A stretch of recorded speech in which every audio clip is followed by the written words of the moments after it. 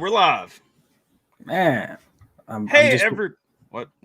now I'm waiting for my browser to catch up, and then I'm going to hear this echoed. I probably need to refresh the page. Nope, there it is. Cool. All right, cool. Okay. What is up, everybody? It's DJ AlphaTyler, and we are back with another one of those stream things that we do every now and then. And the title, I'm sure, is not fooling anyone. It says I scheme, you scheme, it's we scheme, hanging out with the Alpha team, which has apparently caused some confusion, you know.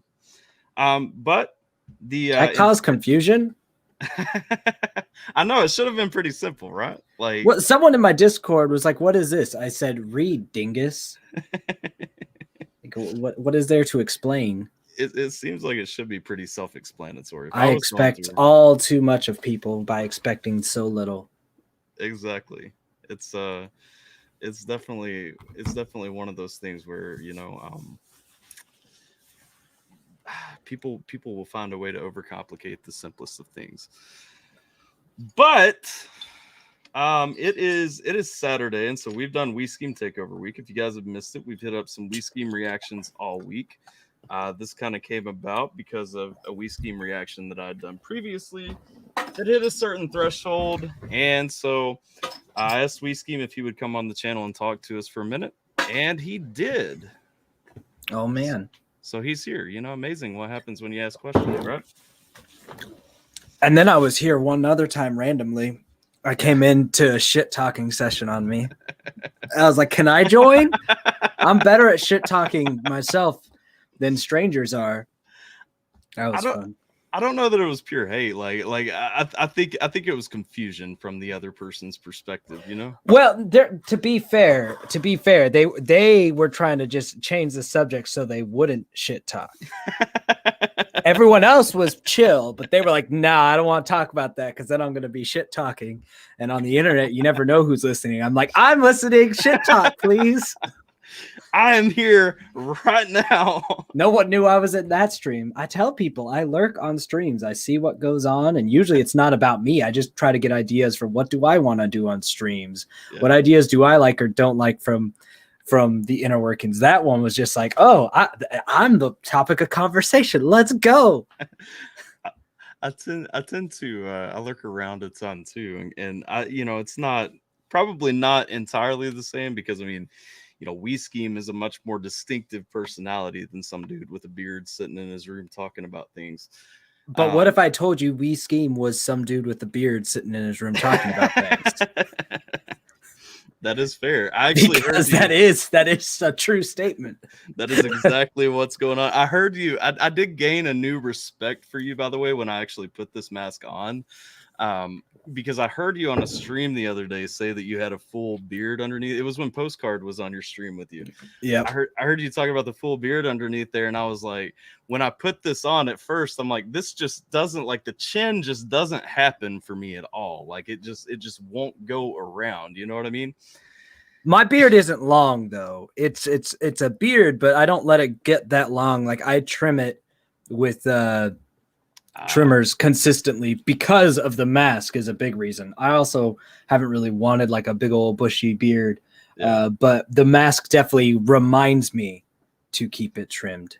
So you choose to stay looking like a functional member of society is what you're yes telling me. Yes, the mask ironically is what keeps me looking that way. I also need to cut my hair again. I cut my own hair now ever since the pandemic. I found out I was actually good at it. I don't just buzz cut. Like I do the fade, the trimmers, everything. Like really? I go all out. Yeah. I make it a clean, nice looking cut. I haven't in a while since this became my only gig because I've been like so focused. But then I noticed in some of my videos, I like see like where my hair is like riding up under the morph suit.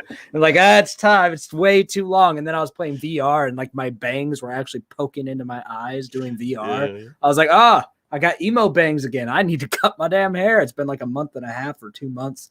And I like to keep it decently long on top because I like to style it. But I need a haircut. No, I feel that. I gave up. So when all the pandemic stuff started happening, I just started having my wife cut my hair. And I'm like, you know, I mean, you're basically doing the equivalent of what somebody at Greek Clips is going to do anyway. So, I mean, you're not doing a terrible job. And it's like, I The problem with that is if I go into the barbershop or into Great Clips or something, they're gonna do it regularly, whereas my wife is very behind on taking care of it. Yeah. She, I was a one, the same barber every time kind of guy. I'm not a Great Clips guy. Like, this is a barber, you've never heard of them because they're a local place.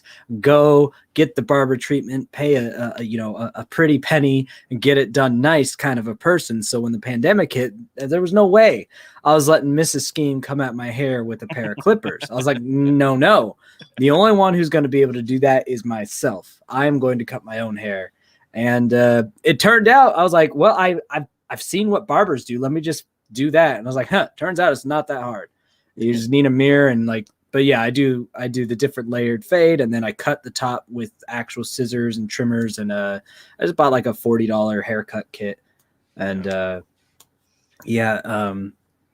like, oh, I could do it myself and save the money. So now even when everything's opened up again, like my barber shop's open again, I'm like, no, I'm cutting my own hair, save the money. Yeah. I do like the comfort and relaxation of a barber, but for the money trade-off, it takes me 20 minutes to do it. So let's go. See, I do and I don't. I really enjoy aspects of going to the barber, like because I usually get a fade too, and so when they get that bottom piece, when it's down to the skin, and they start patting around, that's always great. The straight razor on the back of the neck. Yeah, it's wonderful. That's where it's fantastic. I miss it. They did the hot towel treatment and stuff too. Yes. So there's the luxury of the barber shop that I miss. But then I remember it cost me like $60 to go to the barber shop. And it takes like an hour out of my day plus drive time, which is like almost, hour and a half at that point. I'm like, or free 20 minutes and I don't get the nice towel and straight razor on the neck. I think I'll take the trade off. Maybe on my birthday, I'll go to the barber shop for like an occasion and that's it. Yeah.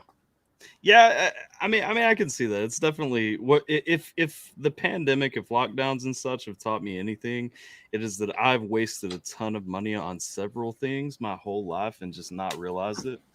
Hi, buddy. Sorry, my kid. He's coming to say goodnight. No, you're fine. Hi. I didn't expect you to come in here with these screens right before bed. That's gonna be terrible. That's good. I just thought it'd be easier. Night, buddy. Love you.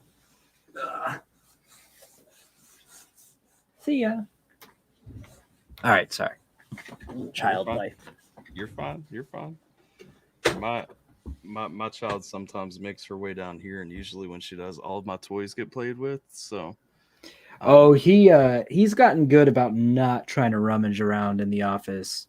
Trying to teach him that early. He's only a year old, but I'm like, If you come in here, you come straight to me, and you don't touch anything. Yeah, there are lots of not Wii's in there. Good night, Wii's up in the chat. Good night, Wii's. I do commend you though, because absolutely, I tried to fade my own hair one time, and it was just a massacre. Like it was the worst abortion of a haircut I've ever seen in my life. I thought it was going to be worse. I figured I'd end up like just buzz cutting my hair after I failed, but I was just gonna go for it, and I've done it several times, and so far I haven't had to buzz my hair yet. I've just been getting it. Well, I went with it, and I did butcher mine. I had to buzz my hair, and then I was informed by those around me that I was never allowed to buzz my hair again. I was in the Army at the time, so they could actually tell me that, I guess. But I was informed that I was never allowed to buzz my hair again because apparently I look like some cancer patient on a movie called Powder that I've never seen. What'd you do? Did you not do it evenly or something? It went badly, but it's just like trimmers. How does that go badly? I don't know. I was looking in the mirror. I thought I was going straight. I thought everything was going smooth. I think I was pulling them sideways instead of just like lining it across. Yeah, you up and down. Don't go sideways. Well, when was the last time that your barber was going like super sideways and going up and down? Yeah. I mean that's fair. This was 2009 maybe. I think I was I know I was 19 years old. Like this was not recent. You know what I'm saying? Like So I've learned about life since then. Yeah, I've always been a barbershop kind of a kid. Like when I was younger, I had the long, Beatles haircut as a surfer boy in California, and then I've had a shortcut, more of a short haircut for my adult life. But I've always been like super finicky about hair and styling hair and stuff like that. But during this pandemic, it's been at its ultimate minimal threshold because I don't go outside, so I don't style my hair, but I just cut it just to keep it kind of nice. Yeah, I feel that. Shouting out, I'm trying to keep attention to the chat in case anybody's asking anything. I've been looking; they're all boring as shit. Someone asked how old am I? I was born in the 80s. That's what you get. Stop being so boring, you damn chat. We're talking about haircuts because that's more interesting than whatever you come up with. Well, I was gonna ask. You were talking about Southern California. I know we were talking, or I asked about it the other day, and you were talking about some of the things that you did around Compton and everything. How'd you end up in Indiana from Southern California? Like, I switched schools after I quit my track team because I had a coach suffering from severe bipolar disorder and he wasn't getting treatment or medication. I was sick of dealing with him. He ended up completely turning around like the year after I left the school and was a totally different dude after that. And after I met him, I was like, well, I guess I should have just stuck around one more season.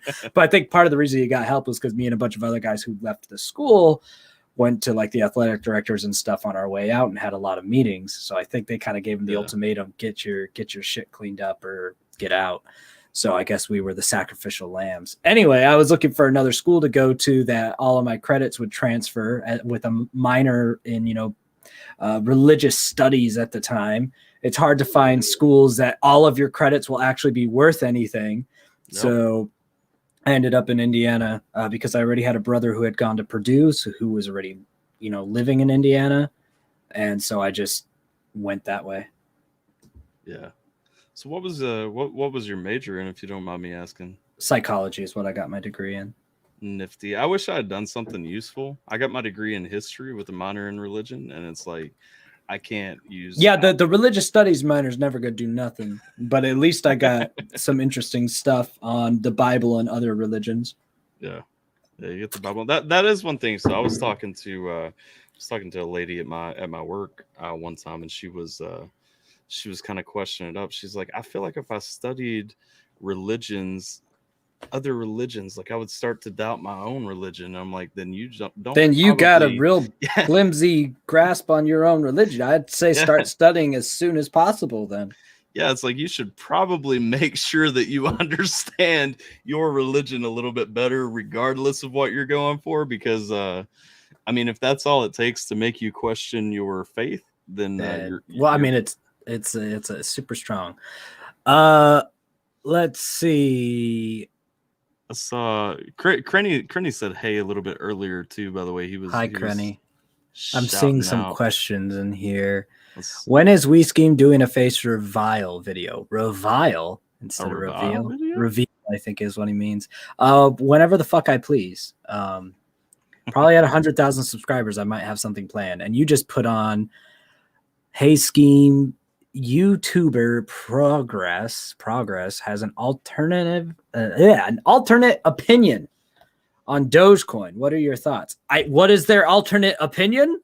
Like, what are your thoughts? Someone has a different opinion. Okay. What? Okay. Congrats. What? What is this?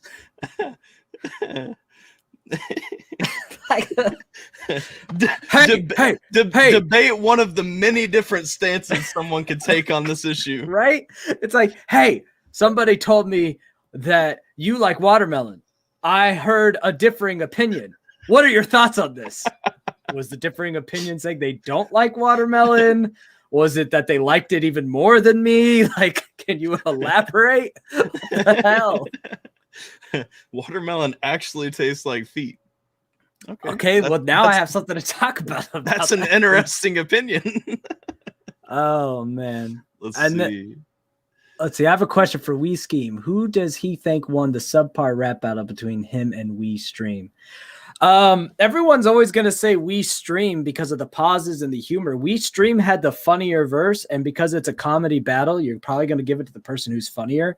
But if we're talking about it from a rap perspective, Wii Scheme kind of mopped the floor, both lyrically and with cadence and flows. So, and that was the entire purpose of the battle, is you have me as a musician, as Wii Scheme is going to be a musician and be serious and do stuff that's actually, more heavy hitting, and me as goofy guy on camera, Wii Stream, is going to make all the jokes and the lulls, and in the end, everyone gives him the W. Well, I think to take it to that third dimension, I think Wii Scheme has to win anyway, because Wii Scheme is still the character in both, right? I mean, if you want to get philosophical on it. Let's see. PL Bridgewood asked, what made you want to study religious studies? I don't know. Religion's probably the most important element of human interaction that exists, that we have. And if you're studying psychology, what goes hand in hand with that? Probably the most important thing. Like at first I was doing like all religion studies. I was like, I don't know what I'm going to do with this. Maybe there was a time that I was like, maybe I'll go into like ministry, be like a pastor, do some stuff like that. But as I grew more into views and understanding, I kind of changed how I would want to approach that, what kind of roles I would want in youth outreach and impact, rather than as like a traditional, I'm going to be like some sort of pastoral role. I've always been very big into like influencing aged people into not shitting all over their own lives. But religious studies, even when I was like, I'm probably not going to go into that sort of a field, I'm going to go into more of the psychology element. That's something that was still extremely important in just understanding human nature. And I took a lot of world religion courses, a lot of Christian theology courses. I took some courses on theologies of other religions and some basic language ideas of some of these religions. And what was your out of curiosity, what was your favorite one that you studied? That I'm assuming that you probably, and you can tell me if I'm wrong because assumptions only make an asshole out of you anyway, but I am assuming that you probably at least most closely identify with Christianity. But what, like studying through, what would have been your favorite? Yeah, I label myself religiously an agnostic Christian. Because I don't think we can know or do know. I don't believe in like the idea that the Bible is like this God-ordained literature or anything like that. But I do think the historicity of it points towards something in that dogma being the most accurate thing we as humans have figured out, because I absolutely believe that there has to be some sort of higher power, because science kind of indicates that more than it doesn't when you look at the origin of life itself. You usually fall as someone that's going to be agnostic or deistic of some sort. It's hard to be an atheist without faith, and it's hard to be anything else. So, but yeah, Christianity would be the one I would go closest to. But you said aside from that, what was the one that was most interesting? Hard to say. I find Islam to be interesting in its practice and interpretation versus origin, and it's one that has its history the most changed and distorted from what we actually know. Like when its followers talk about how the religion started, it's one of them that's further from the actual accuracy than what happened, which is weird since we have a better tracking of how Islam started than a lot of things, because in religious terms it's a bit modern, and so that one's always kind of been fascinating to me. But I would say the ones that have the most merit outside of Christianity, if that's what you're asking, are going to be the Eastern religions, the Buddhism, and things like that are going to have the most seeming logical merit if you were to step away from Christianity and make a lot of sense. I mean, there wasn't really like a plug in there. I was mostly just trying to figure out, which one kind of interested you the most. Because I will say, Well, if we're just going interested me, Mormonism, because it's just such a crackpot of crazy shit. Sorry if you're a Mormon, but you believe a crackpot of crazy shit. That's like the premise of your religion is saying that you have to be able to believe a crackpot of crazy shit because God's logic doesn't match human logic. That's one of the tenets of believing Mormonism. Who was it? Someone fairly prominent not too long ago made the statement, if my dad can remember a time before your religion existed, then it's no longer valid. I'm trying to remember. I don't know if that's valid. My but dad can remember. Well, I mean, Mormonism's not that new, but no, it's 1800s, I think. Yeah. Mrs. Skeem asked a question. What are you most looking forward to professionally and personally in 2021? I'd say personally, I'm going to have another kid. So my daughter. Professionally, I don't know. Maybe we'll get to 100,000 subscribers before the year's out. I doubt it. It'll probably be early next year, but hey, I'd take it. You're making pretty good headway, though. I mean, in the last couple of months, you jumped up. You get those little spikes, spikes, and then it plateaus again. If you hit the right video, that the algorithm decides to suck you off a little bit. The right video at the right time, just perfectly lined up and everything. So perfectly lined up, so YouTube actually recommends your channel. Yeah, I was gonna say too. That was when I first saw that come up. I was working my way down to it, and I'm like, oh, here's a loaded question. This one would be good, because I'm the husband / father who forgets things like that. Sometimes it's like I will be introducing myself to someone, and they're like, tell us about yourself, and then I completely forget to talk about my daughter at all, and it's like, yeah, that happens a lot for men, I think, more than anything. Men are very boxed thinkers. So once you ask us something, we'll jump into whatever box we're thinking. And our family box is sitting there. And we cherish the family box, but we're not in it right now when you ask me that question. And, a woman, everything intertwines, which makes women oftentimes much more empathetic and likable speakers, because they're all of their stuff is just laid all over the floor so they could see it all at the same time.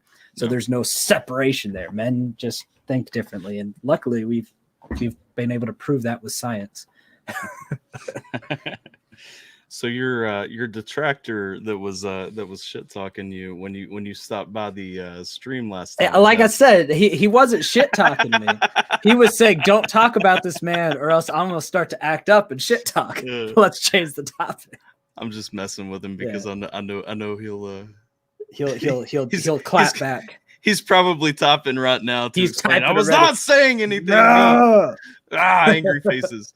He wants to know what the inspiration behind the suit and the mask were. Gosh, where's Gatsby when you need him? Gatsby always explains my Batman origin story better than I do. Well, the mask is essentially see yourself instead of seeing me. That's the first layer of it. I never was going to be a talking figure as Wii Scheme. It was just going to be music. So some of the original concept and design has, it's lost some of its purpose and meaning as the channel's taken its own identity.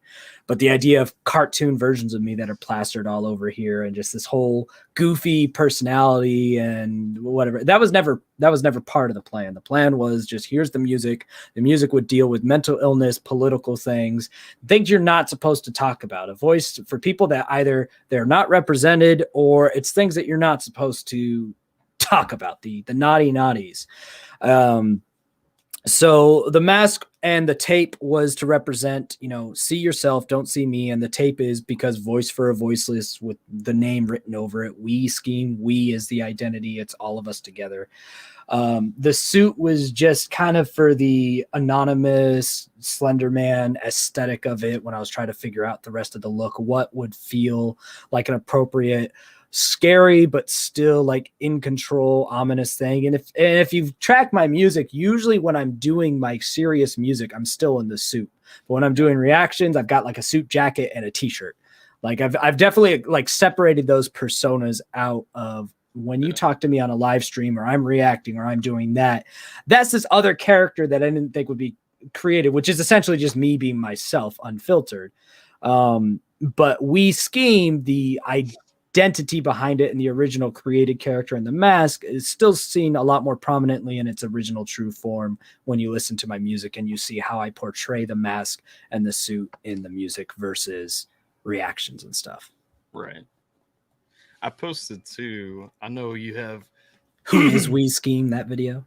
Yeah, I posted that down in the posted that in the chat just in case anyone hasn't seen it and you're interested in it, because I think he does a much longer version of what it's like a 20-minute intro almost.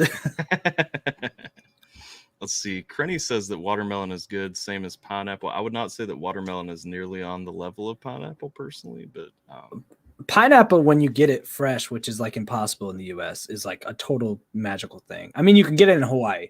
You can get it fresh in Hawaii. Yeah, I lived in Hawaii for 3 years. So yeah, so you know what I'm talking about. Yes. That is like a next level. Did you know actually I think there are 3 seasons of pineapple? Tater can correct me if I'm wrong, but I think there are 3 seasons where pineapples actually come to fruition. And the best one though actually never leaves Hawaii. So unless you have been to Hawaii, you have never had the best pineapple. Well, I have been to Hawaii and I've had the best pineapple, and the difference is alarming. It really is. Like I ate it and I was like, wait a minute, this is pineapple? And then I went back to the States to eat the hard, sour tasting, nasty garbage that we call pineapple. And I was just so utterly disappointed. It melts in your mouth when it's real pineapple. It like dissolves. Literally, did you go up to the Dole Cannery at all? Like I don't know which island you went. I just went to Maui. Okay, I lived on Oahu, and so that's where the actual Dole Cannery is, where they have the big fields of pineapples and everything. And you can go to the cannery, and they do all kinds of things with the fresh pineapple right there, like they make ice cream out of it and all kinds of like weird things. I know. I saw. I don't know if I island hopped. It was a while ago, but I definitely saw a pineapple farm when I was there. Yeah. Well, I don't know if Maui has any pineapple farms. I did not ever hop over to Maui. But the thing that got me is like those fresh, especially like that good season of pineapples, like you said. I mean, they melt away, and I cannot eat canned pineapples anymore. I almost hate that I had that experience because it's like it ruined pineapples for me. I still eat pineapples every now and then. But then I remember when they just would I don't know if they did this, but they would slice it into like discs and just like give you like the disc, like a cross section of pineapple. Like here's your disc of pineapple. They cut off the skin. Here's a disc. And I was like, what? Who's eating pineapple like this? And then I just like took a bite and I was like, what the hell? This is not pineapple. This is candy from the gods. Here's your pineapple cookie. Like what in the hell? Let's see, mango. Oh, and mango does not belong in this conversation at all. Yeah, get the fuck out of here. Let's see, 3 Skeem personalities. When can we expect a Skeem stream speak video? Ooh. No. No? No. You don't want We Speak getting in the mix? No, that'd be hard to do a rap battle around We Speak, like just coming out and talking. Oh, let's be calm here. What about KFC versus Popeyes? Let's see. Popeyes, if the service wasn't always ass, is obviously superior food. But KFC, at least they don't like try to slap you across the face when you just try to order something. Like, I don't know about Popeyes around you guys, but every Popeyes that I've been to around here, it's like you show up and they're like, what the fuck are you doing here?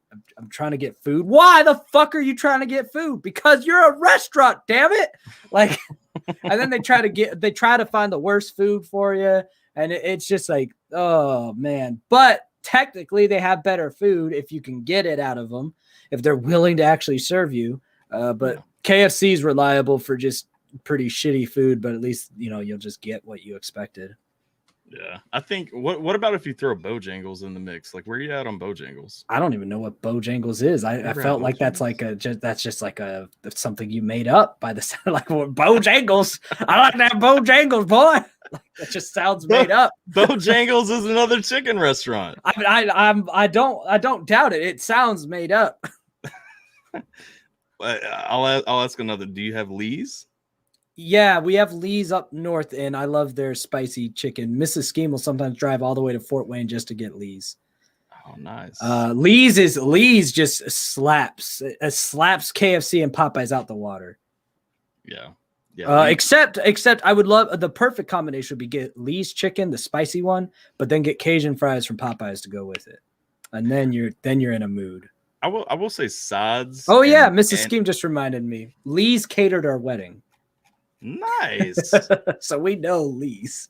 That was a fantastic wedding then. Weddings usually have shitty menus. We're like, here's some fucking fried chicken because our wedding doesn't have the nasty ass menu of most weddings that were $100,000 wedding to give you some piss ass food. Yeah, I DJ a lot of weddings, and my wedding, like we were trying to save money on the food, and like everybody in both of our families cooks, so we were like, you make this, you make this, you make this, going down the list. Like, there we go. Thanks, like Mrs. Skeem. She said our food will be here in 20. We got hot wings coming from wings, etc. I was gonna ask because I noticed on your stream earlier that she said that you guys needed to have hot wings, and so I was gonna ask if she got her hot wings. Yep. But yeah, wife gets what she wants. we had so much food. None of it was left anymore after we finished taking pictures and actually made it back to eat ourselves. But going around to other people's weddings, I look at all these menus and I'm like, you guys should really have a consultant about wedding food, because most people, it's the same three things. It's like really dry chicken. Yep. Some kind of beef that is really indistinguishable, but not really any kind of beef that I've ever had, or pulled pork.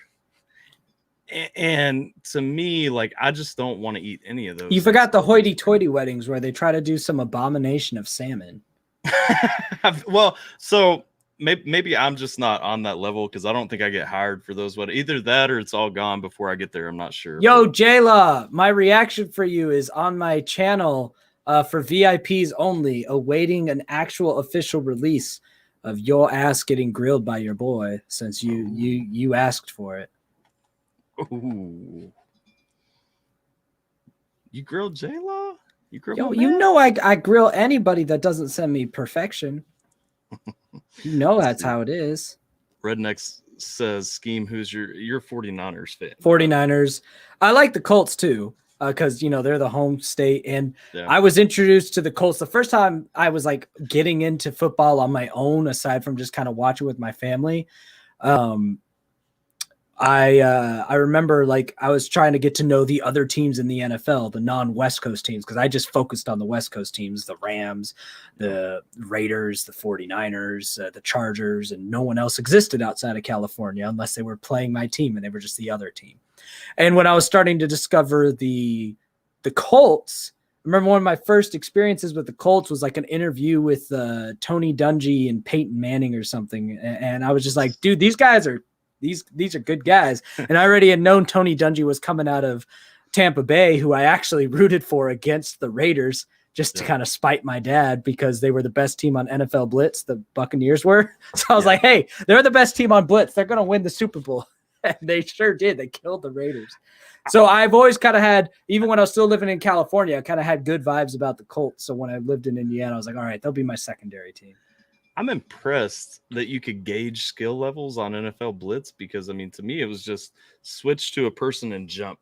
Defense, yeah, that's how the gameplay mechanic, but they still ranked the teams who was the best team. And the best team was the Tampa Bay Buccaneers by a mile. They were stacked on Blitz. And I was like, they're going to kill the Raiders. They're stacked. Their stats are through the roof. And they destroyed the Raiders. It was like 41-7 or something. It was an annihilation. Oh, yep. I agree with you though. My favorite version, because I am a Colts fan. I mean, that's my only team. But I think my favorite version of the Colts was when Tony Dungy and Peyton Manning were still there. Look, no cap, no exaggeration. If Tony Dungy hadn't retired because he got his goal, Manning would have had 2 or 3 more rings with the Colts. Oh, absolutely. Because the reason the Colts struggled after Dungy or with Manning was all coaching, because as soon as Manning went to Denver, he got the same amount of Super Bowl appearances in 4 years with the Broncos in his old ass shitty playing days. He goes to the Super Bowl twice. Same amount of times he had gone in 13 years with the Colts. Why? Because the Colts finally figured out a team. They had Dungy. They win a Super Bowl, and Dungy's like, I'm out. That's all I wanted to do. Yep. This is too stressful. My kids killed themselves. Like, I'm literally like, I'm done. And which totally I get it. But then who do we hire? Was it Jim Caldwell? Was that immediately after? Yes. Coddling Caldwell, who ruined a perfect season chance by benching everyone. That guy was a monster ass idiot. Like, I was so confused by the Colts' blatant willingness to waste the best, who would have been the best quarterback ever in the NFL. Because the only problem with Manning, though, is he couldn't play when it was cold. It wasn't necessarily the big stage that bothered him. People thought it was a mental thing, but it wasn't. He just couldn't play if it was cold. Because like when he was in the RCA Dome against the Patriots, because they finally got home field advantage, the Colts did. They were down by like 17 or something at the half, and then Peyton Manning just rallies the most ridiculous comeback against the best defense in the league that year with the Patriots, and just like, now I'm going to win. And then they, that was the year with Dungy, and they won a Super Bowl right after that against the Bears. And I think Manning. If all you would have to do is keep home field advantage, though, and then he doesn't have to play in the cold, and you could win more Super Bowls. It was beneficial to him though too, because he went to Denver and he got Foxy, and Foxy's like, "Fuck it, I just want a Super Bowl. Like you can run this entire team." and but they did it. Yeah, they did. Like the first time it was ugly against Seattle when they got rocked because they didn't have a defense. Yeah. Seattle just like took out their balls and teabagged them for 3 hours. No, man. So PL Bridgewood asks, at what point did you move from going into psychology to music? I don't think I did. Have you heard my music? It's really exploring a lot of those themes for sure. I mean, mental illness is like the main theme of my music. If you missed that. Yeah. My entire channel works as like a unofficial, unlicensed counseling session for half of the people who are super loyal to the channel. Like I created an environment of promoting mental health. So I don't think there was ever a transition. Music came before psychology in my life. I had an interest in music far before I had an interest in psychology. I remember in high school, I was given the opportunity to take a psychology class. I was like, fuck that. I have no interest in that bullshit. And then by college, I was majoring in it and got a degree. So music was always first, but psychology is still built into it. Have you ever thought about going back to school and getting like an audio engineering degree? No, because school's a load of horse shit. Yeah, I've thought about it just to have to hang out on my wall, but like every time school's a load of shit. It's just absolute bullshit. Higher education is absolute bullshit. Well, that's what I said the first time around. Like if I could go back, I would have gotten my degree in like I don't know, in something actually beneficial, like architecture or something, like something that you actually have to have a degree to get licensed in. You know what I mean? Yeah, I mean, that's about the only purpose for upper education is if you have a specific career path that needs like this certificate or this degree, and then you're going to learn a particular skill set anyway. No pink suit, unless someone buys it for me. Hey, shout out to the Auto Blow. Auto Blow AI, let's go. Someone needs to buy that for me. I need it in my P.O. box. My wife, legitimately, the other day tried to talk me into buying you one. I like your wife. I like the way she thinks. we were because we had been talking about it on one of my streams or something. Someone had brought it up, and she had watched that stream, and so we were laying in bed, and she's like, "You should buy him an Auto Blow AI and just send it to him." Dude, it's too expensive though. That's the problem. I get the technology, but for me, I'm like, one of the main reasons I could never justify buying that, even if like people donated for me to buy it, is I don't think I'll use the thing like ever. I just want to have it because I love that it exists. Yeah. Let's see. I can only that is very sad, Ashley. That is depressing. It's extremely sad. Tater Monkey tipped $20, but I'm not in Streamlabs, so I can't see if there was a message. But thank you. Yay. Let's see. Let's see. Mrs. Skeem apparently knows about Bojangles, and she says it is better than both. Unless she was talking about Lee's, because she's huge on Lee's. I think that was before Lee's came into the discussion, though. No idea. Because then this is where she says we had Lee's at our wedding. That was afterward. Yeah, I don't even know what Bojangles is, but Bojangles is fantastic. If you like Cajun things, they actually have really good sides. Their sides definitely outweigh other things. Let's see. I can't wait. Oh, J Lo said, man, I'm so far behind in this chat right now. yeah, I'm going to stop talking so we can catch up. Let's see. Tyler, where do you live? Southeast Kentucky. Cryptland. Didn't tell me you were chatting with Hollywood Undead today. See, I've only ever heard like one of their albums, but apparently like people draw the comparison. I didn't know that Hollywood Undead even wore masks until after like this channel was well on its way, because the only album I heard from them, I literally just had it. Like I didn't have like the CD. It was my brother said, "Hey, you might like this band," and I put it straight onto an iPod. And I didn't have the album art because I don't know how he got the thing. So I just remember listening to it on my iPod, and it had that song where they go Undead, and I was like, oh, this is like kind of interesting rap rock sort of thing, and I liked that album well enough. Yeah. And then I never thought about them again until 10 years later when I have a YouTube channel. People are like, you're like Hollywood Undead. I'm like, I remember that name. Isn't that the first time I heard it, I was like, isn't that the name of a song? Because I remember they had a song called Undead. Yeah. And then I realized it's the name of an actual band. And then I realized this band wears masks and raps. And I was like, oh, and it's alternative hip hop. I was like, oh, well, I could see the comparisons as well. Very much incidental and accidental, but hey, they're there. Yep. Let's see. Mrs. Skeem lecturing me about that. I saw his video. Yeah. Did you see my tweet today? No, I didn't see your tweet today. What was it? Please stop doing that. It cannot at all exonerate you, but it can incriminate you. Well, that was in your video too. You were talking about that. Yeah, I do need to take it out. I've been meaning to. You need to use that like a TubeBuddy if you have to do the mass changes. I have TubeBuddy, but I don't know like some of the intricacies of it. So TubeBuddy, you could change the description of every video you've ever uploaded all at once to search for that term and then just delete it. Yeah. So you would just go into it and just be like, hey, search for this paragraph where I dingused my video up by putting this in here and delete it. And it'll be like, I got you. It'll take like 10 minutes to do like 17 hours of work. TubeBuddy is beautiful. It is worth if you have to. I don't know if you have to do one of the paid versions of TubeBuddy for that. I have a paid version, like the low tier, but it's worth it just for mass edits. You just go to the studio. If you have it installed to your browser, it'll show you how to do it. I have the pro version, so it shouldn't be. Yeah, you should be able to do it on there. Yeah. Highly recommend you. Get rid of that. Any other reactors who are on this fucking stream, stop it with that copyright disclaimer in your description. It's not going to help you, but it can hurt you. And what's funny is when I did that video, I had a guy whose channel, he's a lawyer. His whole channel is law shit. He commented going, Skeem's actually right on this. Please stop doing it. I was like, ha! A lawyer backed me up.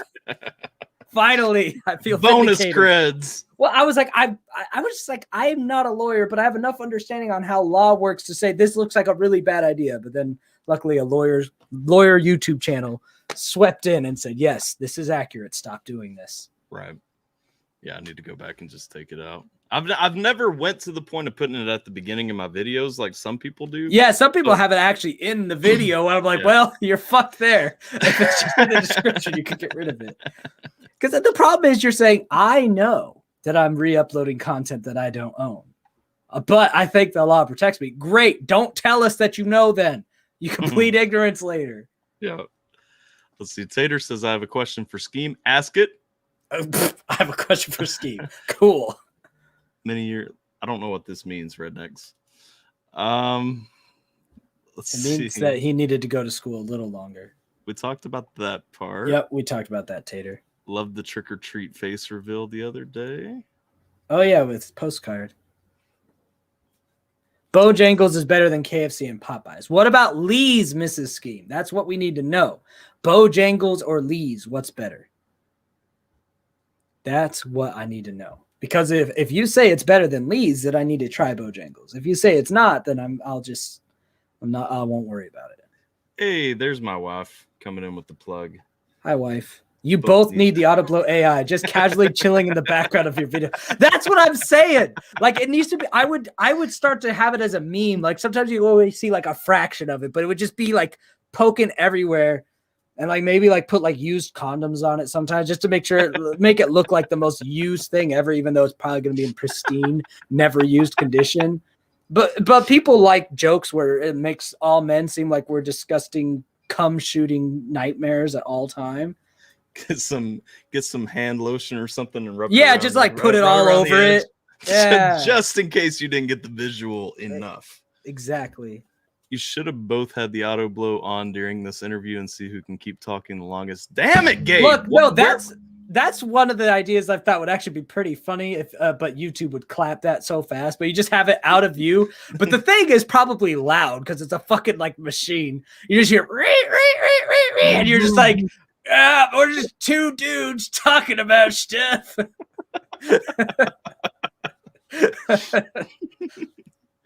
Oh man. Let's see. Remembered it. Yes. Hit the like button if you haven't already. Absolutely. Long live auto blow AI. Bro, I would be surprised if I haven't at least sold a couple of units for them. They need to sponsor me. Listen, no, I don't know if the dude's in here right now. There's a guy that subbed to my channel. His name is Trent. And last week we were doing our community stream where I let people jump in on this, and that dude was literally, I mean, he was researching every aspect of the auto blow AI. And then he came to one of my streams the other day and he was telling me he had pitched it at work to his supervisor. Like he was so. Well, wait. That's how you get fired, bro. You don't go to work and be like, yo, boss, yeah? You want your dick sucked by a robot? Because I know a guy. Hold on, I need to let Flea Scheme out of my office. She's had enough of auto blow AI talk. All right, girl. An honor to have the two best cover artists of Let It Go in one stream. Well, Skeem did a fantastic job. Mom was you guys put me on the spot when you asked me to do it, and you told me to put on Wii Scheme's mask and do it. And when I did it, what immediately surprised me was just how much heat was coming out of my mouth and blowing back all over my face. Wait, why did she say the two best cover artists? Did you cover Let It Go?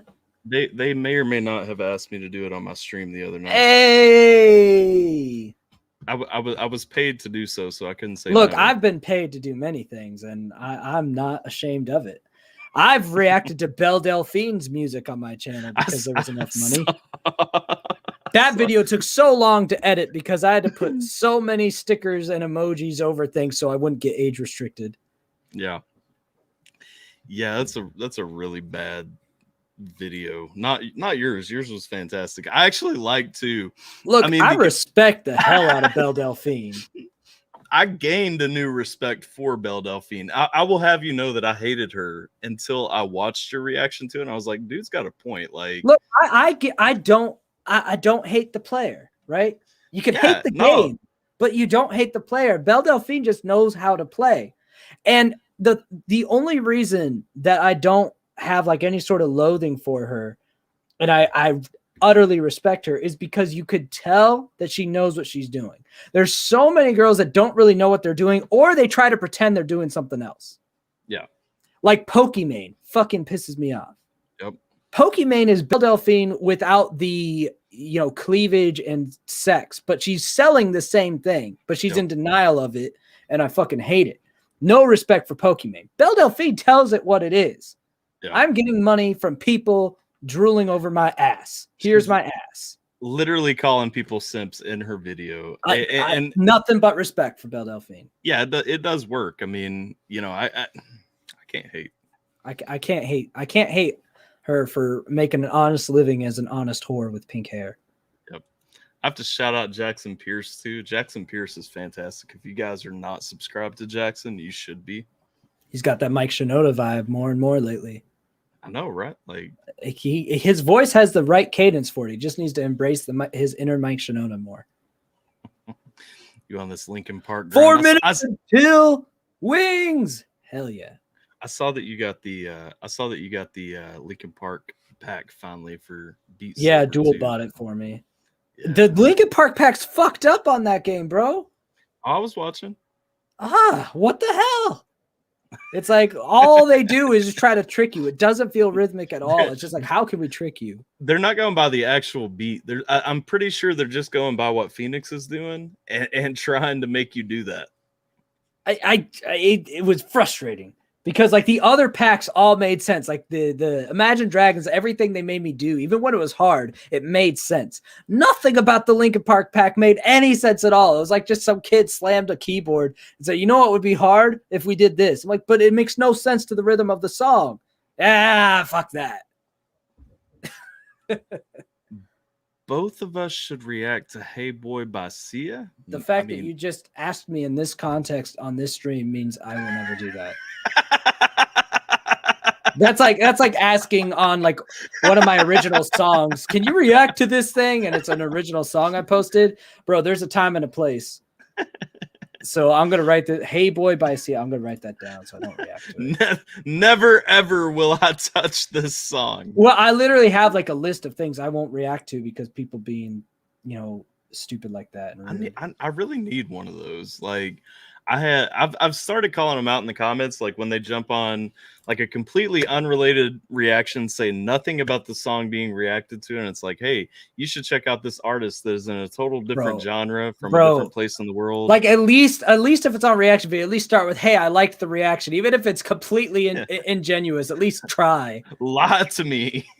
Lie to me. Make me believe you watched this video. So Mrs. Skeem has settled that she does not. It's not better than these. All right, we good then. We good. I don't need to go searching for Bojangles then.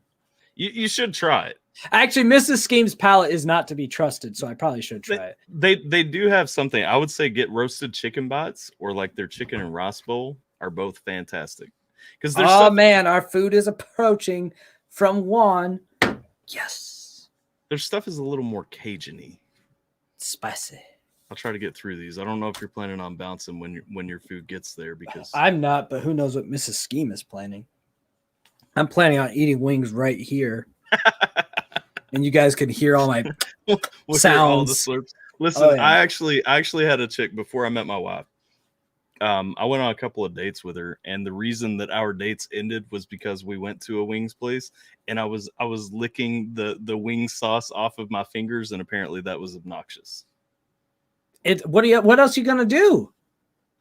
The wing sauce tastes good. I don't want to just wipe it off. Exactly. Like it's a waste of sauce. Especially if you get the really juicy ones where they've loaded it up, like it's got the dripping sauce and everything coming off. We're getting wings, etc., which I love because they basically give you this fried, crunchy, breaded wing and then just dump sauce on it. Oh, that's fantastic. And so it's just dripping everywhere in like a basket. Oh yeah. See, that is the best way to get wings because then you get all that. See, I like the after. they're chanting for Skeem Wings ASMR in the chat. Y'all got, dude. I don't watch food ASMR. I do ASMR because I've had the tingles, as they call it, since before they knew what the fuck ASMR was. I remember the first time I tried to explain it to my mom. And I wasn't trying to explain it. I just figured, when you're a kid, you assume all, things that you experience, other people experience. Yeah. So you're just like, how, when. So it was one of those things. And I was like, how, when, someone's at the cashier doing something calmly, or how when someone's talking soft and your head feels like someone's giving you like a head scratch or a head massage. And my mom was like, what? No. And I was like, and I did not speak about it again to a single soul. Like I went my whole life experiencing ASMR moments in movies and in random interactions with people. And I was just like, I'm the only motherfucker. It's just me. I'm never speaking of this again. And I didn't say a word of it until literally like 2 years ago. 2 years ago, Mrs. Skeem, well, not Mrs. Skeem. 2 years ago, I found an ASMR video on YouTube that's deliberately trying to trigger that. I was like, wait a minute, what? Other people have this? And I looked it up and I went, Mrs. Skeem, did you know that? And she's like, yeah, that's been a thing for like 5 years. And it never occurred to me because I had like just removed myself from it so much. I can't, like with ASMR, it's just so weird to me. Like I see the chicks on Twitch that are doing it, and I know that You mean the they're like sluts? That's not real. yeah. I know that there are hundreds of dudes just watching that and like getting off to it somehow, and I can't understand it. But so there's this chick. She's a Japanese lady, I think. I know who you're talking about. Yeah, like Where she stretches out the squid, like she kills the crab and like goes at it. You know what I'm saying? Like, what was her name? I don't know. I don't watch much of the eating ones, but I know who you're talking about. I actually don't watch any of the eating ones because it doesn't give me tingles. It grosses me out. Yeah, it grosses me out too. But like mukbang with her, is what it's called. Not her name, but it's called mukbang. Apparently, I don't deal with that. I do traditional ASMR, no eating involved. Well, and that was the thing though. Like when you had I think it was maybe your first ASMR stream. You were playing Call of Duty. And you took a drink of your Mike's Hard Lemonade, and I heard it, and I cringed a little bit. Oh yeah. I don't. If I was listening, I wouldn't deal with that. Like, I don't like that. Like I said something about it in the chat, and I was like, I can't.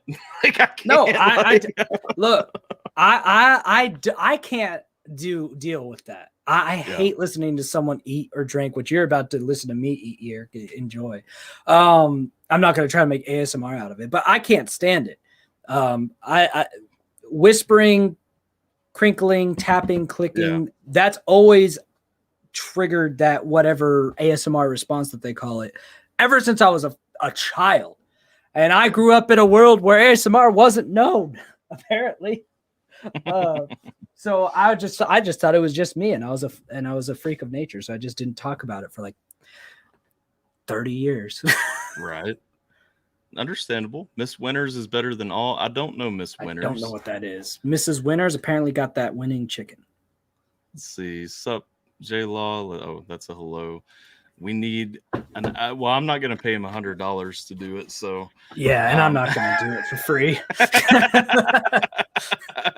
If an auto blow AI shows up at my house with your name on it, you could have that. You could have that duet. There's the price. There's the price. Oh man, let's see. The detractor is curious about who is Wii Scheme's top 5 rappers list. Go Niners, by the way. Man, dude, I don't like most rap. I think that gets brought up every one of these interviews. I hate 90% of rap. Yeah. I think rap as a genre is almost as trash as country, which is my least favorite genre.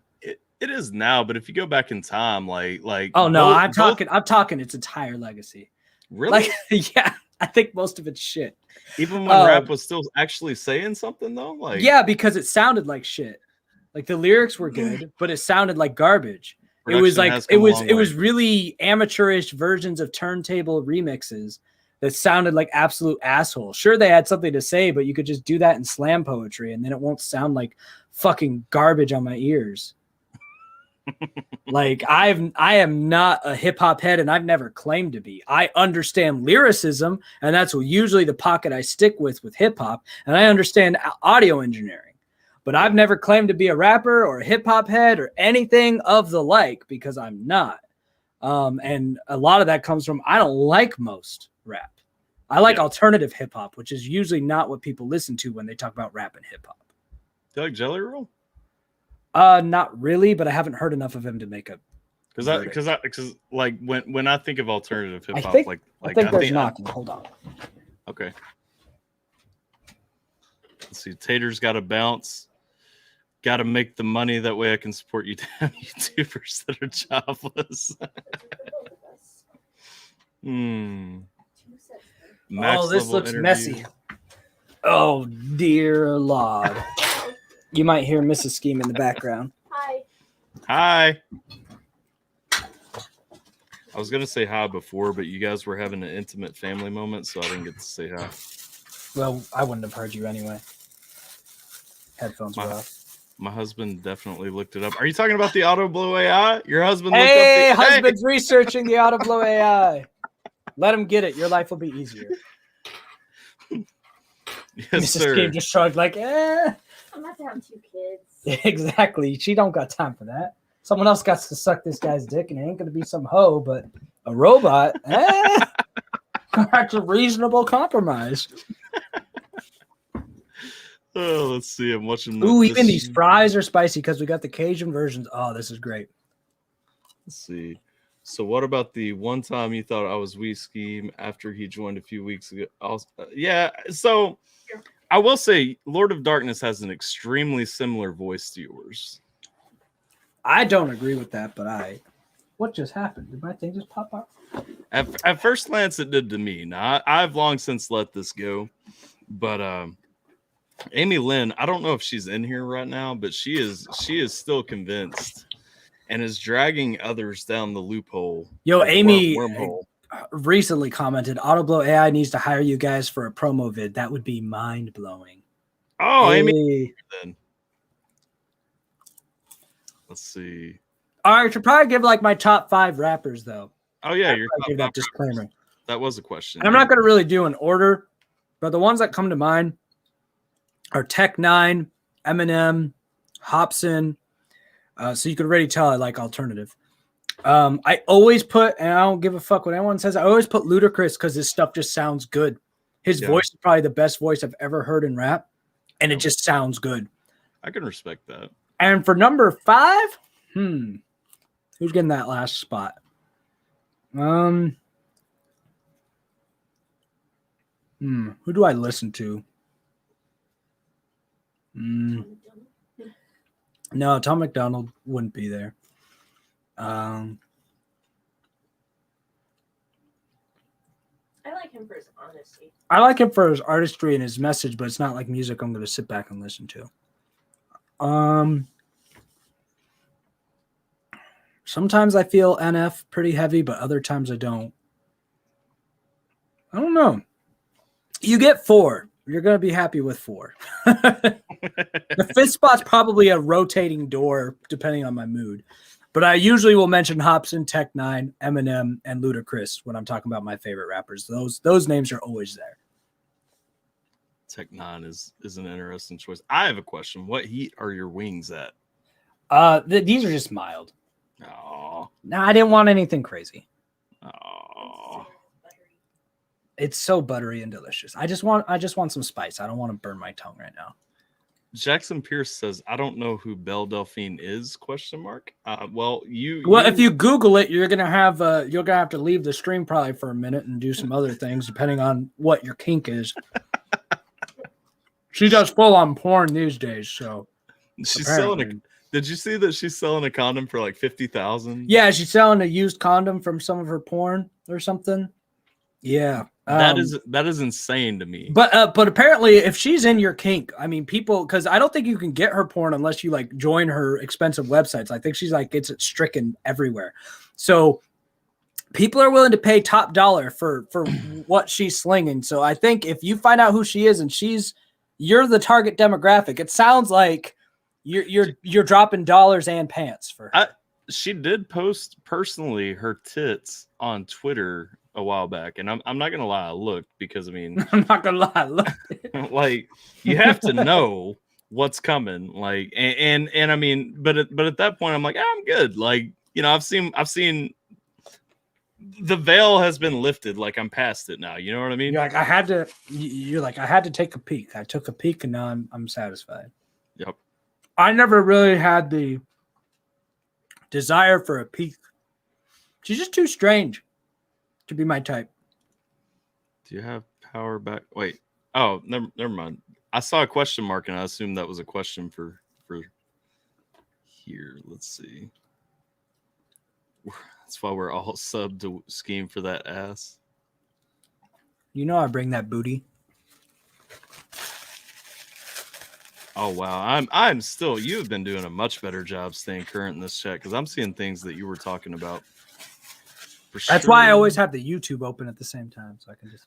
I do too, but I'm trying to highlight the ones that we're talking about. Yeah, so you're doing a whole other thing. Let's see, for sure, Mrs. Skeem. My bad, I meant Skeem on the streams. Tyler doesn't take shots alone.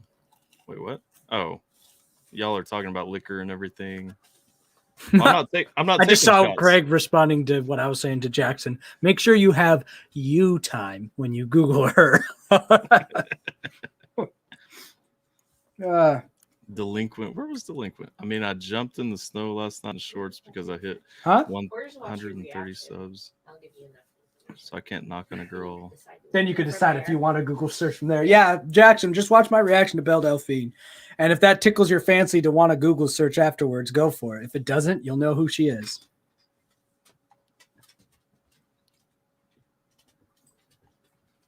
Let's see. Where at?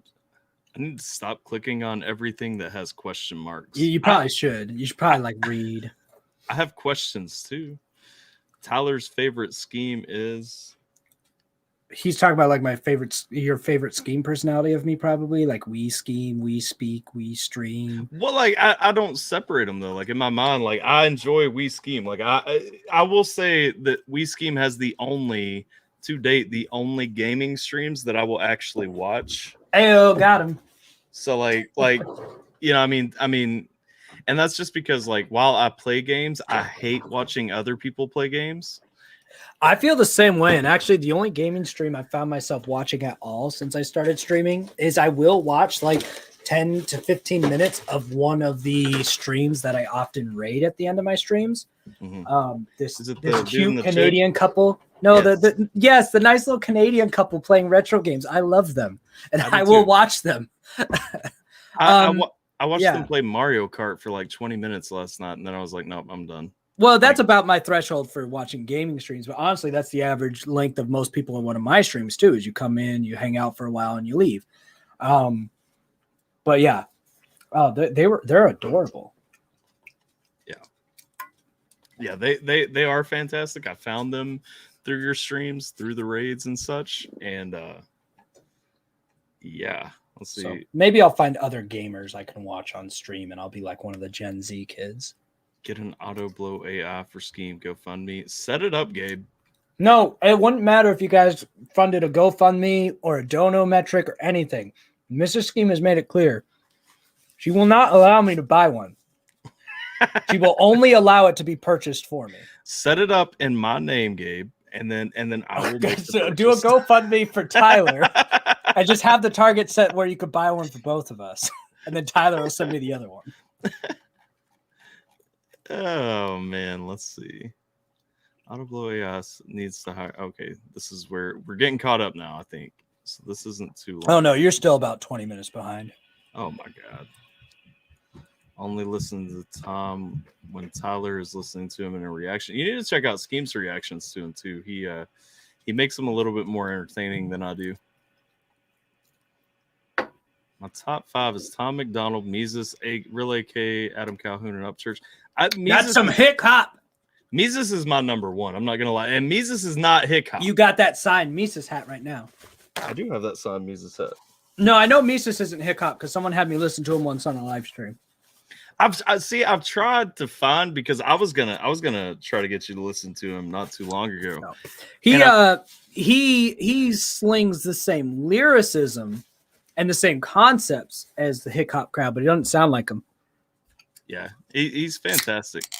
So would you say that you would put him above Upchurch then?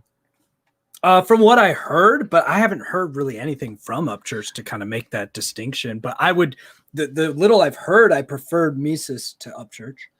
Which song? Do you remember which song you checked out? For Mises, no, I don't. Because I would say one thing I know with the depression and anxiety stuff. I mean, I think you would absolutely enjoy the Free Pression track. Oddly enough, I usually hate when other artists hit on those issues because they kind of suck at it. Lyrically speaking, or they're disingenuous. But there have been a few times where I've actually liked it. You might enjoy that one. That's all I'm saying. Like, yeah. I wouldn't doubt it because Mises seems like a very talented guy. But 9 out of 10 times, someone's like, "Oh, it's about mental health and stuff. You like that stuff?" I'm like, "Yeah." But as someone educated in the field and hearing what most people bastardize it into music, I don't like most music on it. Let's see. I'm uploading that tomorrow. Oh. Yeah. Mero says, I think you checked out. J-Law was on the stream. I already talked to him about that too. Do you remember, Mero, if it was... No, I didn't react to the Nova thing. I thought you had. Okay. Do you remember, Mero, if it was Guest, Home, or Black and White? Because there are 3 that he has about Nick, which is kind of... Oh, yeah. It was one of those were one of them, but that's not the one I'm thinking of because that was annoying. Because I've reacted to a couple Mises songs in live streams. All the Nick Cannon responses was more recent, and I didn't like any of those because it just seemed annoying. But there was something before that someone had me react to that was Mises related that I remember that I actually did enjoy. But I was not a big fan of the Nick Cannon responses because it just seems... Well, those are the ones that get the most attention. And I like the newest one the best, the one that he just made a video to, Black and White. But like the older ones, I mean, I can take or leave those against the rest of his catalog just because the rest of his catalog is so much... I've never understood the... Like... I jumped on board like the As Is diss train when he came after people I knew personally. And it was also just rap beef stuff. The issue I have with Nick Cannon is I would never like I did one reaction to his first thing, his first diss. Right. When it was all starting. And then I didn't anymore because I was like, really, like, what the hell did I just hear? And then Nick Cannon started spiraling into other stuff and became a proud open racist. He openly says he's racist. Like it's his thing. Right. Which is bizarre that he still gets work. Like that's how our world works. Nick Cannon could openly, proudly say he's racist consistently. Yeah. Not mince words on that. Just say, yes, I'm very racist. Define racism accurately and stand by the statement. Because that's who Nick Cannon is. So after that first reaction, when I saw people still talking about it, and Nick Cannon had started to kind of show his true colors through an Eminem beef for some reason, and then he started podcasting, all that stuff, I was like, no, there's certain things I won't chase clout over. Yeah, I'm a clout chaser for sure, and I think a lot of people just deny that. I'll run on a trend if it fits what else I want to do. Right. I'll jump on a trend, but I don't fuck with that at all. So when I see other people point out like, "Oh, Nick, you're a racist," I'm like, "What are you even saying?" Nick Cannon would tell you that. If you want to attack something, attack the fact that people like this are enabled and given a platform. But you're giving them that platform anyway right now. So I just don't fuck with any of that. Yeah, right. Let's see. Skeem, you haven't heard. Have you heard of Easy Mill? I don't think so. I've heard it, the name, but I don't know anything to attach to. Right. Let's see. All right. And I'm all caught up. And why does M refuse to acknowledge Tom after topping in the charts when mentioning him on record? Where's the badass battle rapper that came up from Detroit? I mean, Eminem's old now, though. I mean, and that's the thing. Like, I feel like M at this point, like, if he's gonna continue to try and stay relevant, M has to acknowledge him. But where you at? I don't think M has any sort of need or responsibility to address that Tom McDonald exists. Tom McDonald's not a household name like MGK was. Well, MGK had more of a following and household name status than Tom McDonald does now. I mean, he might be topping charts because his viewership's passionate about giving him money. Yeah. So you have to realize the reason Tom McDonald tops charts isn't because he's releasing this revolutionary music. It's because his fans understand how he does or doesn't make money and are willing to support him. The same way people drop fat donations on me in live streams, people will buy Tom McDonald songs on iTunes, and it's literally the only song they've bought on iTunes in 10 years. Yeah. And they'll probably never listen to that version of the song because they want him to chart. That's the goal. And he's got enough people willing to drop $1.29 on a song to make him chart. It's not a true representation of his music. And I think Eminem knows that. And I think other bigger artists know that. Eminem doesn't have to respond to anything Tom says. Plus, Tom's call out on Eminem isn't something Eminem would even deny or take issue with. It's not a diss. It's just a statement. Yeah. Which Eminem hasn't usually responded to stuff like that. So I don't see it as something Eminem has to or necessarily would respond to at all. Right. And I see that where I come from on saying like, he has to acknowledge him, not necessarily respond to him, but I mean, at that size, if you're going out and saying names at this point, like we had a whole debate on this a couple of weeks ago. I think it's wrong that Tom is goating himself, saying I'm the goat and all this, because I absolutely don't think that Tom has the ability to say that he is the GOAT at this point in his career. You know what I mean? I feel like Tom does that more to bolster himself than because he actually believes it, though. Yeah, who was it that was talking about? Was it Crip that put out a video not too long ago talking about like Tom's songs and the responses that he elicits from people? Well, it was not me. That was probably Crypt. Tom McDonald is, and I've said this since like my earliest Tom McDonald reactions, like a year or so ago.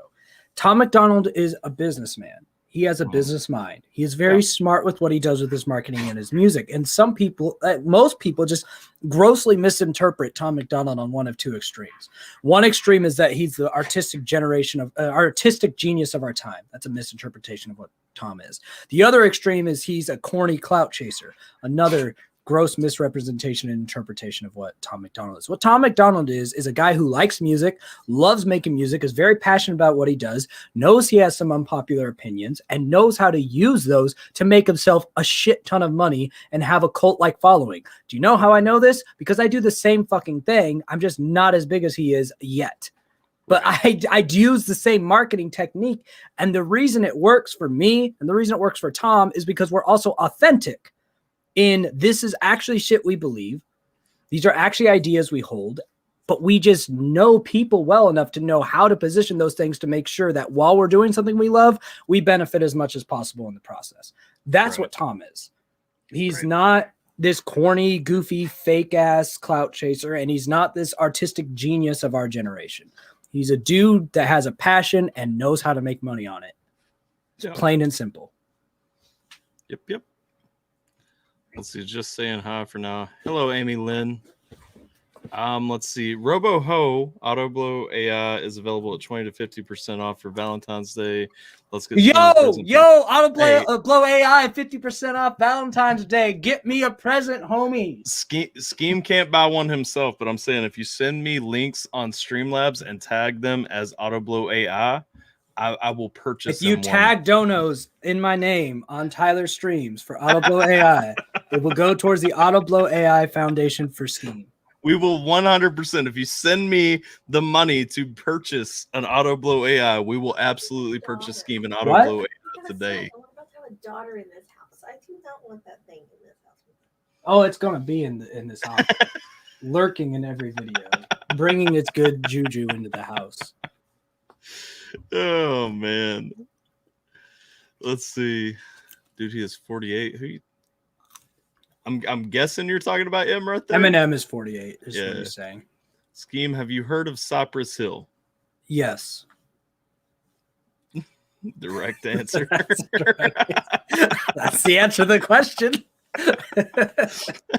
I've been too long-winded on these answers, so yo, an Autoblow dono in the chat from Craig. Let's see. Hi, Amy Lynn. Let's see. Can't wait for the community stream later. Yeah, we will at some point before Skeem leaves too. While Amy Lynn is in here, it's probably best if Florida Darkness jumps in so she can hear both of your voices at once. Oh boy. Because she is convinced that you are the same person. Well, that sounds stupid of her. So, Lord of Darkness with the $50 to the Autoblow AI Foundation. Mrs. Skeem is probably just she's blocking me right now. Mrs. Skeem just said use Streamlabs at least. She don't want YouTube getting that 30%. Use Streamlabs also so I can use the money immediately. Dude, Lord of Darkness drops the biggest donos and doesn't use Streamlabs. Get on that, Lord of Darkness. Cyber sucky money from delinquent.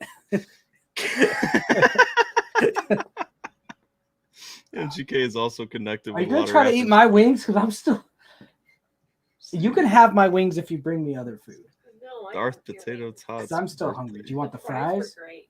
You can have my fries if you bring me replacement food, because I'm going to eat them otherwise. No. Okay. All right. Let's see. All right, let me just take this off. Let's see. Excuse me. Even more reason to do so because an indie artist topping a mainstream artist. I mean, that's impressive, but I don't think that negates what Skeem was saying a minute ago. Yeah, I mean, all you'd have to do is look at the stream comparison. See if Tom McDonald's out streaming Eminem and then get back to me. Let's see. Because you could artificially inflate that download number, which is what Tom does. But just when Tom McDonald starts streaming more than Eminem cross platforms, then that'd be something. I still respect the hell out of everything Tom McDonald does. Don't get me wrong. I just don't twist what he's doing to something that it's not. Well, you do a horror game in VR. Didn't you just do a horror game in VR? Well, if I could find one that works, I know that Phasmophobia does, so I might have to play that game even though I don't like it. Because Visage won't work in VR. Oh, really? Yeah, it used to, but they patched it so it won't anymore, even though it's a total VR type game, which is annoying. Dude, these wings, though, wings, etc., Mrs. Skeem, we have to do this again. The Cajun fries with it. I'm so glad I told you to go with the Cajun seasoning. You're dipping it in the sauce. Yes, I'm right? dipping it in the sauce. Okay, It's so much beautiful. better if it's in the sauce. Mm-hmm. Is it like that little Chipotle sauce that people put out, like the little kind of orangish? Mm-hmm. Oh, that's fantastic. So, if you decide, I'm just saying. I mean, you know, if you want to hook a brother up with an invite, you know, I don't know how many people you know that play Phasmophobia, but I can probably get us a team of 4 if you decide to stream it. I've never played it. Well, I mean, I've played it, but like for 5 seconds. Never played enough to have a group that I know that plays it. It's only $13. I play it every Friday on my stream, so I have it. I just, yeah. It's time to get down with it, man. I'm telling you. I know it's not very scary. I couldn't do it because I went through it. You know, cool detective sort of stuff, figure shit out, investigate. But the graphics were so wonky. Yeah. Because I don't like when graphics are like that when they're trying to look realistic. If you're going to look like that, be artistic. But because it's trying to look realistic, it just like took me out of it. Skeem, you like MGK featuring Tech and Twista Edge of Destruction song. I don't think I've heard it. And I just don't fuck with MGK. So even though I love Tech and Twista, my not fucking with MGK is strong enough that I'm not interested in that song now. Speaking of which, what inspired you to go with Pop Punk is Dead? Like I not MGK. I could tell you that. I know that everyone, like I know that your subscribers paid for it, like, but I know like that piece of it. I don't know how it entered the conversation. Because I did the song Punk Kids on my album, which is a pop punk song. Yeah. Which was about the time in, because Once Upon a Loser is a chronological story of me growing up. Right. And Punk Kids is a song about when I was in like middle school and early high school, and I was a punk rock kid, skater kid, listened to Blink 182 and Sum 41 and Green Day, and just, you know, that was my life, and that was the time that I felt most accepted in early childhood. It was when I found the skater kids and the punk kids. And so I made a song about it, and I made that song in a pop punk style. And when people heard it, they were like, wait a minute, why are you so good at pop punk? And I'm like, because I'm from an alternative rock background. This is like, this is what I'm better at than rap for sure, because it's what I've been doing for longer. Yeah. And they're like, can we get a full album of it? I'm like, I don't think so. And then I just kept getting every stream. Like, it was very consistent that people would be asking, are you going to do an album of pop punk? So I finally said, look, if you want it, you pay for it. And they paid for it. So here we are. But good. Yeah, definitely not MGK, because fuck that guy. I just don't like him. He's just an ass. Fair enough. I do like some of MGK's rap. I don't like well, I won't say that I don't like Tickets to My Downfall either. I do enjoy that. Actually, I have opened up to MGK. A lot of people have, and I've heard clips of his his acoustic whatever on his porch during the lockdown, and some of his pop punk stuff. I'm like, oh, he's talented. Can't listen to it because I know who's doing it. Like, when I know someone's like a complete asshat, it ruins me being able to listen to their music.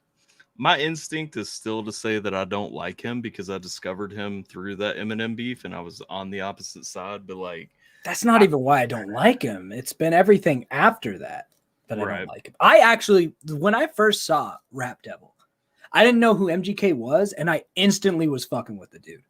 Yeah. I thought it was just so dope that someone was just coming at Eminem and most of his straightforward disses, even though I was like, this isn't the best diss track I've ever heard, even the first time I heard it. But I remember, I don't know if I was talking to Mrs. Skeem about it, but I remember just thinking, like, I've never seen someone bold enough to call Eminem out on some of the shit we all think about Eminem. Yeah. His always angry, stupid yelling antics. Like, some of the shit he was spot on about. Yeah. And I had nothing but respect for the dude. And then even when Eminem came back and buried him alive with that response, I was still like, oh man, let's see what he does. And then everything after that, when MGK showed who he really was, talked like an idiot after all those interviews, released the worst EP of all time for someone with that amount of status. And then it's just video after video of him just being an utter dick to people for no fucking reason. I was like, oh, damn it. I really wanted to like you, but you are utter human garbage and I don't fuck with you. So I get that. Do you have any thoughts on Dax? Like, I'm tempted to skip over this one just because I have negative thoughts about Dax. Dax is a fucking piece of shit. Oh, good. We're on the same page. What? So tell us how you really feel. Well, I mean, he is. Yeah, Dax. I could say that because I've actually interacted with him. I don't say that about people I haven't interacted with unless they show themselves as openly racist or openly assholes. Dax has done neither, right? Dax has never shown himself as openly racist or an open asshole. So usually I wouldn't say anything about someone like that. However, I've interacted with Dax. He's an asshole. He's a fucker. I don't fuck with Dax. Well, I've not interacted with Dax, but I'm not a fan. Let's see. But yeah, I have a rule. I won't completely trash someone unless they first trash themselves publicly or I've interacted with them. Craig understands why I'm not a fan of Dax. Well, before Dax was known to be doing that, still didn't fuck with that guy. I never liked Dax. I think that qualifies as openly being an asshole, though. So I think even by your standard, I have an excuse. He's trying to hide it, though. Yeah. Well, and still denies it. He alleges that it's coincidental. Sure. But no, this you should remember, Mrs. Skeem. Remember at like 2 a.m, Dax showing up in our group chat on Instagram way back? The dude has a god complex, heavy. Yeah. Like, it was so weird, the vibes that, yeah. Oh, he showed up. Yeah, he showed up, like into one of your premieres into one. No, it was. We had an Instagram group. This is back when I had like less than 200 subscribers on YouTube. There's a group of us that met through Crip's YouTube Cypher auditions that decided we would help each other, like, you know, hang out and grow. I still talk with a lot of these guys. And so there was like 20 of us in this group chat. Someone, as a joke, one time added like Dax and Eminem to this group chat because you could add whoever you want on Instagram. Yeah. And then one day, Dax actually just starts talking in this group chat. Like, he just shows up and starts actually talking to us, which we did not expect because, you know, Dax still had like over 1 million subscribers at this point, you know, even though this is like 2 years ago. Dax had been a pretty big name for a hot minute. And so he just starts talking, and it's the most bizarre, like, I am a god interacting with my children experience ever. And the first thing he says is, my name is Dax. I'm not a rapper. And I was like, well, maybe we don't disagree on everything, Dax. Let's see. Lord of Darkness said, I don't have my Streamlabs linked up with my YouTube. I definitely do. So I'm not sure where that came from, but I'll He's probably saying because he donated and you don't see it. Here's my assumption. Oh, well, that's because I'm going through StreamYard. We're not on Streamlab or we're not on OBS right now. Yeah, so that's what he's talking about. There's no notification or anything. Did he donate? Not through Streamlabs. I don't see that anyone's came through Streamlabs, but Duel was asking about the Streamlabs. I have a vested interest in you getting an auto blow AI, so I'm definitely trying to make sure that it's an odd vested interest to have, but it works out for my benefit, so I'm okay with it. Delinquent, you don't want to ask that question, but I'm still going to highlight it so that he can put you on his list of things he hates too. Well, I need to know, Delinquent, what is the video? That's what I need to know. Ask Skeem how Nugget Scheme is doing. How much longer? She Scheme is going to keep cooking for another few months. 5 months. I was gonna say, do you know how far along I am? You're 5 months away. I don't know how far along that is. You got 5 months left. I do it in how much time is left, not how much time is gone. I'm halfway on Monday. There you go. Halfway on Monday. Lord of Darkness said, ask Daddy Tyler if he can get you that. Look, Daddy Tyler usually buys stuff that will support the content of the channel. That's his move. And the family. And the family. Well, I mean, in a way that the auto blow could help the family. Let's see, lots of hop. Lots of hop. Okay. Ask how. Let's decide on a model. There's only one model of the true auto blow AI, Amy Lee. There's the shitty lower model. We're not talking about that. We're talking about the AI version, not the auto blow 2000, the auto blow AI model. And that's the one that's like obnoxiously giant, has to be plugged into a wall. It's probably loud as fuck. And it's just like an eyesore in all ways and just glorious. Sounds like you have an industrial cleaner going on. Exactly. I just wouldn't want to put anything into it that's attached to me. Look, we all take risks sometime for a good blowjob. I'm just saying, Mrs. Skeem, that is how we know that you were not born a man. Okay. Tyler said that's how we know you're not born a man, because men have put their dicks inside of much more questionable places than something designed to put your dick inside. Hey, at least I don't need it anymore for children. We're done. Yeah, that's true. I remember as a younger fella, I remember looking at a Gatorade bottle. We're gonna get your American Pie story here. Yeah, I looked at a Gatorade bottle. I'm like, maybe if it goes in soft and then grows, like. That's a good idea. You're gonna be like that song. I got the Genie in a Bottle parody. Yes, Genie in a Bottle. Genie in a Bottle. Yes. I'm like, I remember being young. I never actually tried it, so I don't know if it would have worked. But I remember looking. I'm like, I mean, it would have gotten stuck. Yeah, but I mean, you know, what guy hasn't had those thoughts? It's like, I mean, you know, how can we make this? I'm pretty happen? sure every time a guy, not when you're my age, but when you're a younger guy growing up, pretty much everything that looks like it could potentially be an orifice, you think about how you can make it into one. Yep. Yeah. Well, there's an opening. Can I fuck it? Like.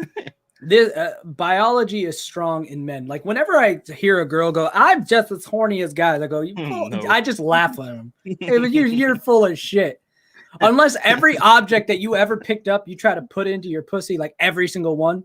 Yeah, you're full of shit. Well, it's just like looking around. There's so many things that women could use, and the thought never crosses their mind. So no, you are not. You know. 10 years. Don't worry about that. Okay. Wait, what? Wife's acting horny in the background. I'm pregnant. Pregnancy hormone. Oh, the pregnancy excuse. Dude, pregnant women get all sorts of strange on you. Yeah, I remember. My wife wants to become pregnant again, but I'm like, and you're like, nah, I don't want to do that again. I remember last time, like literally everything. You remember last time? Yeah. You're like, I remember last time. I ain't doing this again. It's like every single thing was, but I'm pregnant. And I'm like, Let's see. Apart from the noise it makes, you would not know that it's doing anything. Feels like holding a desktop printer against yourself for review for auto blow AI.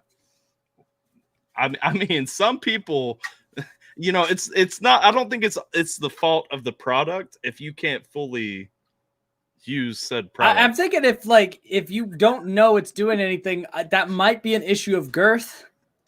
That's a you problem. That's a you problem. That's a needle pencil dick problem by the sounds of that. Again, we don't even need the sponsorship. I'll tell you, we need to just go and pitch. We need to be the people replying to these reviews, apparently, because just dick shaming people left and right. Yes. Now, one thing I have heard that seems more reliable, because even like the makers of it have kind of talked about this. If you rocking that porn star hog, like an 8-inch or plus, someone convert that to centimeters for me. They say, you know what? God gave you different gifts, and one of them was not the pleasure of robot blowjobs. Luckily, I don't have that problem. Yeah, first time you could say luckily to that, but I'm not rocking that porn star 8-inch plus club.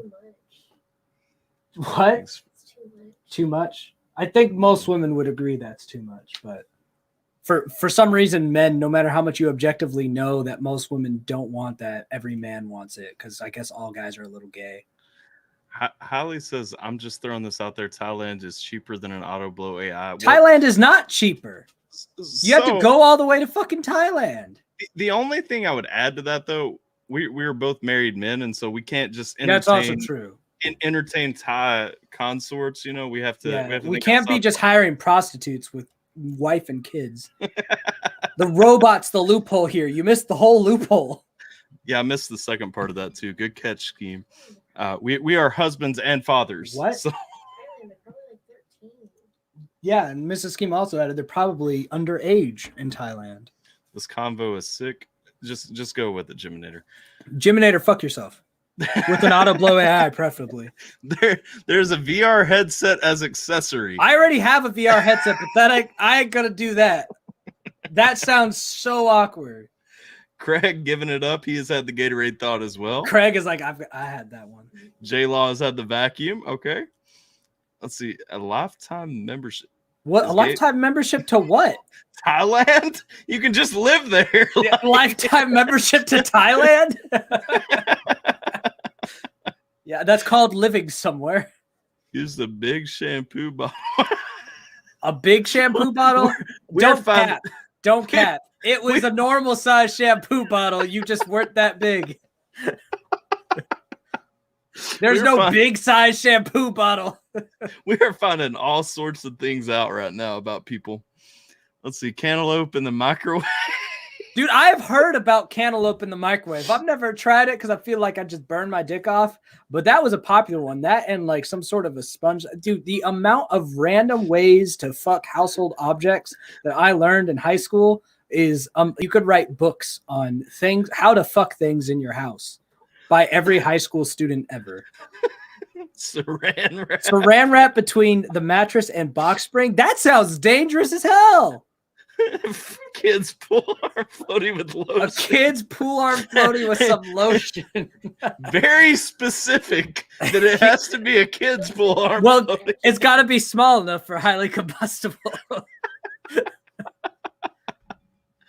What the hell, Gabe? A cactus with some sand. I guess wow. that's for the girl you don't like. Love glove from a friend who went to prison. I will not look that up. Love glove sounds like something you do with a warm sponge. 20 centimeter. That's the 8-inch conversion, I think. So, Ty, about your family-friendly program, that went to hell a while It's friendly back. for certain families. See, that's what I've been saying the past 3 streams, and nobody wants to go with that. Shampoo bottles don't have. Getting married, having kids. I told that's Mrs. Skeem just supported it. Mrs. Skeem back here just kind of figuring out what we're talking about. Well, she knows what we're talking about, but she can't hear what you're saying. She can only hear me. So she's like reading the chat. She's like, no, shampoo bottles are not big enough. There's no large shampoo bottle. She said the same shit I did. The bottle itself is large, but not the opening. Yeah, the opening doesn't change no matter how big of a shampoo bottle that is. Apparently it was above average size. No, you below average child. It's okay. It happens to the best and the worst of us. You hadn't started to fill out yet. Skeem knows about the love glove. Oh, there was another $5 over on over on Streamlabs for the Auto Blow AI Fund grows stronger. AI Fund. Crazy stuff us men do with our magic John. Yeah, no. Well, look, luckily, like those intrusive thoughts of can I fuck it have gone away with age. But boy, being a teenager as a man is an adventure. Yeah. Yeah. So I want to talk about Wii Scheme for a second, since the questions from the chat. Never mind. The chat's filling back up again. We'll come back to that. See the shampoo. Oh, never mind. That isn't a real question. Wait, what? he got caught. Oh man, Skeem has a point on the opening. We inserted the shampoo bottle inside him. More likely.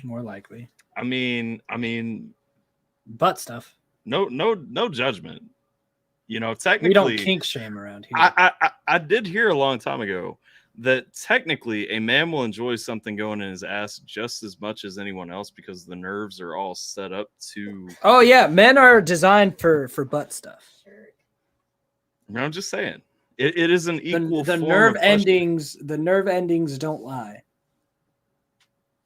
Now those nerve endings are almost certainly there to make shitting more enjoyable for tough giant shits, so that our species wouldn't try to eat stuff that would give us diarrhea, which would cause us to be dehydrated. So the nerve endings created themselves to make sure we would eat the right type of diets and not die out as a species. But now that that's not an issue for us anymore, we use it for butt stuff.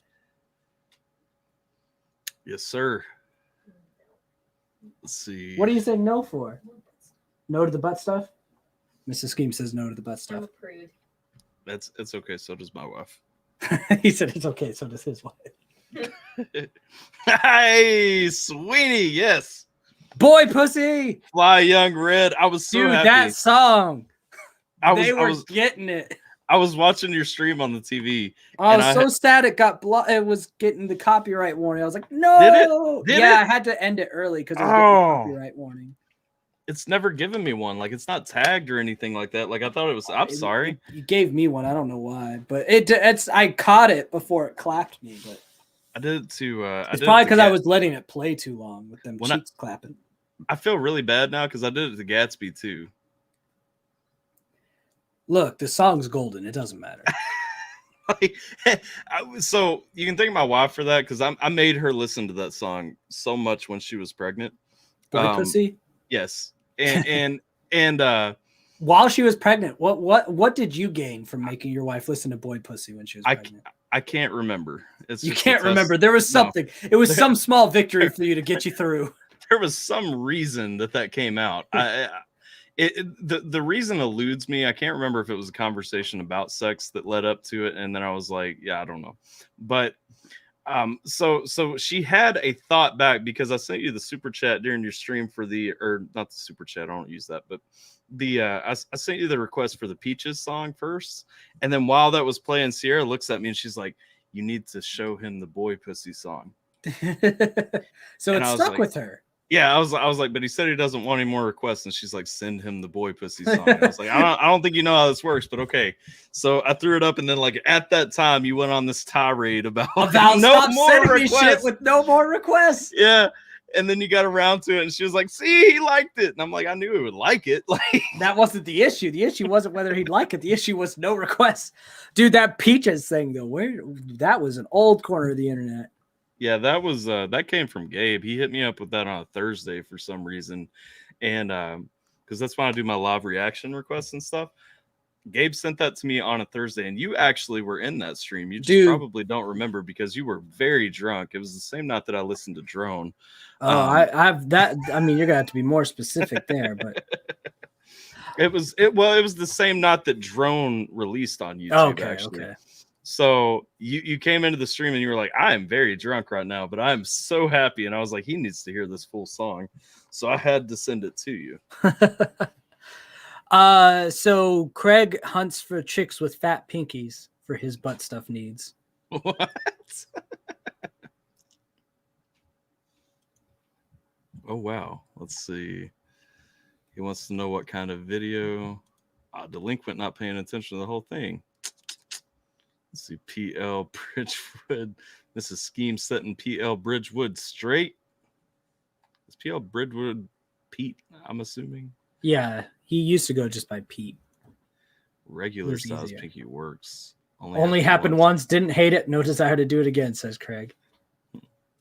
Butts are an exit, not an entrance, but they look like an entrance from the outside. And so, they really do. Let's be fair. Wouldn't be an episode. It would be an. Oh yeah. So Delinquent has a web series that is actually really good. So I think that's what he's. Well, it's canceled now on my channel. I knew that was coming. Canceled forever. Never again on my channel. This is Skeem. You never. Wow. Okay.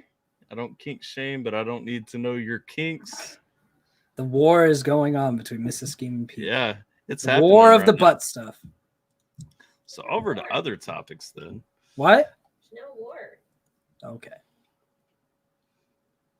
I was gonna go down this rabbit hole when you were talking about the Wii Scheme character a little bit. One thing that blows my mind, like Wii Scheme is such a, and I don't know if it's intentionally done, like looks intentionally so, but like it looks like such a business. You know what I mean? Like what blew my mind when I first joined your Discord was like people like applying to be like community advisors and stuff like that, and I'm like, that's impressive. Like, hey, I can't take credit for any of the business org of the Discord. That was just, I was like, I don't know how to use Discord. Here's a Discord, and I made one because I got introduced to Discord because of this Vibe Discord, and they ended up being like super shitty people. So I was like, I'll just make my own Discord because the people in charge of this are really shitty people. A lot of them were anyway, not all of them, but there was a bunch of them in charge of that who were super shitty people. So I was just like, all right, I'll just make my own Discord with blackjack and hookers. And so, you know, we had the blackjack going, and I couldn't figure out the hookers or anything with Discord. And then all of a sudden some dude said, hey, I've moderated a bunch of Discords. And I was like, go.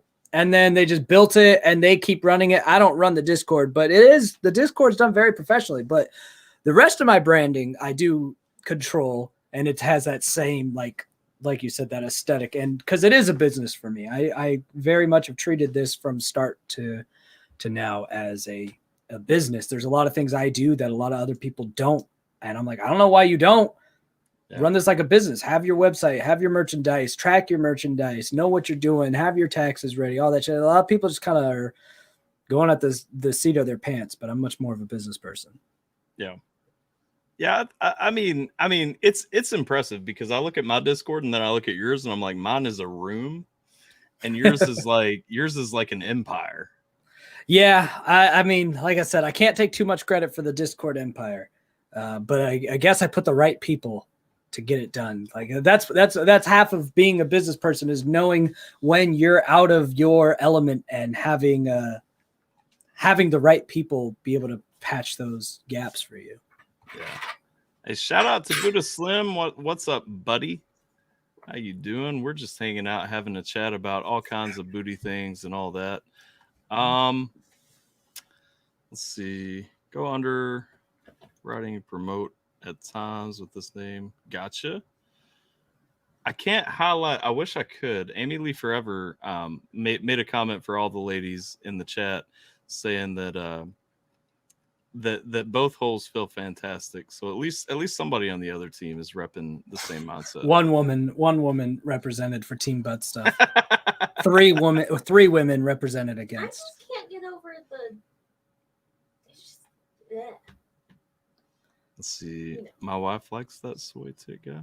Mrs. Skeem still stuck on it, saying she can't get over the thought of it. It's just the poop part, which is fair. I mean, that's the right part to be averse to. It is, yes, but I think that's more of the guys' worry than the girls, right? Like, yeah, in most contexts, yeah. Let's see. Digging through that back door must mean you're desperate for gold. Talk about digging for. All right, that's odd. Your opinion, sir. Some of us have real jobs, aren't as popular as some folks. Why do I work only to pay the cool kids? Oh, you were talking about bouncing out. Welcome back, Tater. Let's see. Open sexual communication is a key to happy marriage. Let's see. I'm assuming this 279 Canadian blue money is going toward the auto blow fund. How old were you when you lost your virginity? Well, that's a very personal question. Question. That's a we'll put that in the auto blow fund, and we'll put that in the and move forward. We're not answering these kind of questions. Let's see.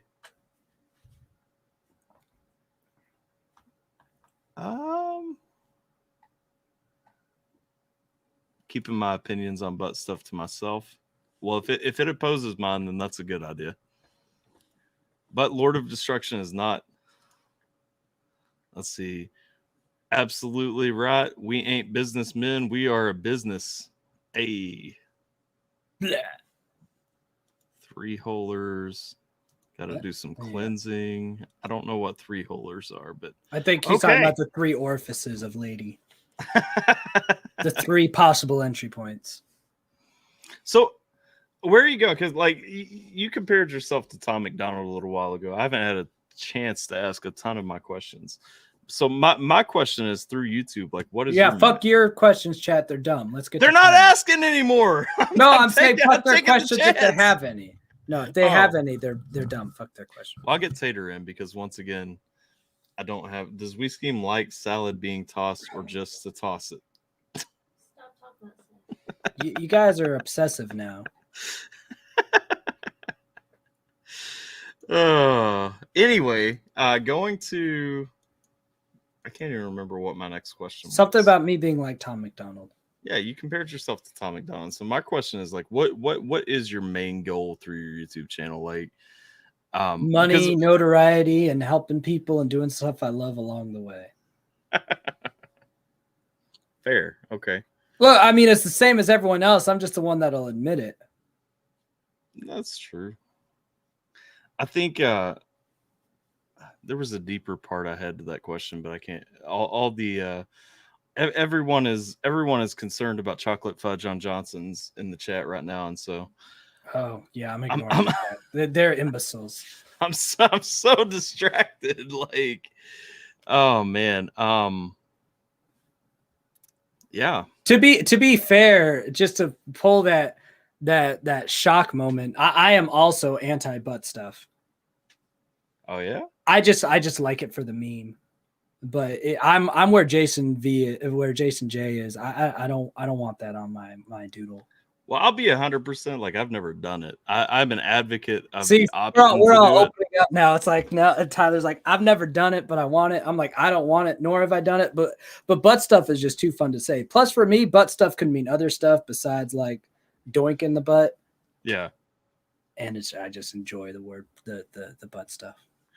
Buddha says, "Bro, I like your style." I assume that is for you because I have his phone number, so he would have texted me that if that was what he wanted to say to me. Let's see. What is the fourth hole? He said 3 holes. Hands? Nose? Ears? Hey, if they gauge the ear. Yeah, that's true. Some people do be having those big gauges that you can easily get through. What? Different topic. But this is what the chat wants. Give the people the what chat they want. only wants to talk about holes and orifices. That is not our fault. Oh man, I'm gonna. Are you cool with like opening it up and letting some people jump in? No, people are the worst. I hate people. Okay. Is that a serious no? First ask a few of your questions that you said you had, and then we could let the scoundrels in here. I'm looking through, and when I try to go through, I'm just so one big thing when you quit your day job and started doing YouTube full time, like what's your grind look like now, but versus what it looked like before? Because I know, like for me, it's mostly like in the evenings and stuff like that. The same, but more structured. Because when I was doing the other job, yeah, the difference now is I don't have to be doing 2 things at once the whole time, but the amount that I was putting into Wii Scheme stayed the same. Like I would literally be on my 15-minute break. Let's film something. Let's edit something. Lunch break. Let's film something. Let's edit something. While I'm working my other job, my other hand is on my other computer doing stuff for Skeem while I'm doing the other job. It was constant work all the time. So now the difference is I don't have the other job, but I put in just as many hours as I did before, probably more. I work 12, 13 hours a day at least on this. So I'm wondering too, because like I know you have a background in production. Did you use your real name in your production work or Wii Scheme? Like, because no, I've used several aliases throughout all of my production and Scheme. Like even when I have put credits on my songs as Wii Scheme for songwriters, I put different aliases. Sometimes I just put Wii Scheme. Sometimes I put random names. Oh, sometimes I feel like I'm just trying to throw people off the trail of who I am. I'm like, I'm gonna put this name here. Well, and that's the thing. Like, I didn't necessarily outright want to ask that because I'm not trying to narrow you down or anything like that. Like, I personally would prefer that you never took your mask off, but you know, like it is one of those things. Like when you're building, because I've done a lot of freelance work, and what made me really start thinking about that was you mentioned Fiverr, you know, in the Attention song a while back, and you know, I think about like the freelance work and stuff. A lot of your freelance stuff is going to be tied to your name, you know. And I know, so like when I put my name out on something, even if it's freelance, like that all builds into the collective. And so I was kind of wondering where you were going with that. Yeah, I mean, I don't remember. I know it wasn't under my name. It was under a business monocle, but it wasn't Wii Scheme. But when I was doing Fiverr, I had a different business name. But it wasn't Wii Scheme. Right on. That was a different concept. Let's see here. It's better than that crazy Buzz Not. Yeah, Big Buzz's interview was a little bit off the rails, but that's because Big Buzz is a little bit off the rails. Be careful of trolls who may be jumping on. Try to troll Wii Scheme yourself. I don't think we've had any trolls. Like I'm impressed because I have on mine. Well, no, I mean I have too, and that's what I'm saying. Normally I do have trolls, but tonight there haven't been any, or maybe YouTube's actually doing its job and blocking them, and so I haven't seen them because I'm mostly just watching StreamYard.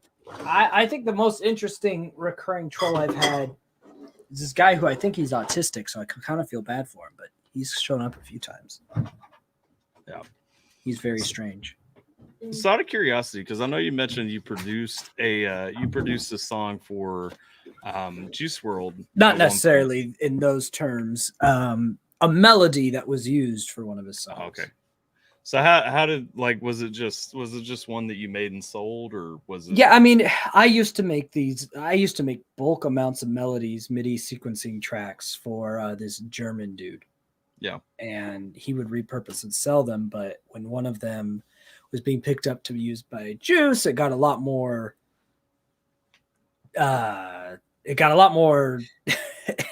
interactive. There was some electronic signatures for NDAs, blah blah blah, and there was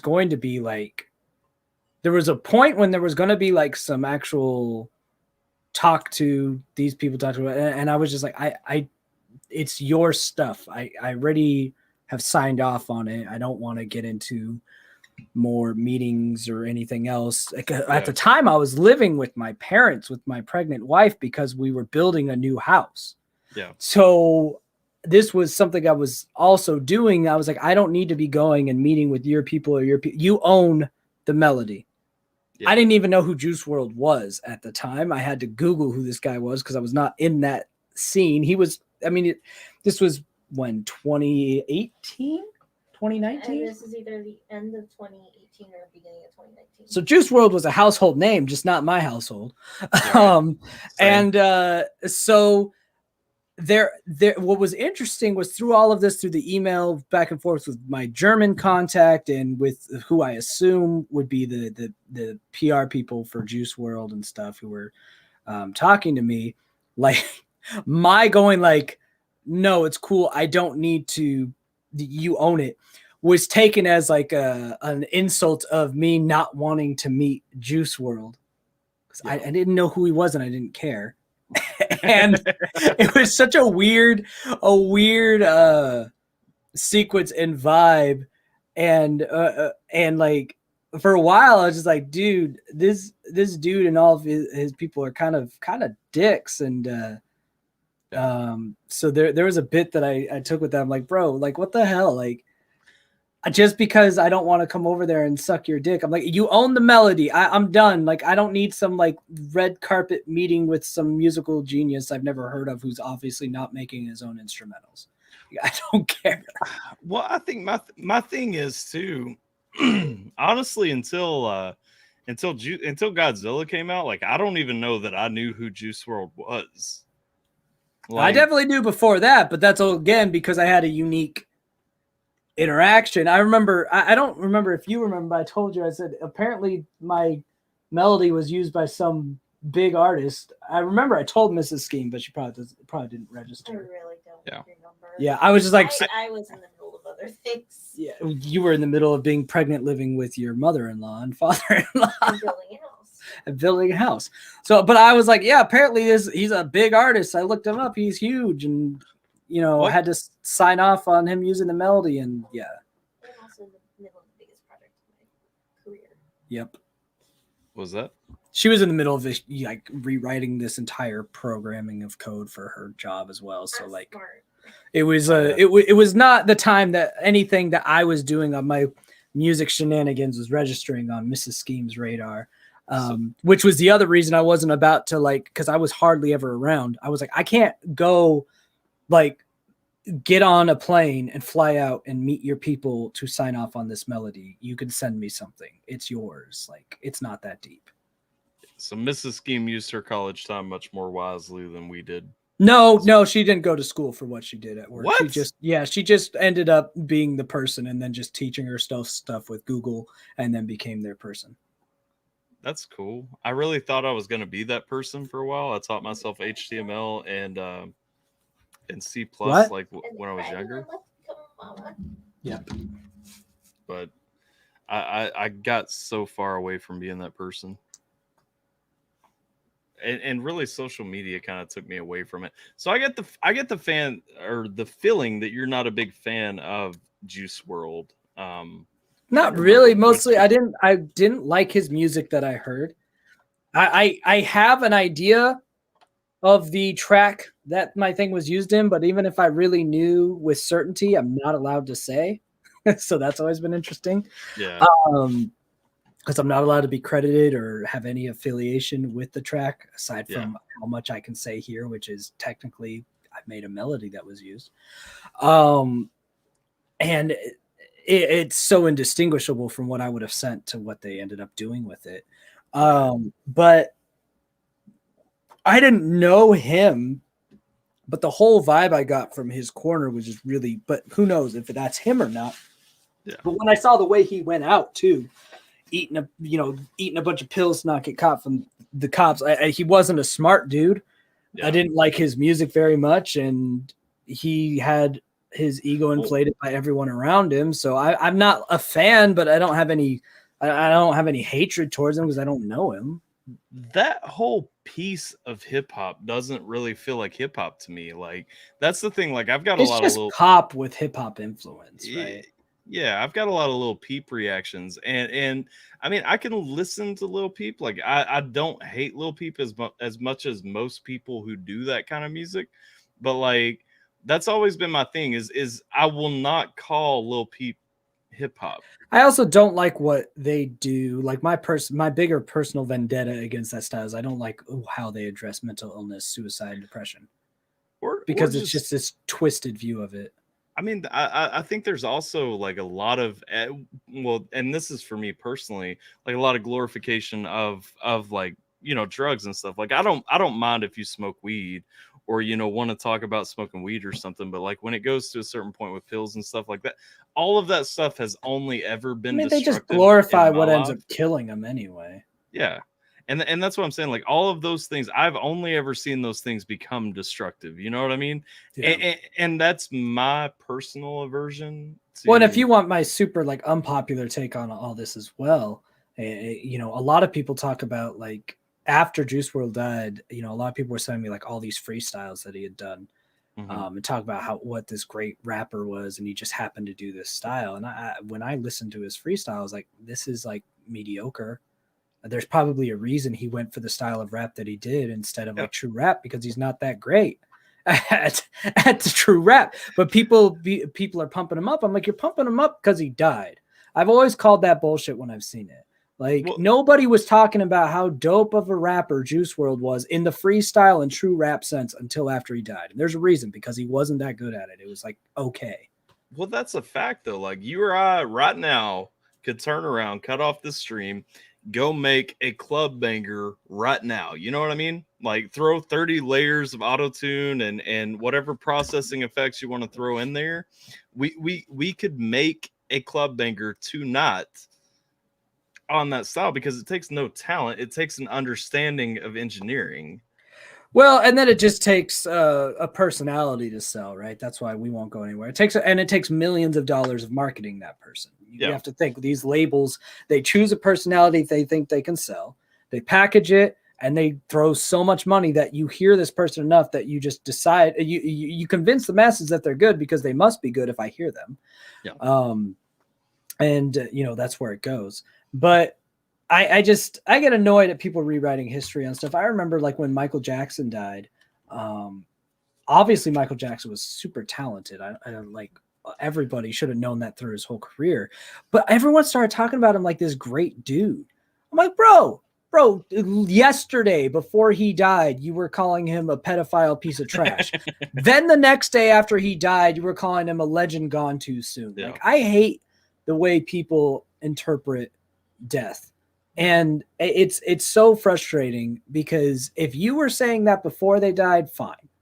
Show that respect. And in respect and honor the dead, sure. But to just try to rewrite how you feel about someone because they're dead now is annoying to me. Yeah. What? He hadn't even done anything good in over like 10 years. You got it. When you talk, you can't mumble like that. I'm talking to myself mainly. Yeah, but I could still hear you. Sorry. She is a part of this conversation at this point. Yes, but only if she speaks up enough that I can hear her. I saw there are questions coming up for her because the chat has provided more questions. But I really, like I said, when I first reached out to you, I mean, one of the main things I wanted to talk about was like that producer kind of shared background that we both have on this and everything. And somehow we started talking about anal sex and everything else. So more important stuff, right? So Peter asks, what is the first song I ever produced? I don't know. I mean, we're talking like 8th grade, man. Like that's how far back you're going to go for the first time I created a song, put it together. I know, but I won't say. You don't know the first song I ever made. Okay, the first one that I know about. Yeah, that probably isn't the first song I ever made. But the first song that I probably ever produced and like put anywhere would have been some comedy techno song. I know for a fact, like I started off, like I taught myself, I was playing in rock bands and I started off using like Acid Pro, which definitely I feel like shows my age. But I had this pirated copy of Acid Pro that I used the CD key. I mean, I think I don't know what a statute of limitations would look like for that, but I think 20 years is a pretty good distance. But like I cracked a key for it and taught myself how to like produce a little bit and stuff. And so, did you ever use Acid Pro? Yeah, I actually did use Acid Pro way back when. I still have it, and I can pull up some of my oldest projects with it. I still have it just so I could pull into some of my old projects still, and then export them as WAV files and edit it elsewhere if I want to. I'm impressed that like all that stuff is not fried now because like you can't find really Acid Pro anymore now because they got bought out by someone. Yeah, it was Sony, and now I don't know. I think maybe Magix took it over. I don't know. I haven't used it in ages, but Acid Pro was my main DAW for a long time. Yeah. Fruity Loops is shit, Sweeney. Get off of that. Out of curiosity, what do you use now? Reaper. I haven't used Reaper. Most people haven't, but it's beautiful. I used Sonar back when you actually had to buy the production suite, so I still just kind of use Cakewalk, even though it's free and gets looked down on because of that. But I still have all the premium plugins because I had a license for Sonar. Hey, technically those plugins could be used on most any other DAW, but then you have to learn a new DAW, and that's not worth it. That's what I'm saying. Like I've always done my stuff Windows based because I didn't want to buy a Mac. Well, I have a Mac and I don't do any music on it at this point. I could install Reaper on it, but then like I'd have to re-download. I just have it. I probably will at some point because I know the music editing flow would run smoother on my Mac, whereas video editing would run smoother on my PC because I got the beefy gaming graphics cards. Yeah. It's just a whole other learning curve to do, so it just hasn't been worth it yet. And I really feel like a lot of people don't appreciate that when you're talking about music production. Don't appreciate how much it is about like personal feel. You know what I mean? Mm-hmm. As long as it sounds good, it's not about the specific way you got to from point A to point B. Because when I talk to professional producers, I'll hear like completely different ways, and usually like I guess technically I'm a professional producer, but like the ones who have like been in it a lot longer than me or have done it for like major artists, they completely have 100% countering views from each other. Like there's one guy I saw and he'd done stuff for major artists, and his workflow had like 9,000 tracks for every vocal layer. Like each vocal layer, he had a separate one for every effect that he was using. He wouldn't like chain link them. He's like, it won't be the right sound unless it's separate. And then another one who's produced for just as big of artists threw like everything into a single track, no matter what he was doing. So did you know that Jack White will not, if you record in his studio, he will not let you go beyond 4 tracks, period? What if you have more than 4 instruments? No, not allowed. like straight up, look it up sometime because I feel like you would be mind. So I would never go to that man's studio. Then I'm gonna tell you how I found this out, and you're gonna laugh. But dude, his songs must sound like ass. So Jack White, what does he make? Friggin' the White Stripes. Oh well, that's cheating then, because that stuff sounds the same live as it does recorded. No, but he has a studio. I think it's in Nashville. Yeah. And I found this out because I was listening to an ICP interview because those guys actually entertain me. They're funny. Outside of their music, I hate their music, but they're funny. Outside like of their when music, half their vlogs are just blowing shit up. Yeah. But so I was watching one of them. They went to Jack White's studio and they were doing a track with him. I have no idea how that collaboration happened, but I really ICP collabs with some random people. Well, but they were talking about they're like we went to a studio and he's like, yeah, it has to fit in 4 tracks, and they're like, come to ours and we'll give you like 30 tracks on Pro Tools for yourself, like whatever. But they're like, so we went down, we're trying to rap with each other over his beat and everything. I'm like, how I guess he only does like analog recordings too, though. Well, he's basically been built up on the what's funny is that he only does 4, because you would think he would be from the 8-track generation, literally called 8-track, and you could track that out to 8-track. But yeah, I that style though, like you're so limited, and I've definitely met producers like that are stuck in analog when analog in this day and age doesn't give you much of a better sound anymore. I have a 4-track Tascam mixer, and I've honestly never even plugged it in because it's shit these days. It's and when you said that he's the dude that's mixing and with the White Stripes, that made perfect sense, because old school rock bands, their recordings, unfortunately, as far as I hate how it sounds, and I would rather just listen to it live. There's a whole like niche of music that sounds 100% in every way better live, which is frustrating because what recorded music should be is a version of the music that you can't achieve live. That's why else would you be recording it? It used to be that should be the live version recorded, but in modern music that doesn't even make sense. That's not the reason you have the music recorded anymore. As a huge Smashing Pumpkins fan, like I'm never gonna argue with you, because the Smashing Pumpkins are easily my favorite band ever. And like when you look, you can't have that sound without having piss. You can't have that sound without, several layers going on. And when you replicate it live, you have to do some gimmicky stuff and all that, and that's fine. Or you do a cool live rendition of it, and I like all of that. What I can't stand are bands that limit their recorded performance to what they would be able to accomplish live. Well, the recording should be you selling like a perfect like masterpiece. You know what I'm saying? Pitch perfect. So you pitch correct anything that's even Yeah. like a subfraction off of the actual note, even if you hit the note, but it's not, you pitch correct everything, even the notes that are hit. You make it sound perfect, crispy. You add layers that could never even make sense live. It should be a whole different form of the art form. Yep. It's a play versus a movie. There's only certain things you could do on the stage on a play, and there's a certain appeal to it. But if you're filming the actual fucking movie, you use special effects, you use visual effects, you edit after the fact. You don't just make it look like someone took a video camera and recorded the play. The same thing with music. It's smarter to do it that way too, though. Like, because like I said, huge Smashing Pumpkins fan, have a ton of their stuff. You will never see the same Smashing Pumpkins performance live twice. You know what I mean? Mm-hmm. Because there's so much. Billy Corgan is such a studio Nazi, and all that. When he goes in, like everything is recorded in a way that it cannot be replicated live. And that's how it should be. Yeah. You can't. The Avengers Endgame can't be done live. Right? But you could do a cool different version of it live that would still be very much appreciated and have an aesthetic that would be appealing and unique. But that doesn't mean you make the pre-record version a piece of shit. Right.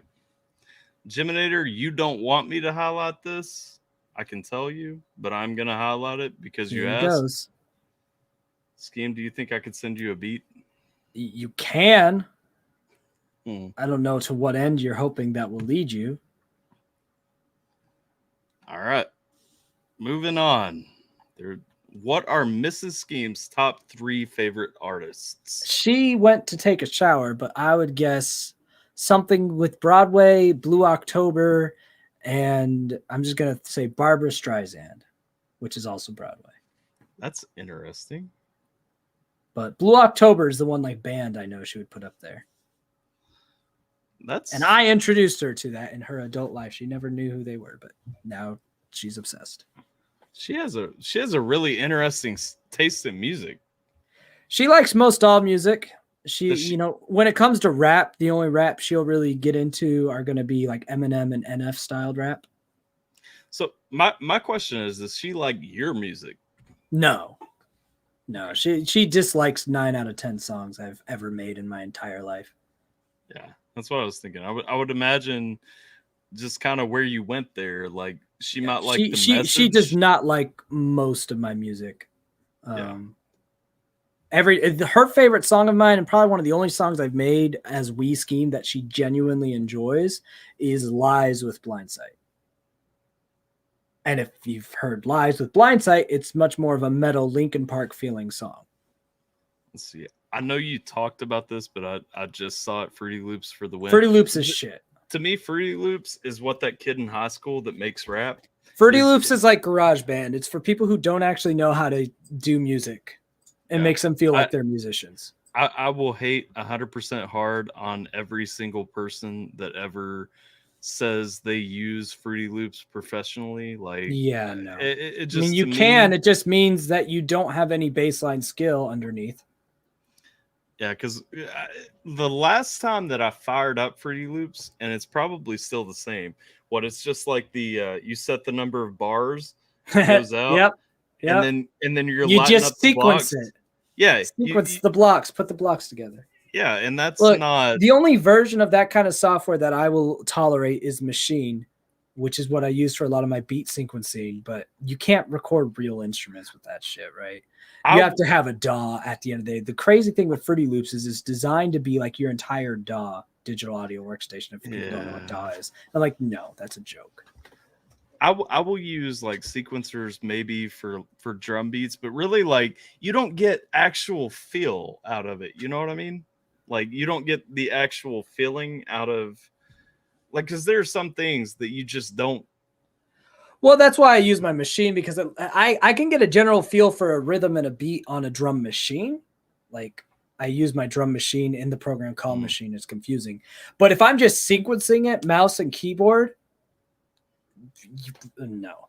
It feels too mechanical. It is mechanical. That's why a lot of these beats that we listen to are trash these days. Yeah. That's why trap as a genre exists, is because of Fruity Loops and stuff like that. Trap is utter asshole. Every little bit that's ever been done with the label of trap is just garbage. I do like some trap beats, No, they're garbage. but only when I'm like zoning out listening to them. No, and I'm no. like, Trap is if you're fucking high, too tired. What, like the fact that that's used for a party. I'm like, I'm so glad I got my partying done in my generation, because you know what we listened to when we partied? We listened to Crunk. We listen to Lil Jon. We listen to stuff that's like hardcore, grind some ass, let's go. These days, boom.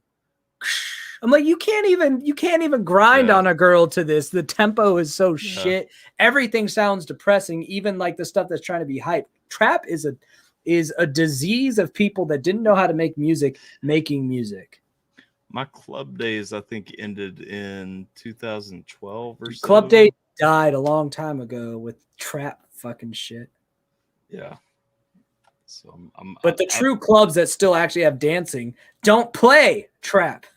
The only ones that do are the ones with the DJ that takes 20 minutes for a beat drop, but everyone has to be on acid to enjoy that. Don't hate.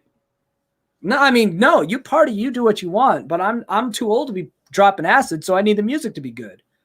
Well, some of us are still actively trying to entertain people as DJs. So, well, as long as they're popping acid for you, they'll love it. Jean La Joye's song, Michael Jackson's Jean Lajoie. I don't know how to say his name. He's French Canadian. His name's Jean Lajoie. They're talking about Michael Jackson is dead. Michael Jackson is dead. Don't pretend you give a fuck. Yeah, that's Jean Lajoie is a comedian. Used to run the YouTube circuit. Then he was on Comedy Central for a minute. The League.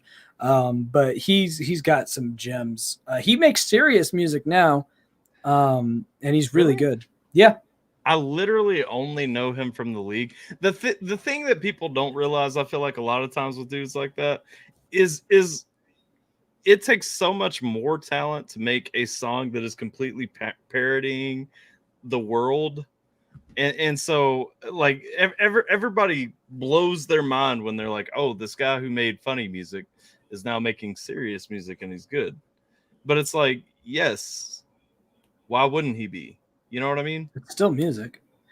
Someone's made the similar comparison to, like, a lot of people think that, oh, a comedian switched to real acting. It's like, well, which do you think is harder? Because what do you see more often? A comedian successfully doing normal roles, or a normal actor successfully pulling off comedy? Yeah. Take a break, Delinquent. That's a really easy answer. You're a small channel. You got nothing to fucking lose. Take a damn break.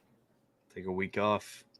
You're not Skeem. You have to put out a video every day, or everybody's going insane. Yeah, you're a small channel. Just take a break.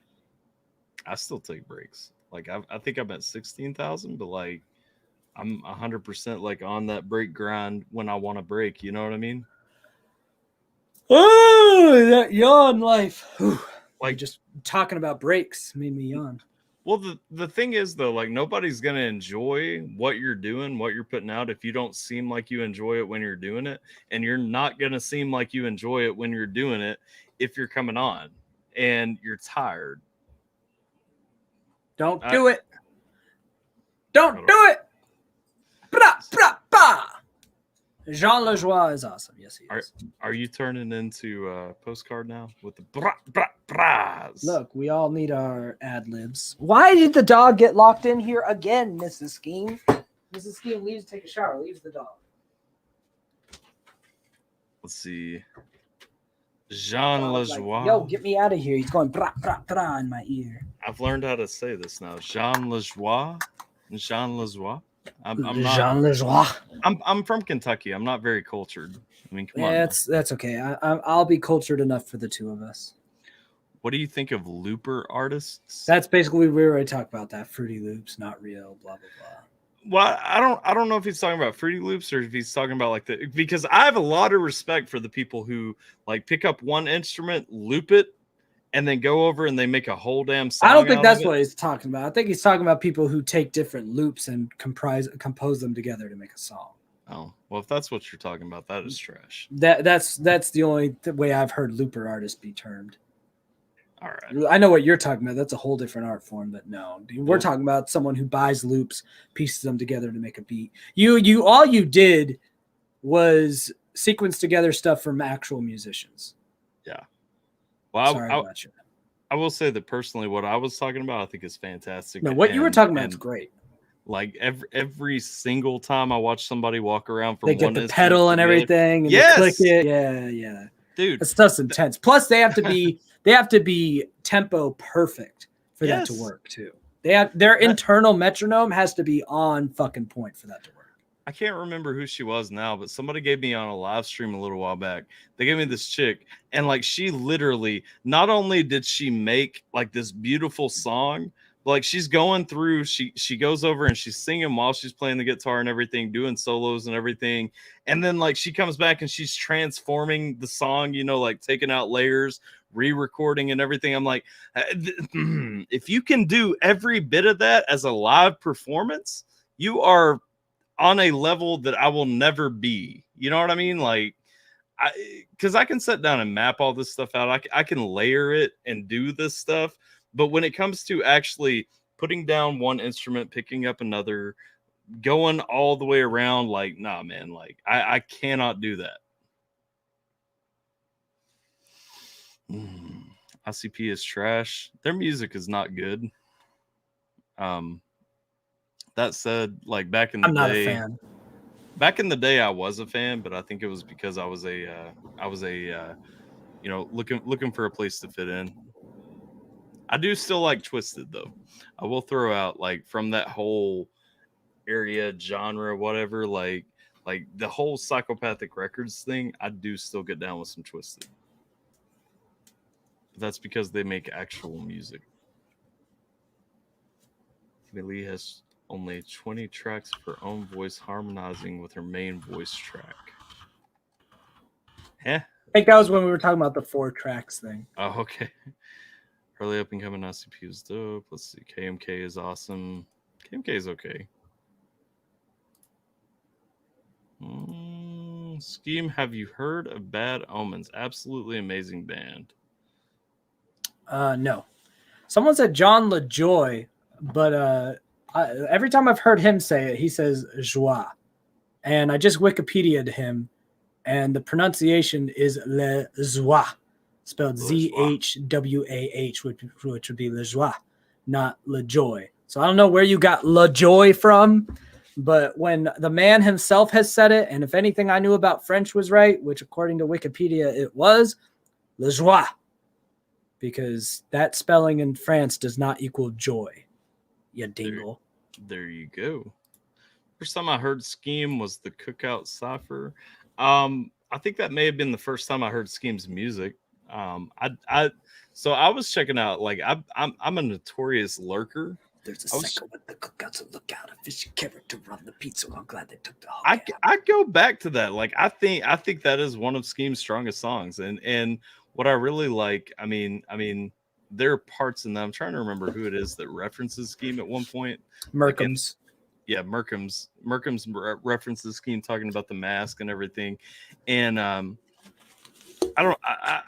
think that was probably the first time that I actually listened to Skeem's music.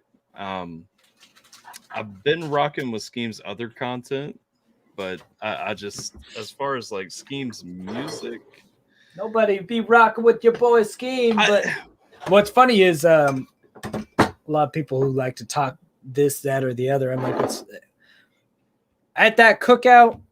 Most of the people on that cipher had already listened to my music before we were on that cipher together, and everyone who hadn't had afterwards, and every single person on that bitch respects what I do musically and respects my music and thinks that I'm good at it. Even the ones that don't like my music think I'm good at what I do. So it's always funny when like random assholes try to dog on what I do. I'm like, you know, what I do is intentional, and your favorite rappers on this platform think what I do is good. You realize this, right? Like they actually like what I do because they understand what it is that I do, unlike you. yeah. I think the message pulls people in a lot, like that, and that's where I go back with your stuff. Like, I do think that the personality is really what gets everybody to come, because I know, like I said, I started rocking with you from your reactions, started watching your gaming streams and stuff, but like the music was always kind of an afterthought. Like, I never really checked out much of it besides like the plugs that you would put in your videos and stuff. But recently when I started listening to the music, I really loved the message. And so I don't know. I feel like I'm the majority. I feel like I'm the poster child for the majority of the people that rock with Wii Scheme, like on a deeper level. You know what I mean? On that sexy deep level. So Mrs. Scheme, I had Blue October, right? Then Queen and Reliant K / Hamilton soundtrack / all right, so those are Broadway things. So I had 2 out of 3. I said Broadway stuff and Blue October, and then she added Reliant K as a wild card. I'm a little shocked with Reliant K. Isn't Reliant K a Christian alternative band? Yeah, but they're really good. So, okay. Reliant K, don't be sleeping on some Reliant K. The best Christmas album I have ever owned as outside of Frank Sinatra is a Reliant K album. I think Mrs. Scheme may be the 3rd person I've ever met in my life that would put Reliant K in their top 5. I wouldn't put Reliant K in my top 5, but I wouldn't fault anyone who does, because if you listen to the extent of their library, like what their early shit was really cringy, terrible stuff, but they have like 3 albums from their prime that are those albums that you put in that category of like, this is perfect front to back. They had like 3 in a row. They were just like slapping them out.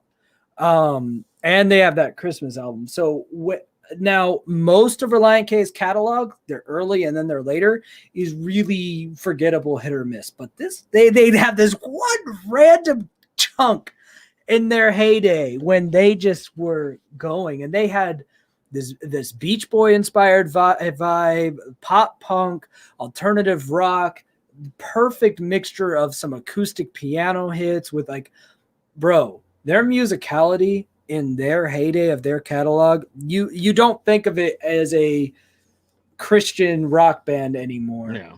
And they weren't even heavy fisted with the messaging in that part. So like, yeah, don't be sleeping on some Reliant K from their prime. It's kind of like Norma Jean. I've always really Norma Jean. Shotgun. Hey, they named a song Shotgun. Said it twice. Fun fact: when that song, because when did that song was on? I'm trying to remember which album that was off of. Very early one. That was probably their 1st or 2nd album. Okay, it wasn't when it first came out then. When I saw that was from Bless the Martyr, Kiss the Child, which is 2002, and it was called the Shotgun Message. I had it wrong, but there the you Shotgun go. Message. So before they played that song, I saw them in 2010 at Mayhem Fest, and before they played that song, it's one of my favorite concert experiences ever, because that was when they had gotten the new singer. And he came up, and this was like his first big tour. He had been out in the crowd, just fucking around with everybody, and comes up on the stage, and he's talking about someone stole my sunglasses, and I'm pissed. So now we're like singing this song, and I don't know what was so magical about that moment, but it was. And then he just started screaming. Yeah, and then he just started screaming like crazy. Does. I love Norma Jean. I'm not even gonna lie. Like it's one of those obscure bands too that you can never mention to people, because every time you say, "Well, who do you listen to?" and I'm like, Norma Jean. I like Norma Jean. They're like, who? And then it's so in that circuit you also have like As I Lay Dying, who the singer murdered his wife or something. August Burns Red, Devil Wears Prada. There was this whole like sect of Christian screamo bands during that time that were all better than the secular screamo band counterparts for some reason. And everybody in the screamo community knew it. Like everybody knew the best screamo was Norma Jean, August Burns Red, Devil Wears Prada, and As I Lay Dying. all Christian bands. They were all the best, and everybody knew it, but nobody wanted to talk about it. And it was so weird to go to those concerts because like you have all of these like death metal screamo enthusiasts, and they all know what's up because between every song they're like, hey guys, don't forget we're doing this for Jesus. And like the mosh pit goes back. The early 2000s were weird, man, but that's what it was. Did you ever listen to Underoath? Because I feel like they fall into Underoath went like anti-Christian recently. They're like, we're not Christian anymore. Fuck Jesus. I'm like, whoa, Underoath, calm down. Who hurt you? I remember because they came out with their most recent album, and everybody's like, Underoath just cussed in a song. Like, what is happening? And then they like doubled down on it when people question them on it. Yeah. They were like, wait. Are you just okay with swearing now? They're like, no, fuck all y'all. I'm like, whoa. Who hurt Underoath? They used to be such Jesus guys. Somebody hurt them. Dr. Atheist must have gone to their house and just spread the word of atheism to Underoath, and they just had enough. I'm glad we can share that because it's so rare. Like now that you can talk about anyone who's old enough to have been into screamo in the early 2000s knows about that scene. Yeah. Because the Christian screamo led that scene for some reason, and nobody knows why. Yeah. I mean, even in some of the heavier metal, the biggest known name in heavy metal at the time, even before Linkin Park started to become a household name, was POD. Payable on Death. They were a Christian band. They were the ones on the MTV circuit even before Linkin Park. Yep. There was the early 2000s, late 90s, the main the screaming music. If music had screaming, the best bands at it were Christian bands. And even Linkin Park, half of their members were Christian. Their bass player went to a church like down the road from where I lived. I tell everyone, and you can disagree with me, but I don't necessarily think that you will. I tell everyone, so I get a lot of hate because when I say like what music I listen to, I'm like, yeah, I could respect the impact of the Beatles and things like that. I don't listen to it, but like I love, to me, the best. We Christians have a lot of hidden rage, Mrs. Skeem said. Because you're not allowed to have all the butt stuff and fornication you want. So instead, you make bands like Linkin Park, which again was mostly founded by Christian members. Underoath, As I Lay Dying, Norma Jeter. You just start screaming so that you can't fornicate whenever you want. Yeah. But I think like the 90s and the 2000s, to me personally, was like the best era of music. You know what I'm saying? Like, it hit you at the right time of your development, though. That's when you're the most. Everyone's going to have your age, whatever music was coming out between the time that you were like 14 and 24 will always be in your mind the best era of music. Every single person without fail. And there's nothing wrong with that, but it's always going to be true. It's not because that music was any better, but the music that came out between 14 and 24 will always be. That was the decade of the best music that ever came out. It's the same for me too. I just happen to be aware of why I feel that way. That's fair. I guess that's fair, but I mean, even looking further, like when I look at it, like I am not going to put on the Beatles over anything else. Like I can still find a reason to put on Aerosmith sometimes. I'll put on the Beach Boys or the Beatles over some stuff if I'm in that mood, but I have to be in that mood. I have to be on the beach. Or wish I was on the beach. But I mean, I feel you. I do think there is some merit to the musicality. The unique thing about because we're around the same age, it seems. Yeah. The unique thing about our decade, our 14 to 24 decade, was it also represented some of the last really bands that cared a lot about just being true bands without any electronics with them. There was still a lot of that, right? Bands that didn't have heavy synth influence. And now even like Imagine Dragons, who's a rock band, is half synth. So there is that interesting departure. But then when you really look at it more critically and objectively, what was our pop music for most of that time? What was the popular music? It was club music. It was just as trash as mumble rap, just with instrumentals I think are more fun to dance to. It was Lil Jon, Akon. Yeah. It was the same horse shit with a different label. It's just the underground that we always appreciate more, that we were into at the time, that doesn't really exist now was a certain aesthetic. Right. But yeah, the 14 to 24, whatever came out during that time, or whatever you were listening to, if you weren't listening to the music coming out at your time, whatever you were listening to between ages of 14 and 24, that's going to be your music till you die. Yep. Skeem, I love Hamilton. Mrs. Skeem is all about Hamilton. Wii Scheme, can we do a stream together one day, sir? Maybe. It's a trap. Let's see. Next time Wii Scheme takes a break will probably be when we're in the hospital. Probably. I don't got time to break. I got to pay for this baby. So what do you think about symphonic metal bands like Nightwish and such? Yeah, no. Not really? Nah. Like Nightwish specifically, or Just, like I just don't like it. Have you heard Trans-Siberian Orchestra? Now that I'm okay with sometimes. I like the Christmas stuff.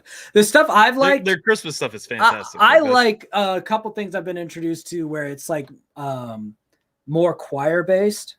You know, the stuff that Serge Tankian fucks around with. Yeah. That's when I like it. But when it's just all like super melodramatic, which is what a lot of that turns into, or super themed, it loses me.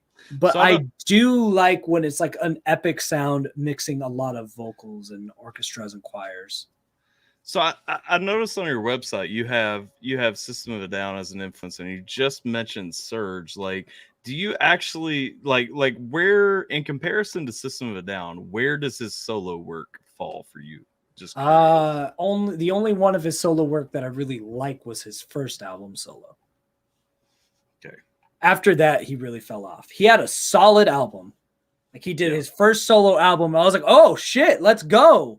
And then he did everything else after that. You know, the first one was the one with like, praise the Lord and pass the ammunition. Praise the Lord and pass the ammunition. That whole album had, and you're welcome for that brilliant Serge Tankian impression. That whole album was full of gold. And then everything after that's been utter horseshit. And System of a Down released 2 songs this year. If you didn't know, they got back together, and they're like 2020 diss tracks, and they're actually good. They're like full form. Speaking of System of a Down, just because it popped into my mind when you said it, one of my favorite videos I think that you've ever put out was when you were talking about YouTube reactors and you were talking about content thieves and everything. And you are one of the only other people on YouTube that I've ever seen call out Laid Back. Dude, no one wants to call him out because he's a good dude and like a cool dude. Yeah. But that wasn't going to save him from my wrath there. I feel like he's a dude that I would want to hang out with. He seems like a super nice guy. He seems like a dude that I would absolutely like in every way, but that does not change the context of what we were talking about, that he's a damn content thief so far as that's concerned. But at least he has a personality to give some reason to watch him, unlike Two Lit Mafia, who doesn't even have a personality. I don't even fucking know why people watch that guy. Because his smile is infectious. Tom McDonald told him so. Is that what it is? I guess. I don't know. But I at least understand why people watch Laid Back. Yeah. Yeah, I can see that. I just noticed Dr. Atheist was here too. That's probably why you mentioned him a minute ago. Yeah, I'm always ahead of you on the chat. It's okay. Yeah. I got that pro multitask read the chat thing down. Well, my thing is like I have to click on them to highlight. Yeah, so you got to do the other extra shit. I'm usually pretty good at like multitasking and keeping up with my chat, but when StreamYards comes in, it's just this whole other thing. Yeah, it doesn't sound fun. It's not. Like it's good for things like this, but it's bad for everything else. Leave everything I read on Wikipedia as well. Oh, Sweetie TV took shots at you because he was talking about that pronunciation. Look, just because he's wrong doesn't matter, right? Like, and here's the thing about Wikipedia. That's like the Wikipedia is the dumbest thing to try to dog on, because you could literally see every cited source from Wikipedia and just figure out if it's legit or not. Yeah, like so easily. Yeah, people like anyone can edit it. No, not really. Yeah, there's a rigorous thing that prevents you from just editing what you want.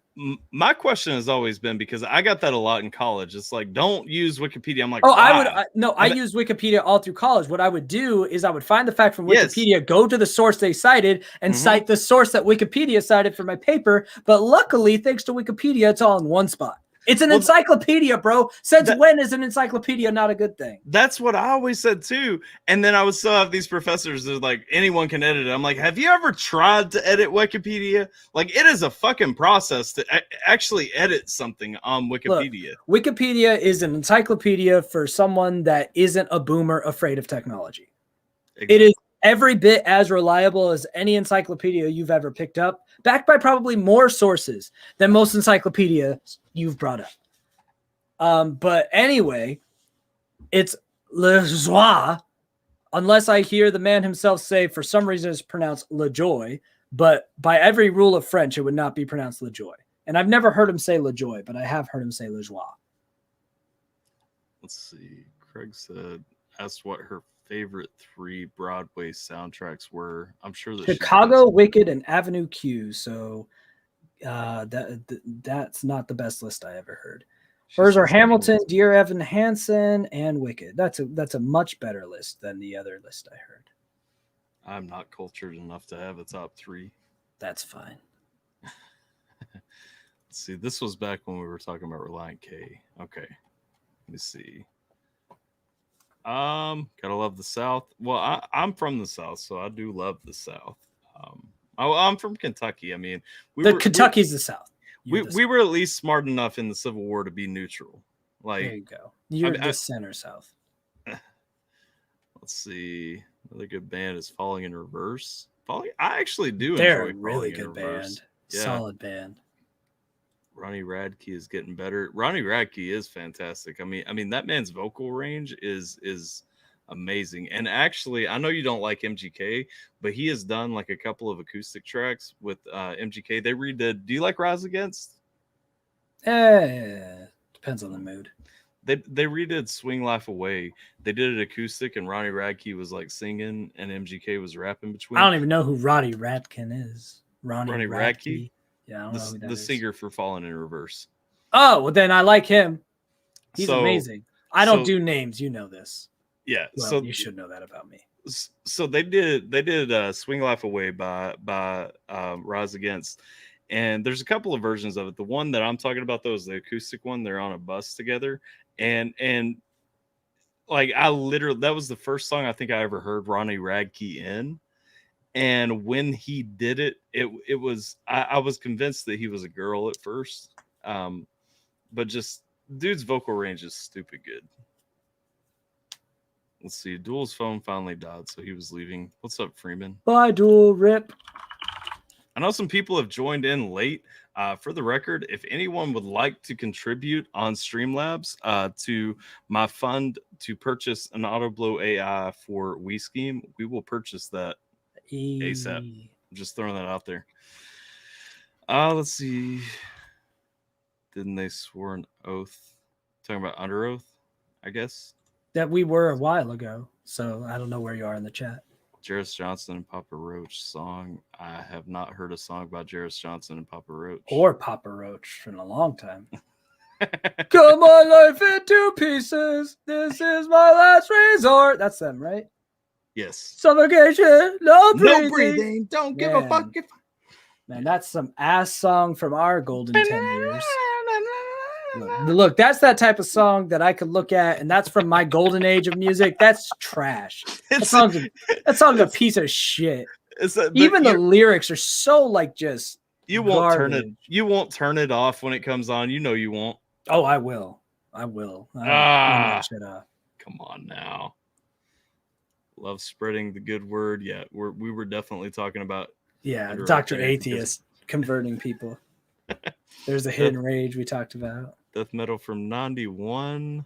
But he missed the screamo of the 2000s. Rip to Freeman. He missed the golden era of the angry Christians taking over the scene. You missed when people finally figured out how to do it right before they forgot how to do it right. Again, right? Because the Christians, here's the thing. The reason the Christians owned all screaming music is because one thing that the Christians understood because of growing up in church was even if you're screaming, you have to give it some meaning and make it have a harmony and actually be screaming some notes. But that's been forgotten. Yeah.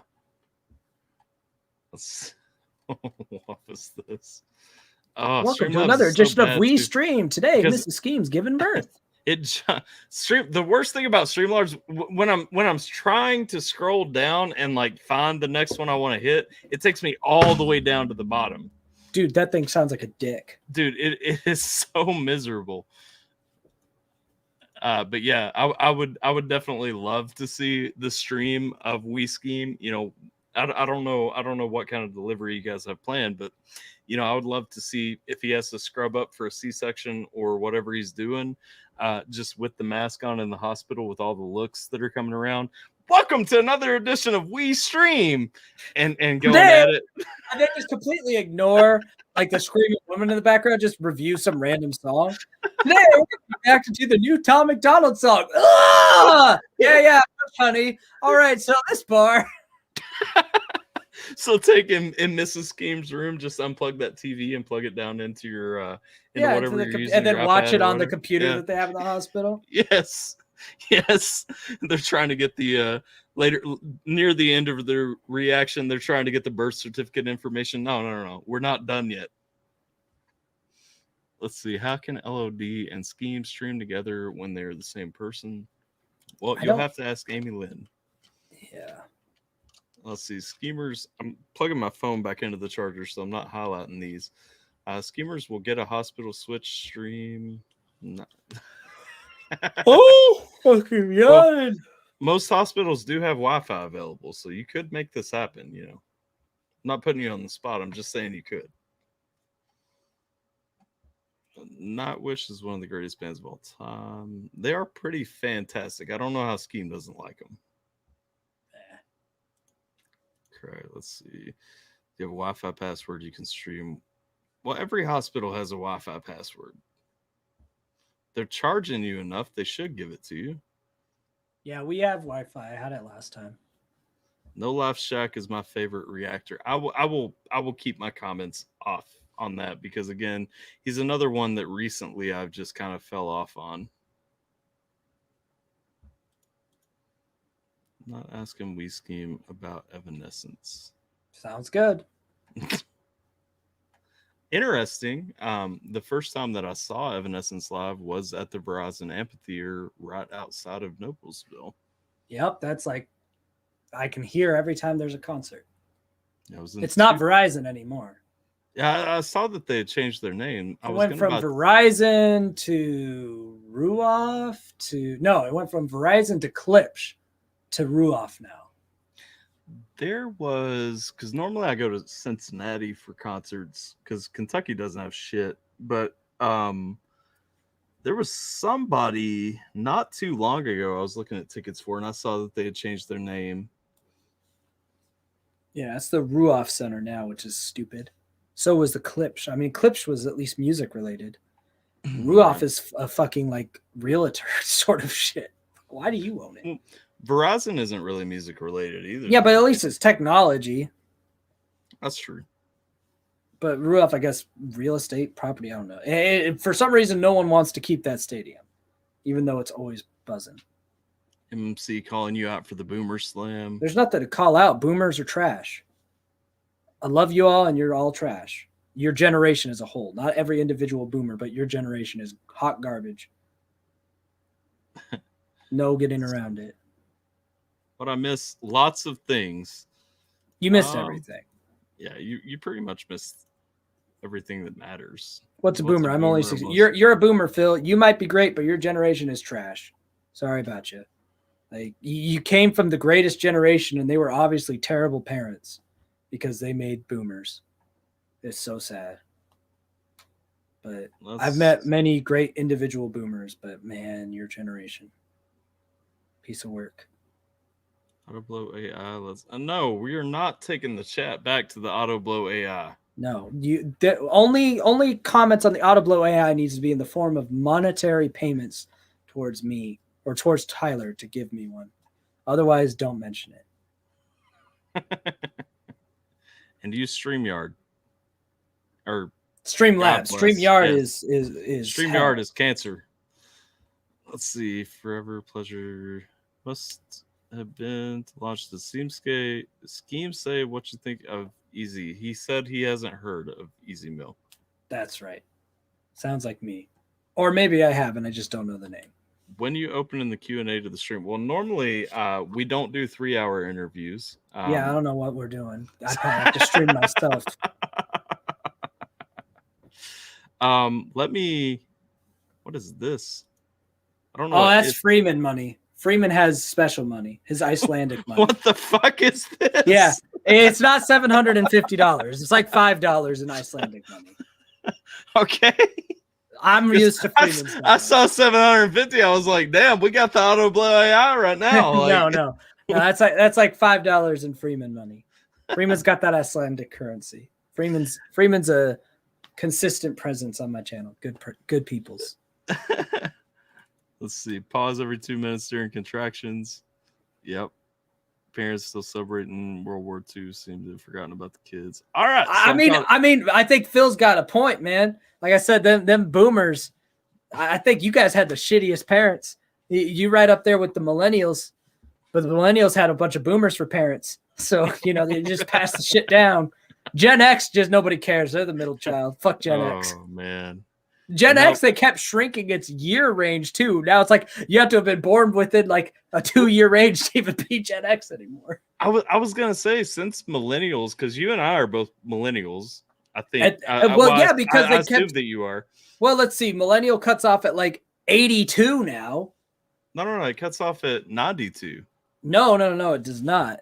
Does it? No, I'm talking about starts at like 82 now. Oh yeah, okay. Well, when millennial was being devised, it started at like 95, and then they just kept pushing it back and dissolving Gen X because like fuck Gen X, nobody's Gen X anymore. And it used to be that millennial was Gen Y. These people suck so much they have to fall on one side. Oh, those are some 80s babies. Fuck them. Fuck Gen X. They don't exist anymore. Oh man, it's so hard to be in Gen X because they shrunk it so much. But you're either boomer or millennial, pretty much. But yeah, I was not a millennial until very recently when they once again extended the. This is why nobody should take sociology seriously. By the way, sociology is a joke. Psychology is real. It seriously is. Like, bro, you can't even figure out when to determine significant variance to personality based on birth. Psychologists could tell you that really quickly, and they would not define millennials the way sociologists do, but they also don't care about generations as much because they're meaningless the way that the sociologists define them anyway. I'm going to tell you, speaking of sociologists, when I was in college, I had a friend. He was a sociology major. What we were a all in my pathetic house. person. Yeah, absolutely. We were all at my house. We were drinking a little bit and stuff, and he was trying to argue with me about history. He was trying to tell me when the Republican Party was founded or something. I'm like, it wasn't that long before World War II. Like, and he's like, no, you don't know like all of this. He's like, I'm a sociology major. I have to know all the things about everything. I'm like, well, I mean, the Republican Party was founded with Abe Lincoln, technically. Yeah, well, that's what I was saying, and he's like, "No, Abe Lincoln wasn't a Republican." I said, "He absolutely was." Like, you can. He started the Grand Old Party. That was him. I'm like, you can absolutely look at any source and see that. It started with him. He was the first Republican president. That was it. That was simultaneously my favorite Wikipedia discussion because just real quickly, because we lived in the modern age. You could just type in Abe Lincoln. Yeah. I went to Wikipedia. I looked up Abe Lincoln, and I'm like, here you go. He was a Republican. And he's like, you can't trust Wikipedia. I'm like, what the fuck do you think read? It's just going to lie to you straight up? Wikipedia's just wrong about that? Because nobody would have corrected that. Like, yeah, nobody ever. Yeah, no. What the hell, bro? Abe Lincoln's a Republican. No, actually, he was an anti-Mason. No, he wasn't. No, he was a Republican. Yeah. Dude, sociologists are just dinguses all around, though. But end of the story, he actually cried that night over that argument. Well, because he's a sociologist, of course he's gonna cry. Dude, sociology is the most joke of a field that I hate that it tries to masquerade as a science. Yeah. Dear God. Alcohol was the grease for my parents. It was the grease for most people's parents. Yeet. Let's see, Gen Y or millennials. Just saying I'm not a millennial. No, Gen Y are not millennials. I mean, they are. They just changed the name. It was Gen Y, and they changed the name to millennial. Literally looking at how people think, because my wife was born in '96. I'm not sure what era that puts her That'd be in. millennial still. But I don't know, man. Like I feel like it shouldn't be, because she thinks so fundamentally different than people about some things. Like, I'm not hating. Like, my wife is fantastic. I love her very much, but Well, let's see. They've redefined this again recently with the new gen. So let's see where it is now. I found a chart because the sociologists try to be smart. All right. So Gen X. Oh, they've extended Gen X now. So now people can actually be Gen X. Gen X is now 1965 to 1980. ooh. Congrats to Gen X. Millennials, your wife is a millennial, 1981 to 1996, because 15 years seems like. Here's the problem with these idiot sociologists. 1981. If you're born in 81, then you hit puberty before the internet was available at your house. Yes. How is that the same life experience as someone who hit puberty when the iPhone came out? It depends. Like, I was born in '90, and I hit puberty before the internet was available at my house. But I'm also from Kentucky. Well, that's Kentucky. I'm saying, like, generally used, right? In 2002, the internet was generally used. It was slow, but it was generally used. That was still after I hit puberty too, though. But like, we're talking, if I'm born in 81, I'm 13 years old. It's what, 94? Dial-up internet's not going to be mainstream until 95, 96. Like, how is that the same as if I was born in 96? And when I'm 12 years old, it's 2008, bro. There's iPhones. That is not the same life experience. You did this. What? What did I do? These two comments right here that I'm going back and forth between. I'm not dumb enough to be part of Gen Z. Oh, well, she's not part of Gen Z. Gen Z starts in 97. She's But all I'm saying is sociologists are idiots. Because if you want a better cutoff, right? Well, it would be the millennial generation that they want to define by the participation trophy entitlement era. That really, the people you see impacted by that the most were born starting around 92. Yeah, that's really where that is. And Gen X, the tech generation, doesn't start in 1965. You're talking about people born from like 78 to that 91 era. But sociologists can't get anything right. Don't trust a sociologist with anything. The reason we have this idea of like a gender spectrum, which is a toxic plague on our world, especially if you're part of the transgender community, it impacts them negatively the worst. It's all sociologists. Anything you see that's stupid on the internet politically, that's backed by some sort of science, or they say it's backed by science, it's sociologists. So it's not actually science. So just ignore them until they go away. Fair enough. Wii Scheme, I'm not part of Gen Z. Fuck eating Tide Pods. Tide Pods? Tide Pods, man. The Gen Z generation. Big brain discussions. Yeah. I'm going to be 100%. This is me talking to the chat, not talking to Skeem, because I don't want to fluff up his ego. One of the main reasons that I really wanted to talk to Skeem is because I feel like he is one of the only other intelligent people on YouTube.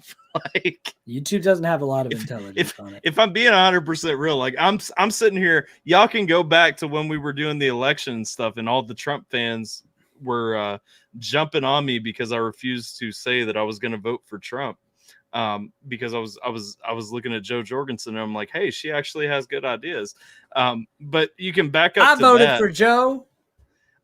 I ultimately voted for Trump, but I did not vote for him because I loved him. I voted for him because I was sick of like just the rhetoric that was coming out. Just nonsense rhetoric. There's a lot of that.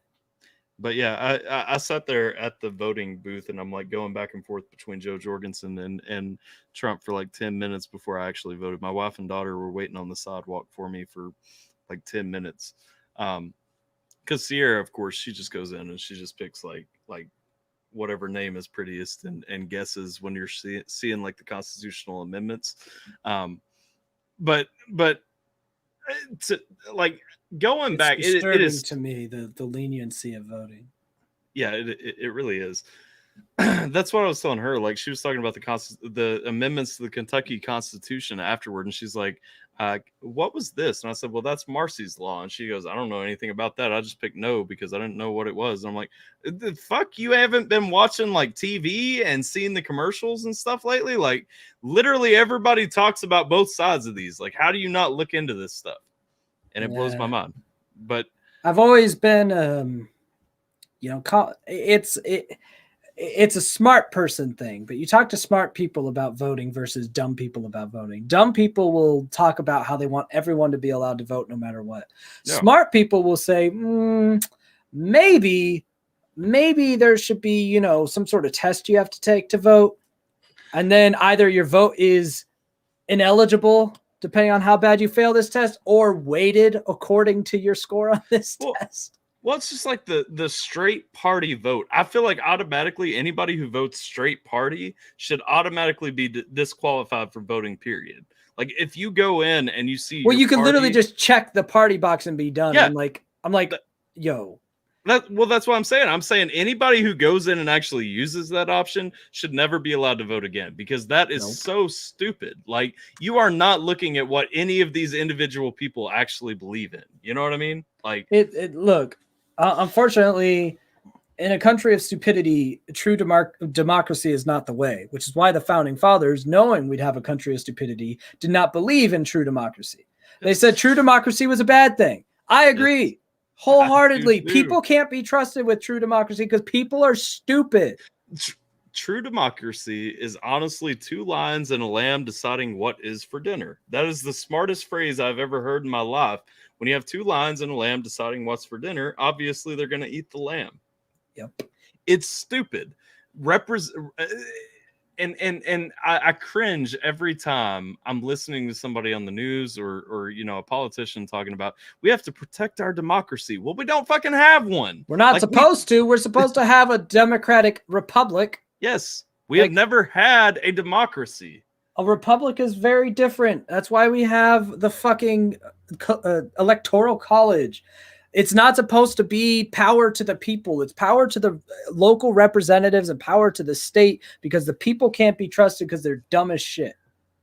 Well, I've said several times too, because there are a lot of people in Kentucky now that are like, we need to get rid of the electoral college and stuff. I'm like, do you not understand? Well, I mean, if Kentucky doesn't want to have a voice ever again. Well, that's what I'm saying. I'm like, as soon as you get rid of the electoral college, the people that are going to get the fucked the most by regulation are middle America. Middle America is where farms are.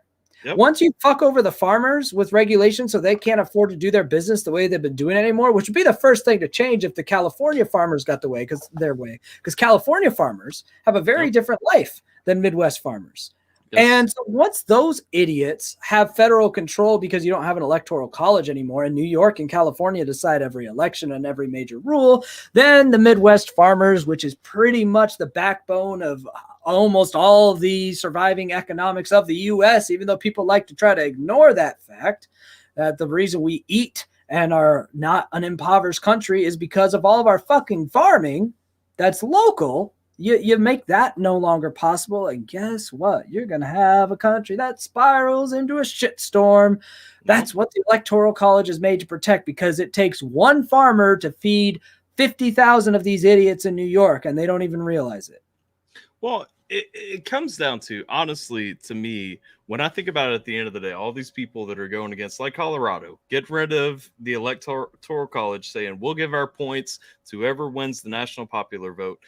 You clearly either don't live in a rural place in America, or you don't understand what is meant to happen. Because as someone who very much grew up in farm town, you know what I mean?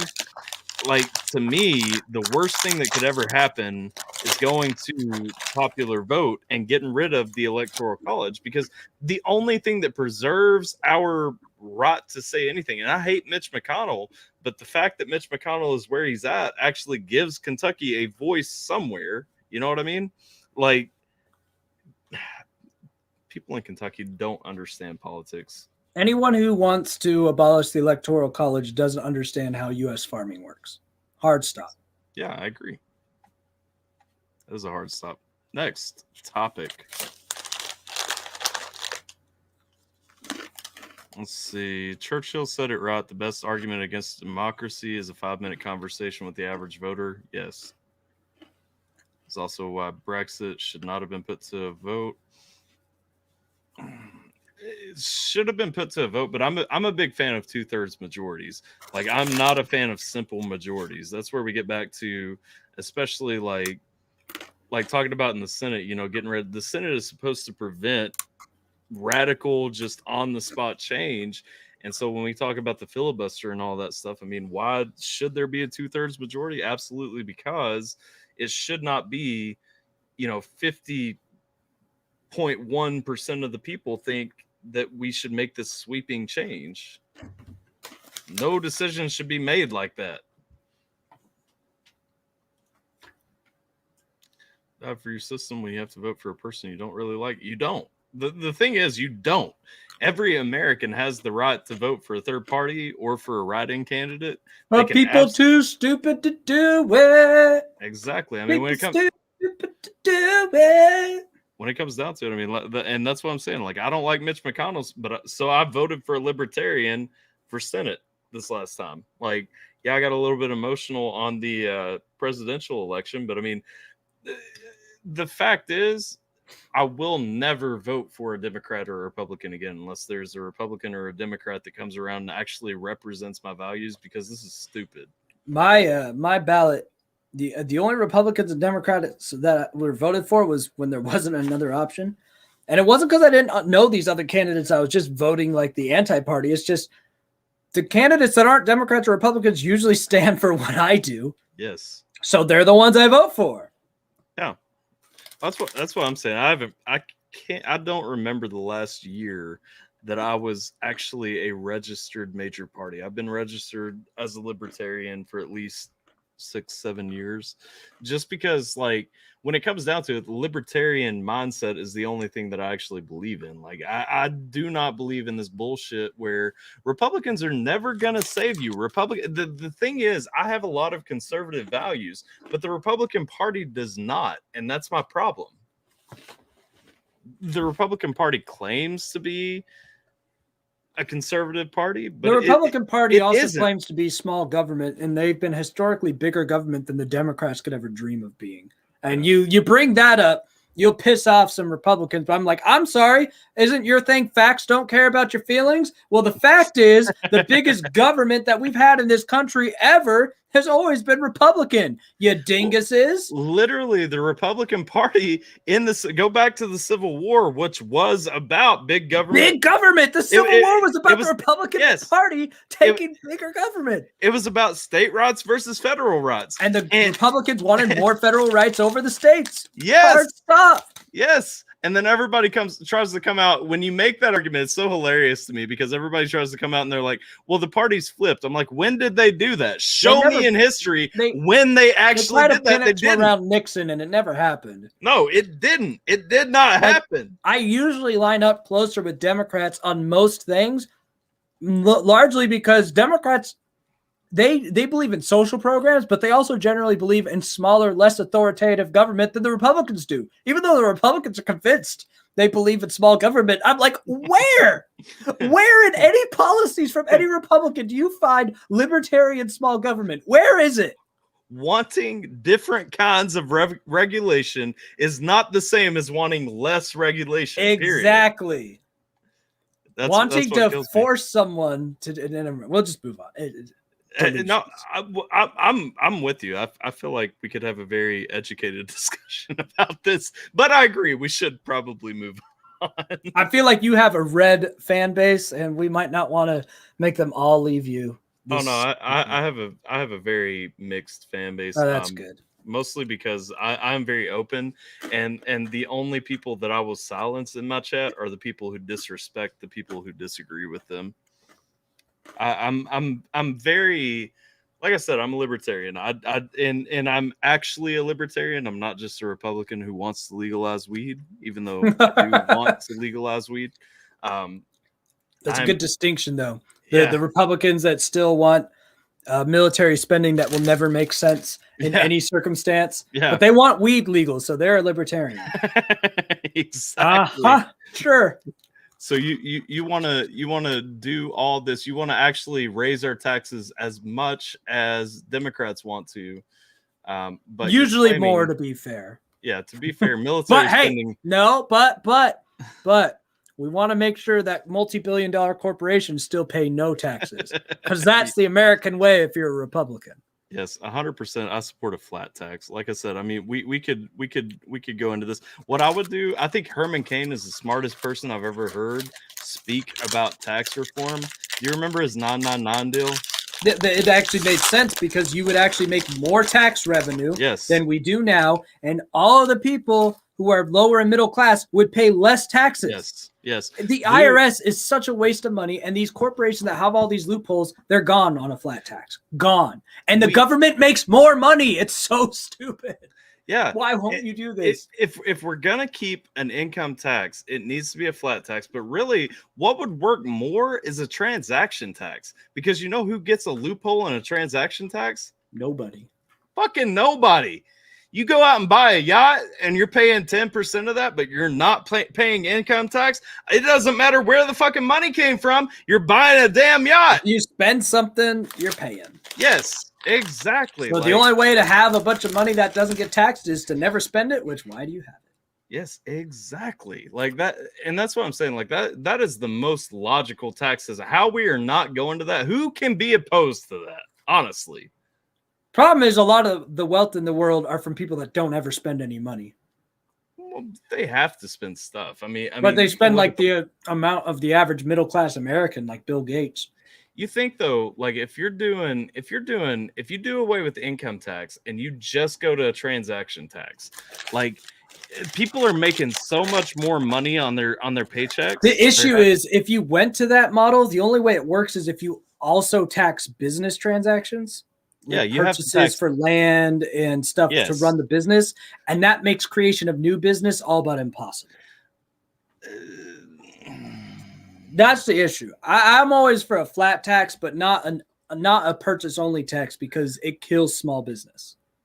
Maybe a smaller flat tax. I don't know. We can plan on our 2024 campaign later. There we go. But I think we're close enough to the same page that we could do it.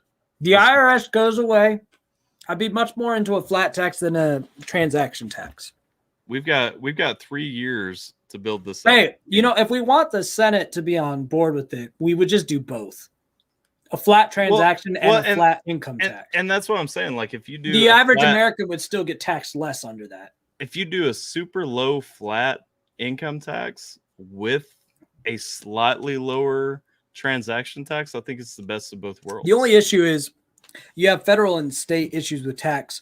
The only thing you're going to be doing is the federal gloss over. So you really can't even control the transaction tax, because then people are going to get double taxed on every item they purchase, because you'd have the federal flat transaction tax, but some states would still have their own state tax because they have their own shit they need to pay for.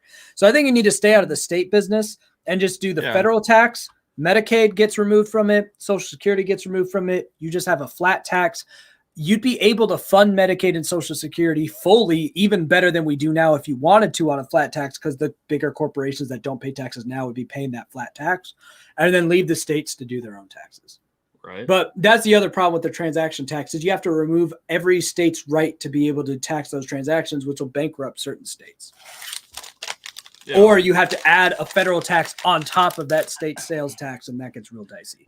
I feel like it has to go on top, though, but again, I mean, I'm also a big fan of state autonomy. So that's where, at that point, like if I live in California, if there's like a 5% federal flat tax on everything I buy, and then I'm hit with a 12% electronics tax in California, well, I'm at like 20. California. Well, I mean, everyone's already trying anyway, but still, it just I try to do things that don't fuck around too much with what the individual states are doing. Right. Well, that thing's gonna sink into the ocean soon anyway, so we don't have to. I've been saying that for 200 years. It's still going strong. Amy Lee Forever says, I keep saying the bipartisan system is our problem. Yeah, it is. I mean, I don't think you mean bipartisan. I think you mean two-party system, because bipartisan is actually a good thing. Bipartisan means you're making a political decision without it being based on party. So I think Amy's actually completely backwards in her terminology insult, but I see what you're saying. You're talking about the two-party system, but bipartisan is not what you think it means in that context. Scheme with the semantics. Love all the different combos y'all had tonight. Yes, I do too.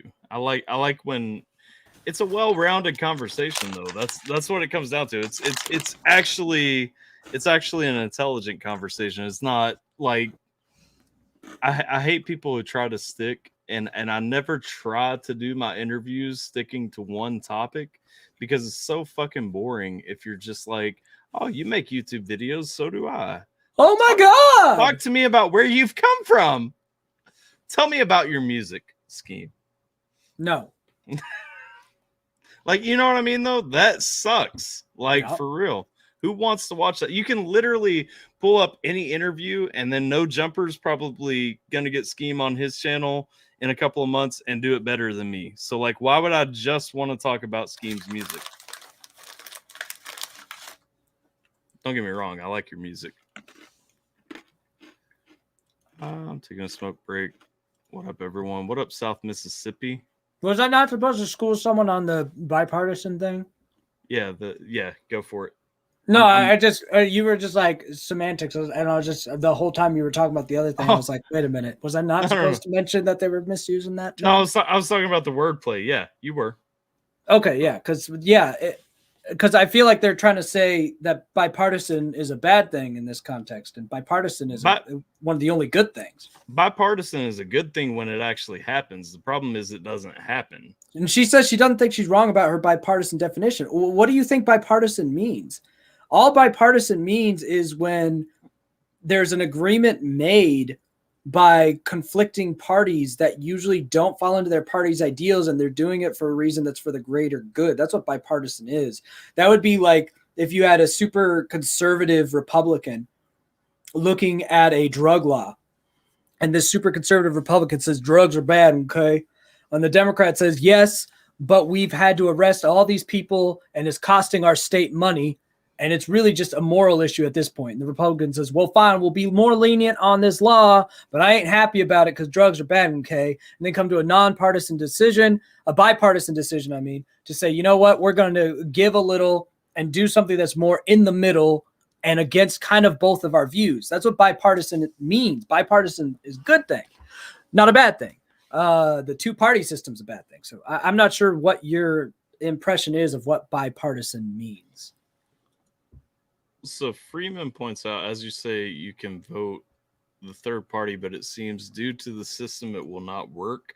You need third and fourth parties that actually have a chance to get elected. They would. That's the thing. That is what pisses me off so much about American voters, is they don't see that if every single person who says, oh, well, I support this third party platform, were to go and actually fucking vote for that third party platform, guess who would win? The third party!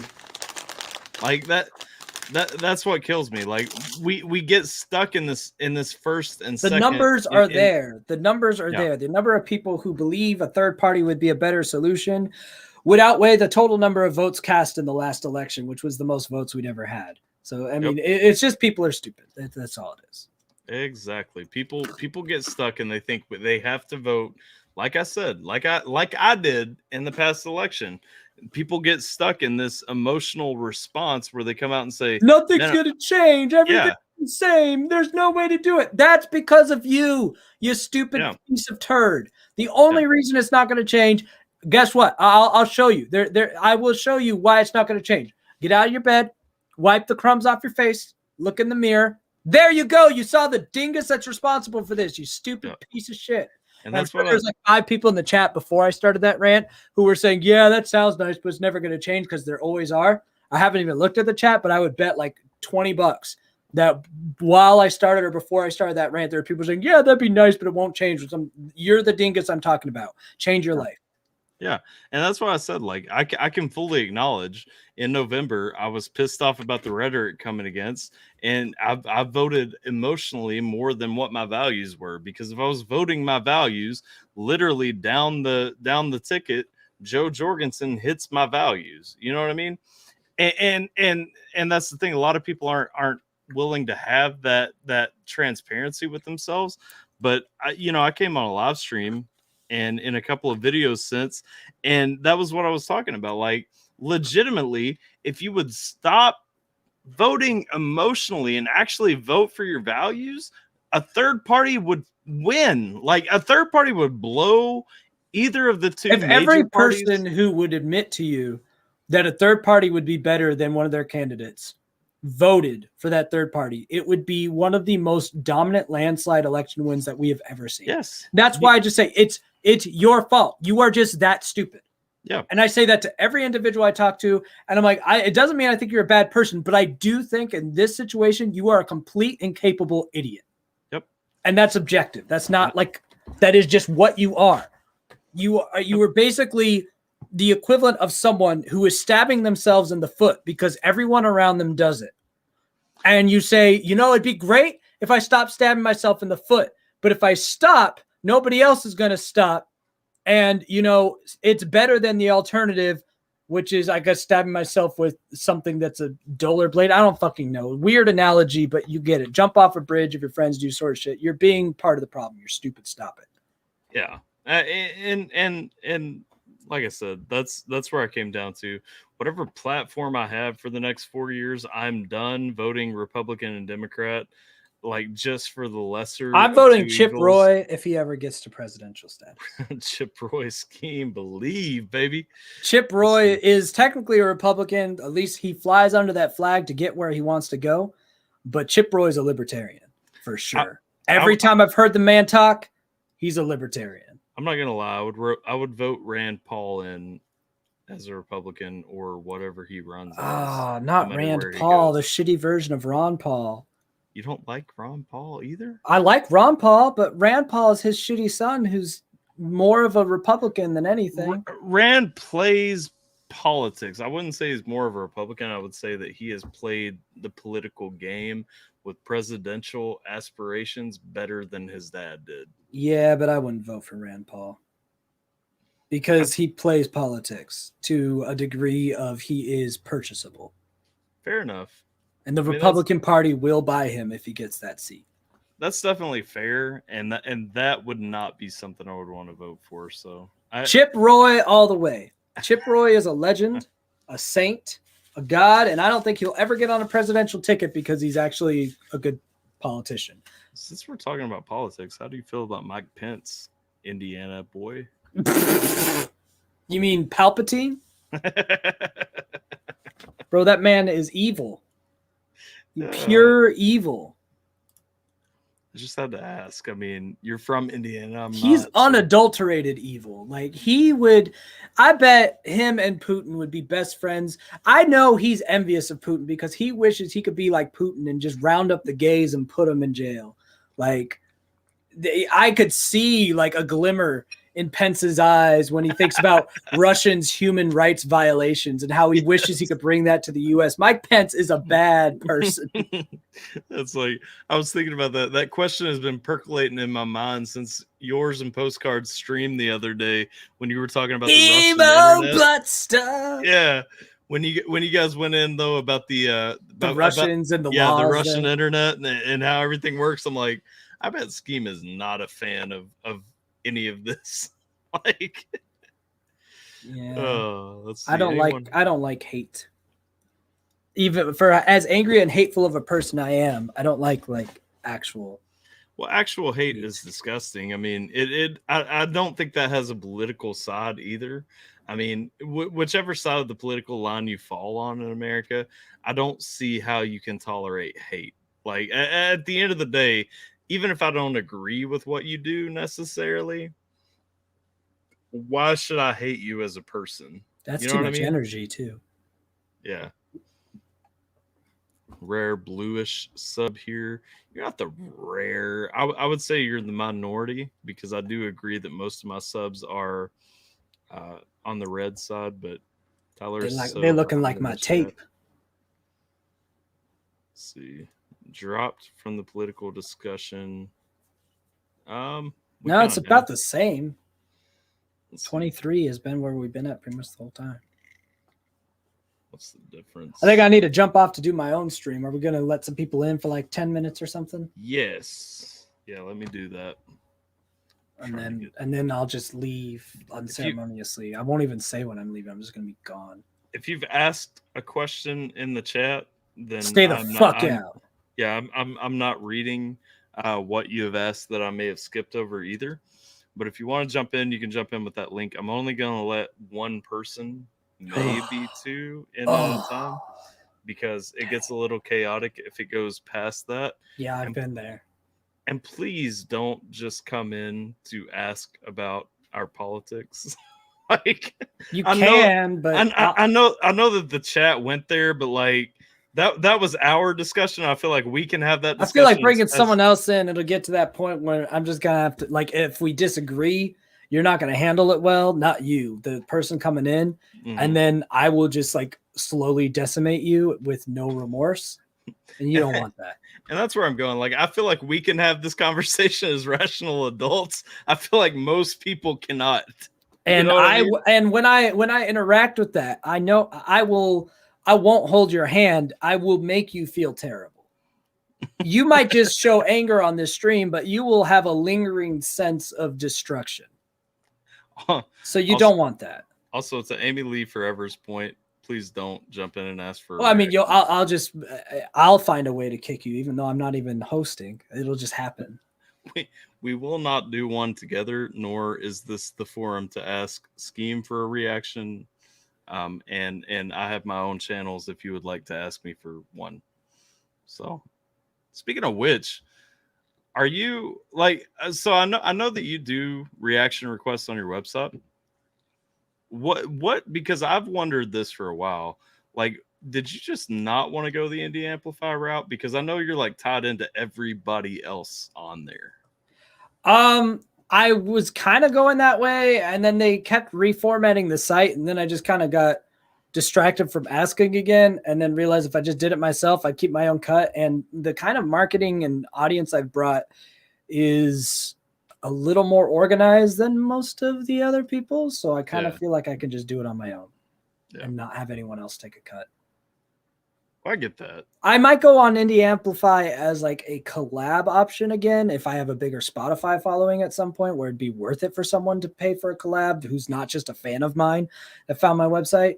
But I didn't want to put my reaction. I mean, I talked to Crypt about putting it on there, and I think if I asked him, he would put it on there. But it's just it hasn't been something I've been like wanting to do. Yeah, nothing against it, just. I have my own thing. It makes sense. I mean, you have your own thing. I do not have my own thing. And so anybody who may be an artist out in the chat, I'm doing a 10% off sale this week. Just saying. Oh, sexy. Valentine's Day is special. I think with the threats, we literally scared people from joining. That's stream. Good. I hope we did. I know. What's funny is every now and then I'll get a comment from someone to be like, "Hey, can you debate this person on stream?" And I'll look up the YouTube channel, and it's just like, and then I'll come back and reply with a comment. I prefer a challenge.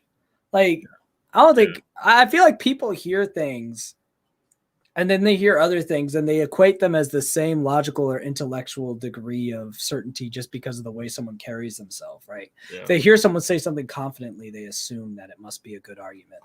And so they'll send me, "Hey, they said something against your argument. They sounded confident doing it." And then I'll listen. I'll be like, "Oh God, this debate would just make me tear my brain out."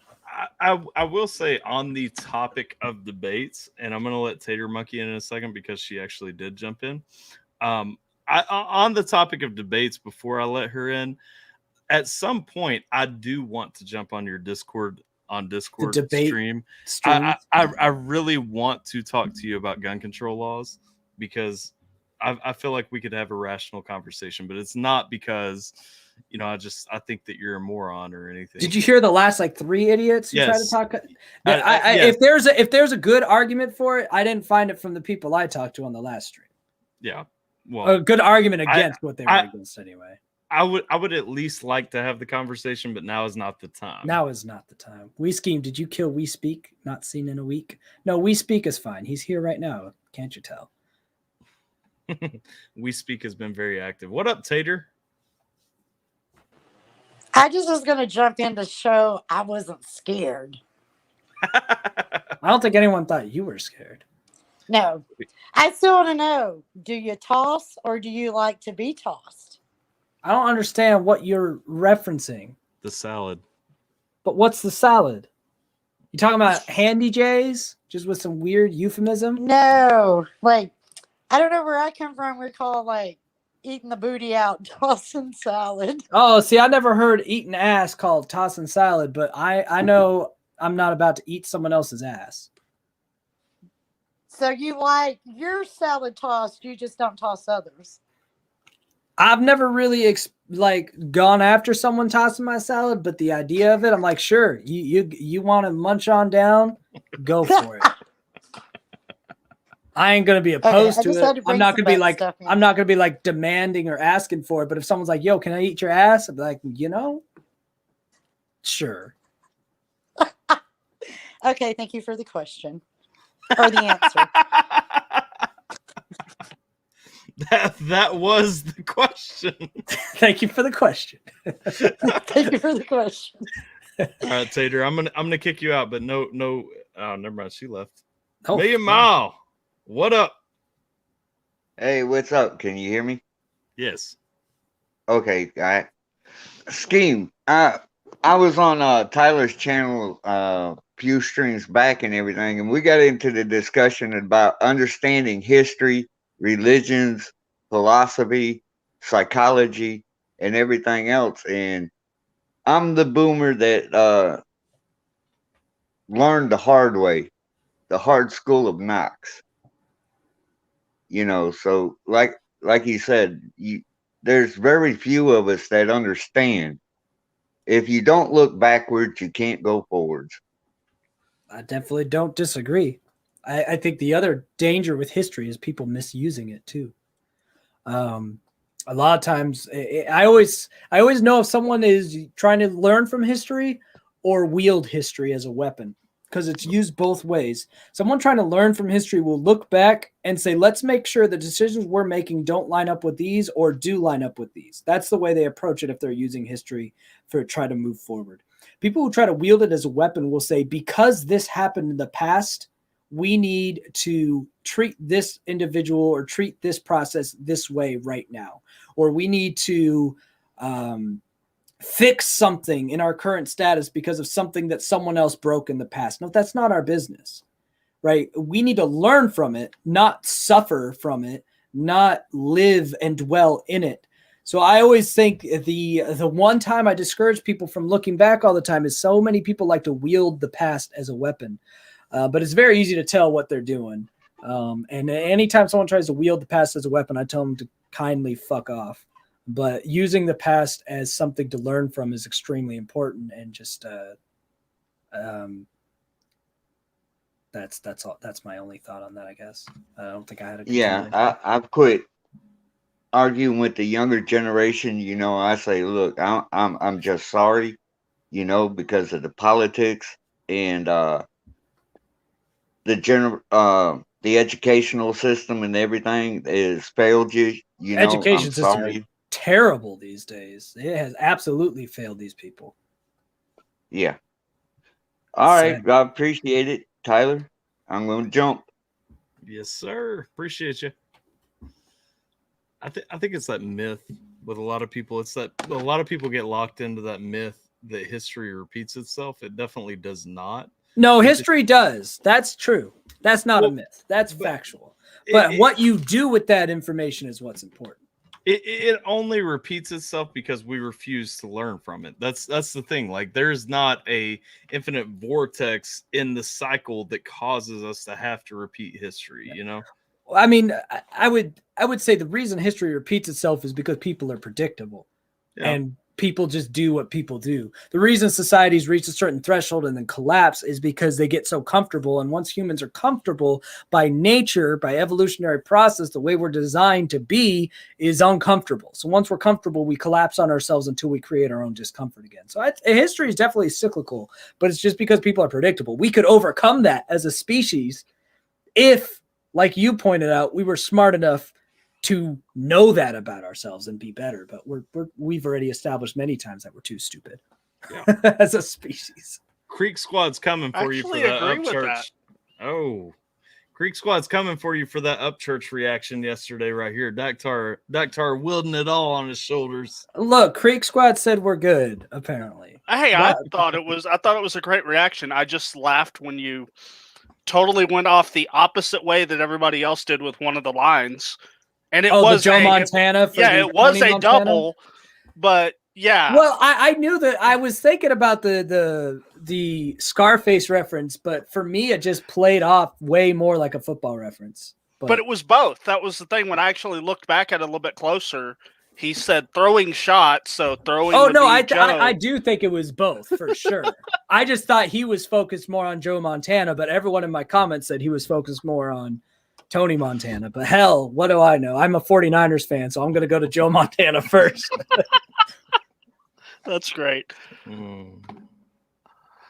What's your question for the man, Daktar? I'm just curious. I'm actually curious because the thing about Upchurch is he is just more versatile than most people think. And I'm curious, like, is there, I know you said you're not, as much with his Southern drawl. It kind of throws you off a little bit when rapping. So I'm wondering, would you rather listen to something of another type of his music? Well, it's not that I dislike Upchurch at all. It just, it's awkward. Yeah, with Upchurch, it's an entire, like, here's a good way to put it. There's another style of music that I think is actually good, but I wouldn't really invest time into it because I don't feel connected to it. It would be like Indian music. Like Indian music, if you've ever listened to Indian pop music, I think from a sound scope perspective, and I could say this about K-pop as well to an extent, it sounds phenomenal, even when it's perfectly represented. What Upchurch represents for me, from everything I've heard of him, I've heard, I've been shared some clips of him doing like singing and country and his hip hop stuff. He goes in different versions. He got sarcastic hip hop like I do, which I jive with that. I've heard him do, diss battles. I just haven't really explored his catalog aside from clips I've been shown or a couple songs that I've heard.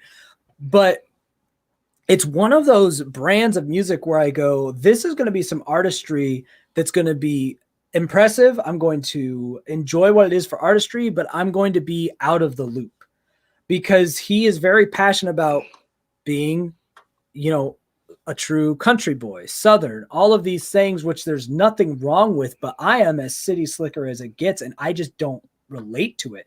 And the style of music that's like country music, I can't even listen to. I can't. I hate how it sounds. So I'm an odd man out with it. And so to invest a lot of time into it would be just out of respect for the artist, which I might, if people want me to react to Upchurch and have that outsider's perspective. But I don't think it'll very much change aside from when I listen to some of his lyrics from an outsider's perspective, because that's genuinely what it is. Just like if I'm appreciating K-pop or Indian music or something else and I'm not really in that network of culture, I'll still be able to appreciate what it is, but I'm not going to have the same connection to it that people who are of that culture would, if that makes sense. No, it makes perfect sense. It's one of the weird things for me that drew me a lot towards the country rap is because I've grown up either in the suburbs or in the country my whole life, but I love rap. I love the beats. I love the so stuff. It's finally something for you because 99% of rap is for people who are city slickers like myself. And that's what the content's about. So it makes sense. I love that it exists. And I respect what it is. It's just, I'm definitely not on the end of that. So it's just an odd perspective when I go into it. Well, I mean, I had stuff that I could listen to that I could relate to, but it was in a different way. It was because I lived in Texas, so I listened to a whole lot of like DJ Screw and stuff from there. I was close to Louisiana, so I went through the whole Master P and all that. Scarface, pretty much any of the other Southern rappers, T.I. and all of that, Nelly and all that back in the day. So I went through all of those phases, but my initial introduction was literally NWA, Eazy-E, and whatnot. Hey. So, yeah. And then in about 2005, I pretty much quit listening to all music until about 2015 when I started picking back up. And then I found the independent scene, and that's where I pretty much stay. I don't listen to anything that's commercial anymore. I've been in the independent scene, the underground independent, probably.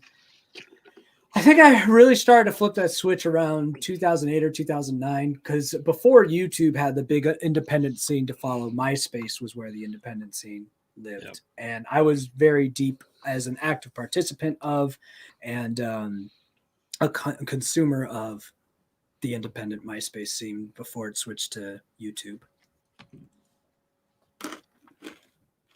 So I feel you there. Mainstream music doesn't usually do it for me. Every mainstream music just seems like it just keeps getting more and more pop. It's just pop, more pop. calculated. Yeah, because it sells it's better the more something you calculate catchy. Oh, you find something that's really catchy. Oh, these snaps. Yeah, snaps. Put it in every freaking song now. I mean, come on. All right, we got like 3 people waiting. I'll so- jump out. Bye, Dactar. Nice to meet you, bro. Dactar. Sorry, Dactar. Wrong door.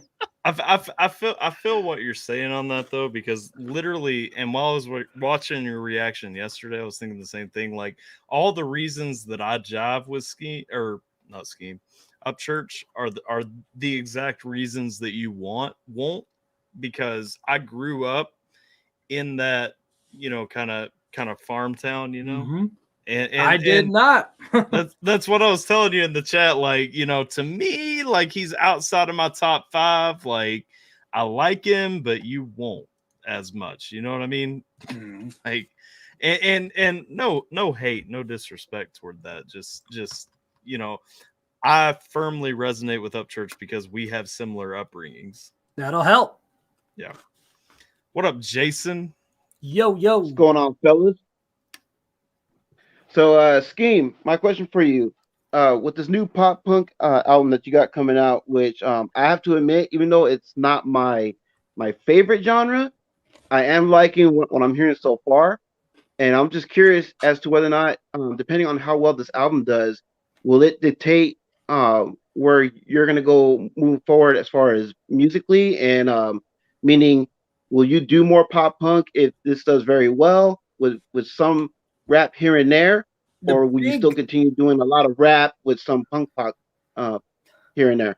The big thing that would probably prevent me from going full pop punk, unless this like went super stupid huge, like way beyond where my channel is for some damn reason, which I would never see happening from a project like this, is this kind of music is a lot more difficult to make than rap. When rap, if I'm just feeling a certain way, I can just kind of throw it together. You can't really do that as much with pop punk because there's so many other instruments and stuff required. And if I'm not going to do it, I'm going to have to pay someone else to make the instrumentals. Right. If I had, this is why those are usually bands, right? Because then you have someone's doing the guitar, someone's doing the drums, everyone's got their role, and that's how you can actually have this style work. When you're an independent person, even if I was more competent at the guitar, it's still a lot harder. It's a much taller order. So I don't see my genre going there. But if it was really that popular, then sure, I'd make recurring appearances in some way, maybe do another album like that. But I think it's more likely that then I'll do my next genre project album after this. Like if that one does well, okay, next you're going to see me do a Linkin Park type album. And next, right? That is something I see more likely of me doing than just going pop punk. But if for some reason, which again, I don't see this happening, it like exploded my Spotify or my YouTube, and like all of a sudden I got these people who have never heard of me, but they're all about this pop punk shit, then I'd have to reevaluate and just make it work. But otherwise, no. All right. Good enough for me. I'll go ahead and I'll jump out of here and give someone else a chance. On that note, shameless plug: if you ever need, a session drummer, I got you. Hey, Hey. no, if I become a famous pop punk artist, then there you go. So we got 2 more, and Lord of Darkness asked to be last. To go last. So Truck Dog, who you're already familiar with because last time you jumped on one of my streams. Hi. Hello, Truck Dog. Hey, what's up? I got a couple questions here for you, Wii Scheme. All right. Question number 1. I've been listening to some of your music here that AlphaTyler's been putting out. Hey, that's some great music there, man. Appreciate it. I love the music. I love what you're going to. I mean, what you're doing for the genre that you're trying to get to. But question number 1: will you ever consider doing country music? Nope. Easy question. That would be very disingenuous of me. I am not part of that culture at all. Never have been. Don't have the right empathy towards it or like relatability towards it. It'd be the phoniest country. You don't want me doing country music. It wouldn't be a good representation of it. Yeah. I'd have no heart in it. Question number 2. I know that I heard you guys was talking. I mean, I heard you guys but talking about Random Church. Have you guys ever heard of Adam Calhoun? Yes, I know. What do you think about his music? It's still not really my cup of tea, but I think he's an excellent musician at what he does. I think he's extremely talented. Adam, I know him. Well, I don't know him personal, but I talk to him every now and then because he lives in the same state I do. He's very talented. He's not really my wheelhouse of what I would listen to on the daily, but I appreciate what he does. Yeah, he comes out with some good songs, especially with him and Savannah Dexter. For the last question, and then I will hand it off to someone else. Last question is, when is your next album coming out? Not sure yet. I'm shooting for March or April for the Pop Punk is Dead. Okay. I can't wait till it comes out. No, I can't wait till I finish it so I can start doing all this stuff. No, we do not need a country track from me, Tom. Yes, we do. No. Craig says no, we don't. And I agree with Craig. Man, if I did a country song, I'd end up. There would be no way I would be able to resist making fun of country the entire time and make everyone mad. Hey, we need some country. All right, Truck Dog. All right, well, you guys have fun. Don't do anything I won't do. That'd be very hard. That would be difficult. That's an easy order to not do. I'm gonna throw this out too. Nope. So I know Skeem's got to run, so nobody else click on the link that is pinned. Let me actually unpin it. Unpin that bitch. But yeah.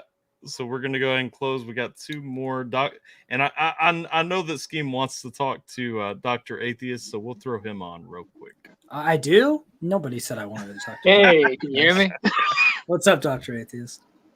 Hey, Skeem. By the way, dude, just make a country song and go ahead and make fun of country. Just do it. That'd be hilarious. I don't need to lose the subscribers over something that I won't care about doing. I'll lose subscribers over stuff I care about, but I don't want to lose subscribers just willy-nilly. I got you. So what you're saying is get someone to pay for it. Got it. Anyways. I think I charge like $150 on my website if you want me to cover some random ass song. That'd probably be the best way to make me do it. But then I would just throw an Uno reverse card and take the country song and convert it to a different genre. Yeah, but you say in the to be fair though, you say on your website, I believe that if there's any specifics or whatever, you have to outline them. And if I outline that, that is true, but artistic interpretation is a funny thing. Okay, if I literally say you have to keep it country style, I'd be like, well, country is a confusing word. I kept it in the style of the United States of America, which is a country. And one of the genres in the United States happened to be new metal. So I did it as a Linkin Park song. yeah, you would do that. Anyways, I just had Yeah, I know. I did have a quick question though. So I saw you were having trouble with the Beat Saber stuff. So any idea how you're gonna be moving forward with that, or no? Well, I mean, I have it where I can at least I can get the songs that are in the library, like the other people have made. Right. And I started tracking, I wanted to see how hard is it to map your own song. So I have a file where I started mapping Hit Me. Mm-hmm. And it's not that bad, but it would take probably 2 or 3 hours to map it well. I don't have 2 or 3 hours to map my own songs. So I technically have it where it works. And if I streamed it with custom songs, the only issue is I wouldn't be able to see the chat because it doesn't go through the PC version of the game. It goes through the headset version of the game. So, but that'd be fine. I can stream without being able to see the chat, just peek out and whatever. But I'm not going to be able to do my own songs unless someone else maps it for me because I don't have the time to map them. Okay, I was curious about that. That's pretty much all I can really think. I was wanting to get a follow up on that because I saw you message. I'm sorry, I'm speaking in gibberish. I saw you messaged me on Discord earlier, so like I said, I just wanted to get a follow up on that right quick. So all right, yeah. So I mean, I have it's ready to go if someone else wants to map my songs for me, or if there's something in the custom song library that people are big on that they want me to try. I have the technology now. And that took a long freaking time to figure out. But I hacked the game. I got it to work. But I'm not going to map my own songs. I don't have time. All right, that's fair enough. All right. Well, thank you for speaking. See you, Skeem. Also, bring back We Speak. It's been a week. Seriously. What the I know fuck? It's been a week since the last upload. I've been busy. I know. Oh, hey, how's the album going, actually? We haven't gotten an update recently that I know of. Song 3 is almost done. Okay. Are you planning on letting us hear, I can't remember the name, Sunday or something like that? Maybe. I've still been thinking about it. Sunday morning. You do. Sunday morning. I'm going to say I hope so, because you guys heard a minute and 30 seconds of it, I think. Yeah, we heard the demo version. I was going to say that sounded like that was going to be a fire track, so I'm curious to see how it sounds now. It's going pretty well, I think. I like it. That's good. All right, well, I'm done. Y'all have a good one. I'll go back on the YouTube. See ya. See ya. All right, Lord of Darkness to end it. Yes, sir. But real quick, yeah, I did mention Easy Mill, Phil. He hasn't heard of him. I like I said, I might have, but I don't do names very well. Hello. This one is especially for Amy. She's probably not even here because she wants to live in denial. This is what I said, Skeem. The last 2-3 weeks, everybody got me, they thought I was your alter ego. And I don't understand the comparison. I don't know either. We don't enunciate words similarly. We don't have the same cadence. We don't have the same emphasis when we're trying to make, even our emotive presence vocally. Maybe that's just because I'm someone who understands, vocal presence and, stage presence and music. And so I can hear those nuances in a voice. Maybe that's what it is. But I don't feel like our voice is that similar. We're probably at a similar octave register, and that's about it. Yeah, I think the octave does it. It's something psychology-wise, or I remember last stream after you got off, I kind of looked at you in third person and said he understands stuff from psychology point and stuff like that. And a lot of people made a connection that because me and you know, of course you have a PhD, you know more than I do. I don't have a PhD. No. Okay, you have more of a degree than I do in psychology. And the way I talked about psychology and the way I talked about you last week, it seemed like I knew more about you as the person behind the mask. So every time I came on the chat, people thought it was oh, this is Wii Scheme's secondary, or this has to be Wii Scheme's actual voice. Yeah, well, people are dumb, like Craig the troll. But yeah, I mean, people also said Crypt and I have the same voice. I feel like there's just some sort of a defect in the human brain for the simpletons who, if you're at a certain octave, that means the voice sounds the same. Bro, we're at the same sort of pitch-ish, and that's it. Not everyone with a deep voice sounds like Morgan Freeman. No. Calm down. And the funny thing is with Skeem too, it's just the way people recognize you behind a mask. So like anyone can be Skeem. That's what I think it is. It's just that the persona of Wii Scheme, The mystery of you just speaking out for half of people, like you said earlier. The Trust me, psychology guys. part. You don't know who I am. If I could show you my face every day in other platforms, you would have no idea because I'm not a recognizable person. We will settle the debate right here. Scheme, what is your spirit animal? Go. A butt. A butt. Lord of Darkness, what is your spirit animal? I'm not going to be an ass like Scheme, but I say a lion. There we go. For anyone questioning if they could be pre-recording this conversation or anything else, because I've seen that come up, so on and so forth, a butt and a lion. And look, I even asked, like, even earlier when people were asking, like, you know, like when I asked Scheme, like, can we do like a stream together? It's just because of the people are making too many comparisons to me Hey, look, and you. we did a stream together. We're doing it now. Yeah, I know that was your answer. I figured that was going to be your answer. But yes, I appreciate like, to be honest, like I speak on like behalf of me and probably some other people. Like, we appreciate you being the voice of the voiceless in a sense of psychology. Like people who are having a bad day, and I talked to some people on Discord about it. Like you give them somewhat hope. You give them, like, you speak about. A lot of people put the mental part of music away. Like, they don't, you know, the mental state of mind. Like, it's not talked about enough. You give your platform gives a voice to those people who voice their feelings and voice their opinions, and they're not judged over it, like a judge-free zone. That, you know, you're speaking about like what's real. Like, well, this needs to be talked about. Then. We should be very judgmental. You are judgmental, but this should not be a judgment-free zone. We are judging with a firm rod and telling people to cut the shit. I mean, everyone's welcome. There's a difference there. I am pro judgment. Don't get it wrong. I feel like people learn and become better by being judged by their fellow man when it's appropriate. Ashworth, no, don't say confirmed sane person. Damn, Craig.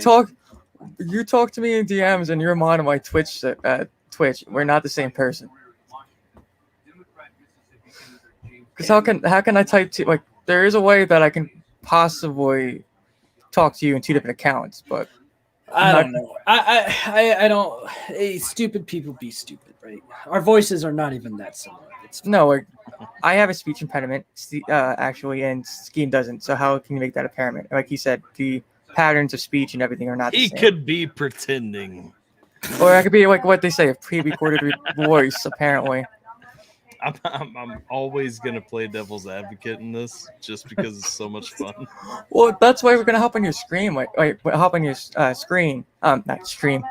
Sorry, my cat tired right now. Like everybody goes out to my Scheme. Like I always say, for legal purposes, I'm not Wii Scheme for legal purposes. There you go. Also for common sense purposes. And common sense, but people keep making the connection no matter what I try to throw a suspicion off of me. Like the conspiracy behind you, the person, it goes so freaking deep into like connecting other people to you. Every day I hear who I am again, and I'm like, guys, I am nobody that you ever knew before this channel started. And that's what it is. We're not getting in the spirit animal debate of lion versus butt stuff. All right. All right, I'm gonna get going so I can start up my stream now. All right, have fun, Skeem. See you, Lord of Darkness. So I'm actually going to end this stream as well. Normally we would do a community stream after this. We probably will. I'll start it up shortly, but I need to piss, and I need to piss too, dude. Like, we've been going for 4 hours. 100% appreciate you coming by. You didn't have to by any means, but I do appreciate it. Anybody who's missed it, I've been checking out Skeem's music all week, so definitely go check out those songs, not just the reactions, because people who only check out the reactions are lame. And go check those out. Skeem is an awesome dude. Like I said, didn't have to come, did, and spoke to me for stayed about 2.5 to 3 hours longer than I thought I would. But I've enjoyed the conversation Scheme. I do appreciate it 100%. Do you have anything you want to plug? Come to my stream immediately following this and throw money at me. We're going to be playing Bowser's Fury, which I don't know what that is, but apparently it's dope. And buy me an Autoblow AI, either by sending it to me or sending money to Tyler under the name of buying me an Autoblow AI. Yeah, I'm gonna say too, for the rest of the month, we will keep the Autoblow AI fund. We will keep the Autoblow AI fund. And we'll either open. get the money for the Autoblow or we'll get a little extra money for Tyler to feed his family. Either way, it's a victory. So 100%, if we get over 200 before the end of the month, to Streamlabs for sure. If you tag them in super chats, I will try to catch them, but there's also a fee in math. And so just do Streamlabs, guys. Do Streamlabs as much as possible. But definitely, if we get there by the end of February, we will buy Wii Scheme and Autoblow AI. Yeet. So head on over and support the cause. My dream is that with all of the places I've been plugging, please buy me one of these. That one day I go to my P.O. box, I've got like 6 of them. And then I could do Autoblow AI giveaways and like be the Autoblow AI champion of YouTube. That's my hope. Not used, though. No. Inbox. But that's the stream. I'm going to end this. Appreciate y'all. Like, share, and subscribe. Subscribe to Wii Scheme. Appreciate him. All those things. He has a stream coming up after this, and he'll be COVID. He'll be doing some interesting things on his stream, whereas my stream that will start shortly after, we will only be talking. So you probably want to go over there. Boring. Don't forget your Chrome browser actually has 2 tabs. Well, actually what you could do is you could come to my stream, shoot a big load of money on my face, and then go hang out in Tyler's stream. That's what you can do. Shoot loads of money. That's all it needs to be. But appreciate you guys. It is at Wii Scheme in the title. So if you're not subscribed, go do it. Even though I think most of my subscribers have done that over the past week. But appreciate you guys. Appreciate Wii Scheme. And we are done. See ya.